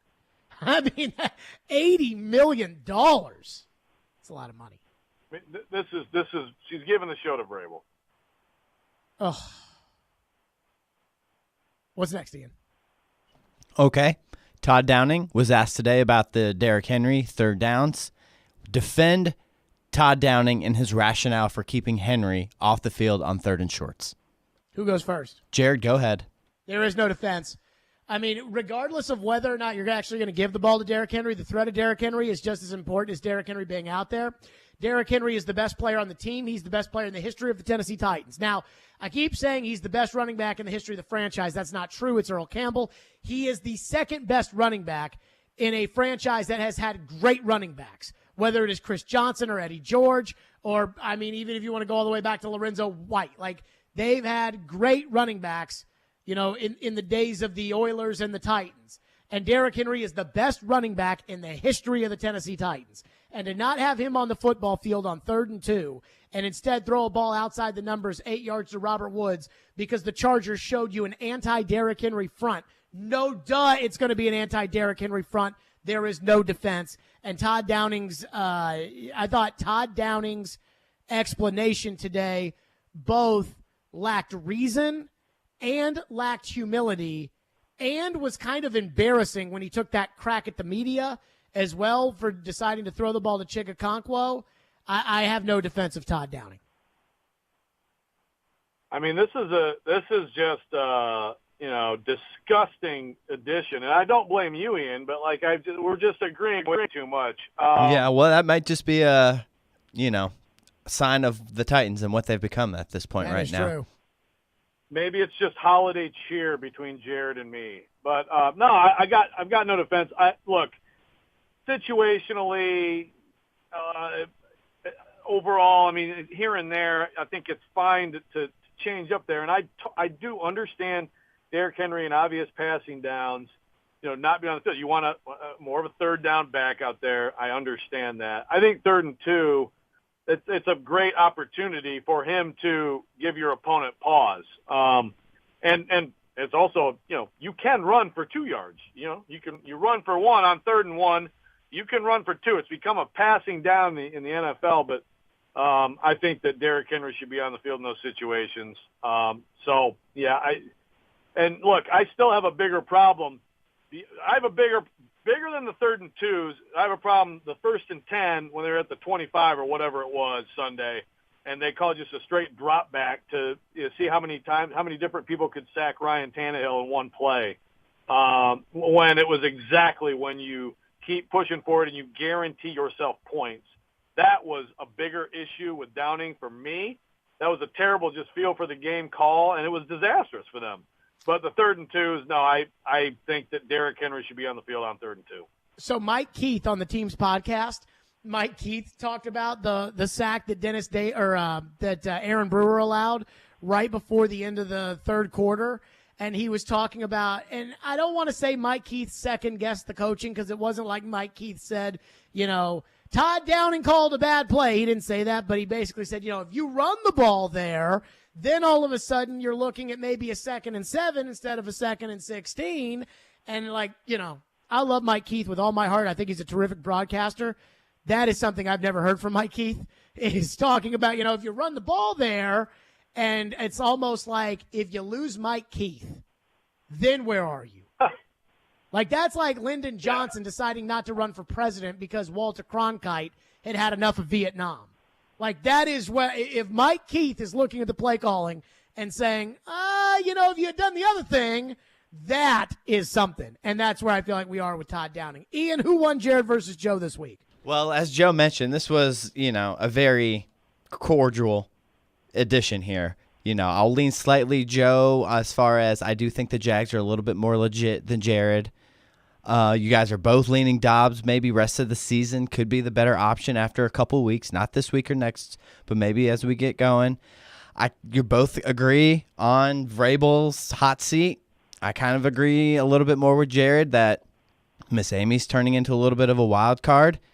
Both of you guys can't defend on Downing, so in the holiday spirit, we're both going to get the dub this week. No, that's cheap. No. Nobody likes that, Ian. Sweet. Nobody really likes sweet. that. Well, Jared says that's not allowed, so I guess he loses, huh? I guess I do. I guess I will need to. I guess I'll need to hit ordergreen.com and gear up and be ready for next week. Is there a next week? Is it the holidays? Is there a next week? Is it a bowl game? Is it a something like what? I mean, I don't even. This time of year, most people across the country don't work at this point in the year, so I don't even know what's going on next week. I know I'll be on Robbie and Rex Road tomorrow. Is Robbie back tomorrow, Joe? Yes, he is. All right. Fantastic. Good to see you, Joe. We'll talk tomorrow. All right. Thanks. See ya. Joe Rexroad joining us on the program for Jared versus Joe. I think I deserve the win, Ian. I'm only going to tell you this why.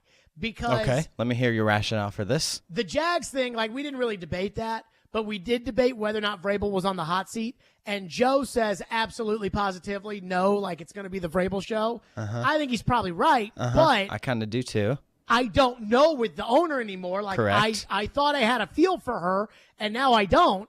So I felt like it's kind of like a toss up. I agree. I felt like I deserved. But I do think the Jags are a little bit better than you think they are. I mean, I think they'll win tomorrow against the Jets. I'll be rooting for the Jets. But yeah, if Mike White played, even though I think Mike White kind of sucks. If Mike White played, I think I would take the Jets, but because Zach Wilson plays, I think I'm going to take the Jags. See how the weather looks, huh? Is it in New York? It is, yep. And it's supposed to be bad weather in New York, right? Correct. Could be a little windy, a little bit of rain. Could be probably ugly game in general, but we shall see. By the way, I am not going to the game on Saturday, the Titans game. Like, I've been to every game this season. You all know I go when it's cold outside. I am not going to this Got to game. get the long underwear ready. It is too cold. They've lost 4 in a row. The Texans are not worth going to, and Malik is at quarterback. Pass. Reportedly at quarterback. 615-737-1025. We'll get back into your phones, plus the news of the day. Ryan Tannehill is out, likely, for the remainder of the season, according to Joe and Paul Kaharski. What does that mean? What has Coach Shoop, Bob Shoop, joined us earlier, what has he seen from Malik? And what does he think about the Titans signing of Josh Dobbs, who, of course, he coached at Tennessee when he was the defensive coordinator? We'll get to that coming up next. Still looking for Christmas gifts? Check out Nashville's best deals and get half-off gift cards for Old School Pizza, Seafood Sensations, River Queen Voyages, and more. Visit thegamenashville.com/deals now while supplies last. Hey, this is Roman Yossi, and this is Smashville. Going to the front of the net, he scores. What a gorgeous move. Roman Yossi. You're listening to the flagship of the Nashville Predators radio network, ESPN 102.5 The Game. I love it. OMG. I had no idea. Oil Fire Whiskey is finally here. Oil Fire, a dangerously seductive spirit. You will like it. She will love it. Think you can handle it? Oil Fire 70 proof whiskey. It's amazing. Give the gift of luxury this holiday season. Nothing is more elegant than a trip to the Omni Nashville Hotel. Gift cards from Bob's Steakhouse or Mocara Day Spa make wonderful gifts for any occasion, especially during the holidays. The foodie in your life will enjoy an evening of fine dining from the award-winning Bob's Steakhouse. Bob's Steakhouse specializes in serving big, flavorful steaks next to Texas-sized portions of delicious sides. The special person in your life will be comforted with the gift of relaxation and rejuvenation when they receive a gift card to Mocara Day Spa. Let the spoiling begin with a soothing facial, hot stone massage, body treatment, salon service, or mani-pedi. Bob's Steakhouse and Mocara Day Spa in the luxurious Omni Nashville Hotel. Purchase your gift cards today. Middle Tennessee, you can count on an award-winning service team for all your home maintenance and improvement needs. Lee Company, we're A+ rated with the Better Business Bureau and trusted by thousands of homeowners in our community. Our team is ready to assist with all your home maintenance projects, heating and air conditioning, plumbing, electrical, appliance service, and more. Experience the convenience of calling one phone number for all your home maintenance needs. Call Lee Company today at 615-567-1000 or visit leecompany.com. Hal Gill here for my friends at Dunkin'. Everyone celebrates the holidays in their own special way, but you go twice as hard as everyone else. So does Dunkin', which is why they've created 2 espresso-rich holiday signature lattes. The minty, cocoa-dusted peppermint mocha and creamy cinnamon sugary toasted white chocolate lattes are handcrafted with bold espresso and topped with whipped cream to help you do the most this year. So swing by the newly remodeled Dunkin' on Bradley Parkway in Nashville or the new Dunkin' in Mount Juliet and grab one today on the double. 312 Pizza Company is home to Southeastern Carolines with Caroline Fenton. Your weekend plans just got easier. Almost Friday Sporting Club is the hottest new place to watch the game and hang with your squad. Steps from Broadway with quick parking, an incredible food and drink menu, 21 screens with every game on, games, DJs, and all the fun you can handle. Come hang out at Almost Friday Sporting Club. If it's not Friday, it's Almost Friday. AlmostFridayNash.com. Commence Suckdown! Can't get enough Vanderbilt basketball? Intercepted right all by himself for a one-hand flush. Your home for the Commodores is 93.3 Classic Hits. Put it up. It's good. Count it. Join Coach Jerry Stackhouse and his team on their journey through the SEC. Pulls a trigger. Yes, from 3. Check out Vandy Hoops on 93.3 Classic Hits and the Classic Hits app. Hey Nashville, this is Mookie Betts. You're listening to Nashville's best sports talk, ESPN 102.5 The Game. Just want to review here the roster. Put Dylan Radins on IR with an injury he suffered last week. So he'll be done, unfortunately, for the season. Signed quarterback Josh Dobbs from Detroit's practice squad. And we're able to also sign Zach Johnson, offensive lineman, to the practice squad. I don't really need to take a whole lot of questions. I'll just touch on Josh's situation. You know, I think that this is a player that gives us the opportunity to strengthen and, you know, really add depth to the quarterback position. Obviously, with what Ryan, you know, in his situation, we'll still monitor that and try to make sure that he's doing everything he can to try to get to the game. And if not, that we have guys in here that can, you know, that'll be able to help us and, you know, develop in our system. Okay? There you go, Vrabel. Okay? You like it right there? Again, the news of the day, as reported first by Paul Kaharski at paulkaharski.com. Ryan Tannehill likely out for the season with the ankle injury that he suffered against the Chargers. The Titans signed Josh Dobbs, as we just played there. That broke while Coach Bob Shoop was reviewing the tape with us of the Chargers game.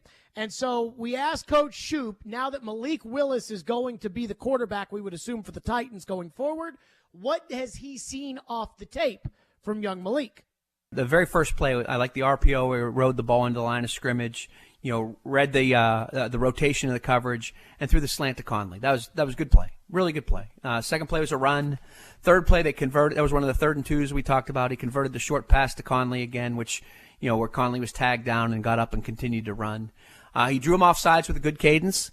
And like you said, ended up an intentional grounding, which gave you the offsetting penalties right there. That's ridiculous. That was ridiculous. Inexperience. And for us to expect him not to make rookie mistakes would be naive on our parts, to be honest. So you heard Bob right there. These were my notes from the Charger game for Willis. The first one, Derrick Henry had nowhere to go. That was a running play with Willis in the game. Then Willis incomplete. That was the one that, and I wrote horrible because he has to know the rule of the offsetting penalties on the free play where Willis chucked it down the field and Westbrook-Ikhine broke off his route, which I thought was terrible. Willis complete to Connolly. Willis complete to Conley. Now, I said good. I wrote in my notes in blue, which blue means good. I wrote that those were good. It was good. They got 7 yards on each play. Quick decisions, good, but the throws were still off. You know, one of them was above, one of them was behind. And these tight window throws in the NFL, they're going to have to be made. The Houston Texans don't care that you're a rookie who's learning, and certainly in Week 18, the Jacksonville Jaguars will not care, and Micah Parsons and the Dallas Cowboys won't care in between. Then Derrick Henry for 4 yards. Willis scrambled to the right on a 2nd and 6, gained 8. I wrote that it was the RPO confusion where he put the ball out in the mesh point for Henry, and Henry didn't run towards the ball, which means that Derrick Henry was not expecting what Malik Willis was expecting, but it was still a nice little run nonetheless. Derrick Henry lost a yard. Nate Davis didn't make a block. Malik Willis, 2nd and 11, scrambled for no gain. They called Radens for holding. Now you're in 2nd 21, and there's nothing Malik Willis can do there. So he was fine in the Charger game. I'm still worried about his accuracy, and I am still worried about his feel for the game. And that's why I think he should have been holding a clipboard all year, because of how far back he was. And the Titans should have had a backup quarterback in there who should be playing this week against the Texans. Now they signed Josh Dobbs. Now, Josh Dobbs is not really a backup quarterback because he's never consistently been a number 2. Chase Daniel and Chad Henne, guys that never, ever, ever play, but they are always number 2s, those guys are legitimate backup quarterbacks. Logan Woodside is not. He's a 2-3. Dobbs is in a similar spot where he's a 2-3. He was on the Browns when Deshaun Watson was suspended. Deshaun shows up. Josh Dobbs gets released. He was on a practice squad. He's like Josh Johnson. He's like one of these guys that just is, he's a 2-3. He's not a 2, but he's a 2-3. Bob Shoop was the defensive coordinator at Tennessee when Josh Dobbs was the quarterback. Here's what Coach Shoop thinks about the addition of Josh Dobbs for the Titans.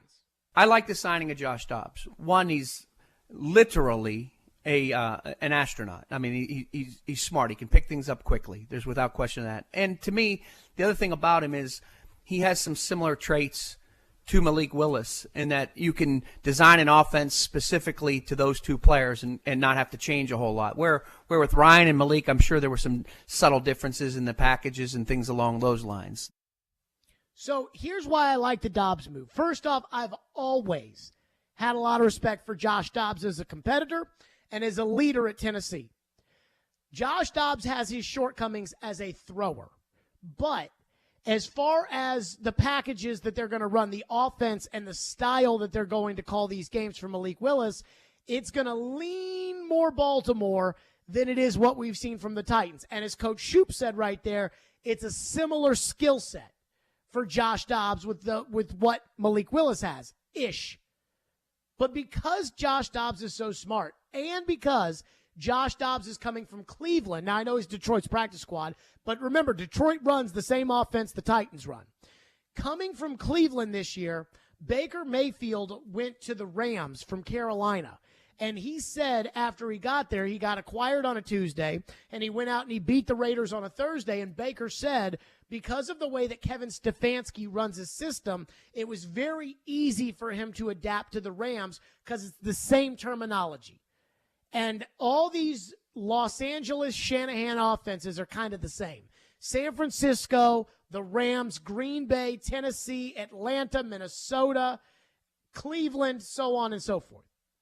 And so Dobbs has the knowledge base of the offense. Plus, he's got a similar skill set to Malik. And he's smart enough, we all know that he's going to be able to pick up whatever he doesn't know very quickly. And we know that if push came to shove, we could trust Josh Dobbs to make the right decisions out there on the field. So I like the signing of Josh Dobbs as the backup right now to Malik. And I would not be surprised if the Titans in the back of their mind said, Malik's going to get these 2 games. So Malik is going on Saturday, and you expect him to beat the Texans because they're horrid.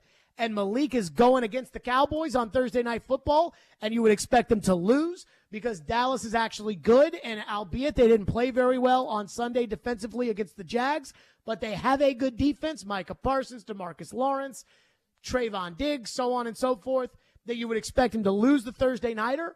But if you know that Malik Willis can't do it, if it's more of that Kansas City Sunday night game and you're going into the season finale with a playoff spot on the line against Jacksonville and we don't know how this owner's going to react if the Titans don't make the playoffs, then I would think about turning it over to Josh Dobbs. That's what I think the plan should be. I have no idea what the Titans are thinking. At this point, I don't have a clue about anything that's going on at the top of that organization other than the 5-minute breakdown that they did on the coach's TV show yesterday about Vrabel's right-hand man, his consigliere, his former personal assistant, who has never coached in the NFL and has never scouted in the NFL, and that I think that if Vrabel takes over the organization as the chief football guy, which I do not believe he is qualified for, they are going to make his buddy the GM. That he's going to be the de facto GM, and he'll just be a yes man to Vrabel, but he'll do some press conferences and things like that. Just like when he coached a game after Vrabel got COVID in the preseason, which I thought was completely inappropriate a year ago. And that's what I think they'll have. 615-737-1025 is our phone number, 615-737-1025. I have been meaning to get to your text, and the text line and phone lines are driven by Wilson County Hyundai.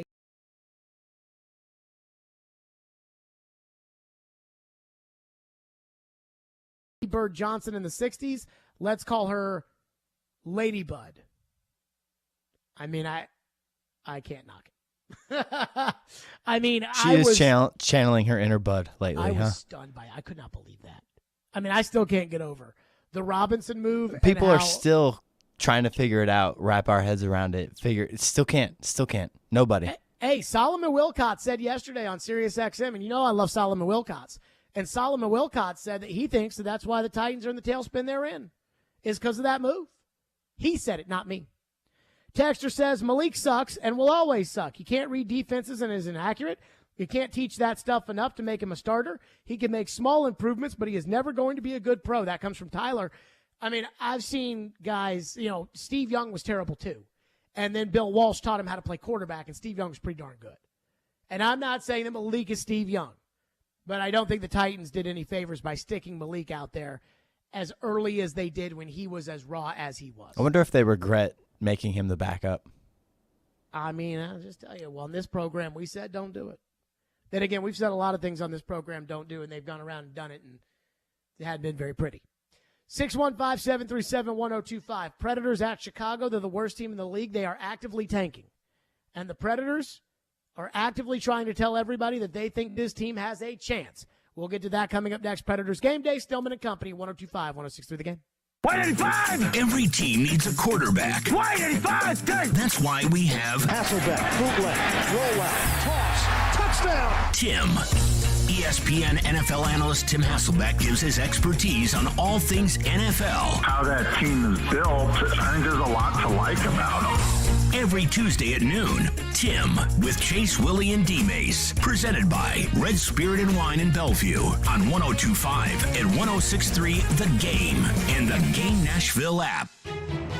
From Fox 17 News, this is a Code Red weather alert. Extremely cold air is headed our way. We have a wind chill warning in effect from midnight early Friday until noon Friday. Wind chill values as low as 15 to 20 below zero. Any sort of moisture left on the road starting late Thursday evening could quickly freeze over. For Fox 17, I'm meteorologist Brett Luna. This weather report brought to you by Hiller Plumbing, Heating, Cooling, and Electrical. Call the Happy Face Truck today.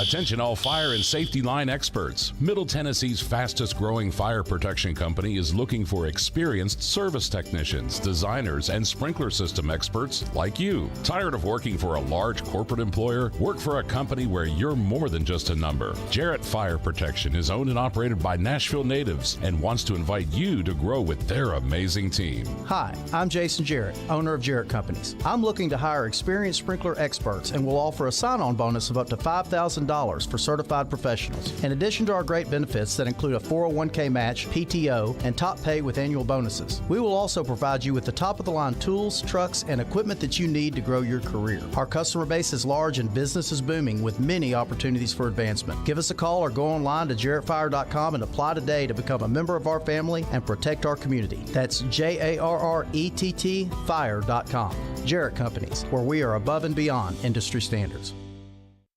Still working on your Christmas list? Hurry into Electronic Express for last-minute gifts. Our convenient locations have great deals on all of your favorite brands like Samsung, LG, Apple, Sony, and more. Electronic Express has huge savings in every department. 4K TVs, computers, appliances, housewares, gaming, and more. Save up to 40% with up to 48 months free financing. Shop in-store or online and get free express delivery on most items. Electronic Express. We make Christmas happen.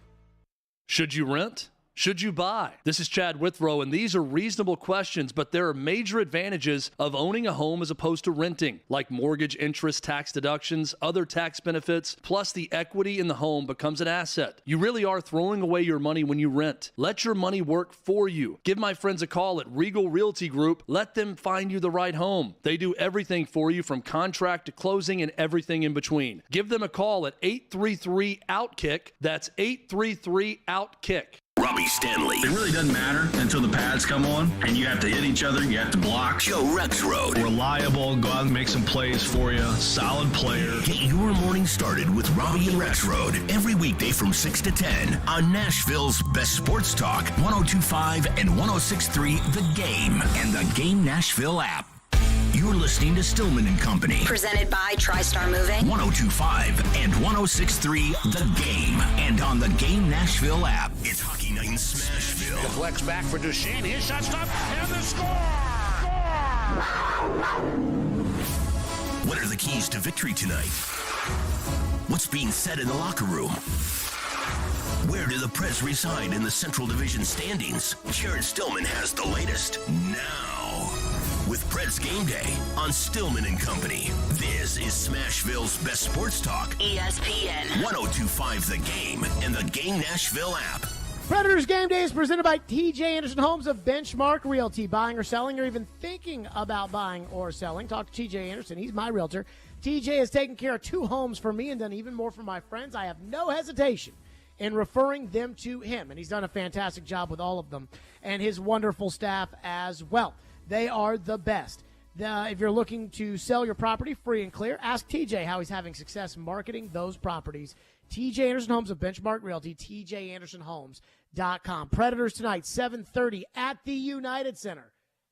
Every time I say that, Ian, I'm just going to do this because I want to. At the United Center, where the old guy that used to do the Chicago Bulls, that's how he used to do that. Oh, yes, that was the best warm-up music. The best fans in the world. At the United Center for the Chicago Blackhawks tonight. The Blackhawks, who used to be very, very good, are in fact very, very bad. The Blackhawks are 7-19-4, good for 18 points. The Predators are 13-13-4 for 30 points. I don't know how the Predators lose like 9 games in a row and still somehow, some way are at 500. But going into this game, one thing to notice is that the Chicago Blackhawks have lost 7 in a row. They are the worst team in the NHL. According to Money Puck, they have a 14.1% chance. A 14% chance of landing the number 1 overall pick, which would be Connor Bedard. You do not want that, John Hines, on the Blackhawks. Yeah, I always think there's urgency. There's urgency to to teams when they want to be able to get a win, and even for us, I think we haven't expressed that too much to our team. I think that we've built our game and really are getting some footing to an identity that gives us the best chance to win. And I think regardless of who we play, we've got to make sure that we bring our game, and we're in no position to take anybody lightly. We got to come out and win a hockey game tonight. That is true. They are in no position to take anybody lightly. Everything else, I'm not sure I agree with. From an identity standpoint, my final thought presented by TJ Anderson Homes of Benchmark Realty, Predators currently have a 15.6% chance to make the playoffs. That ain't very good. So they better start winning the gimmies if they want to make the playoffs like they promise everybody out there that they will and will be good and will win in those, even though a lot of us have our doubts. Preds Insiders, Nick Keyser has you covered next. And then, of course, the pregame starts at 6:30 and the puck drops at 7:30 right here, 102.5.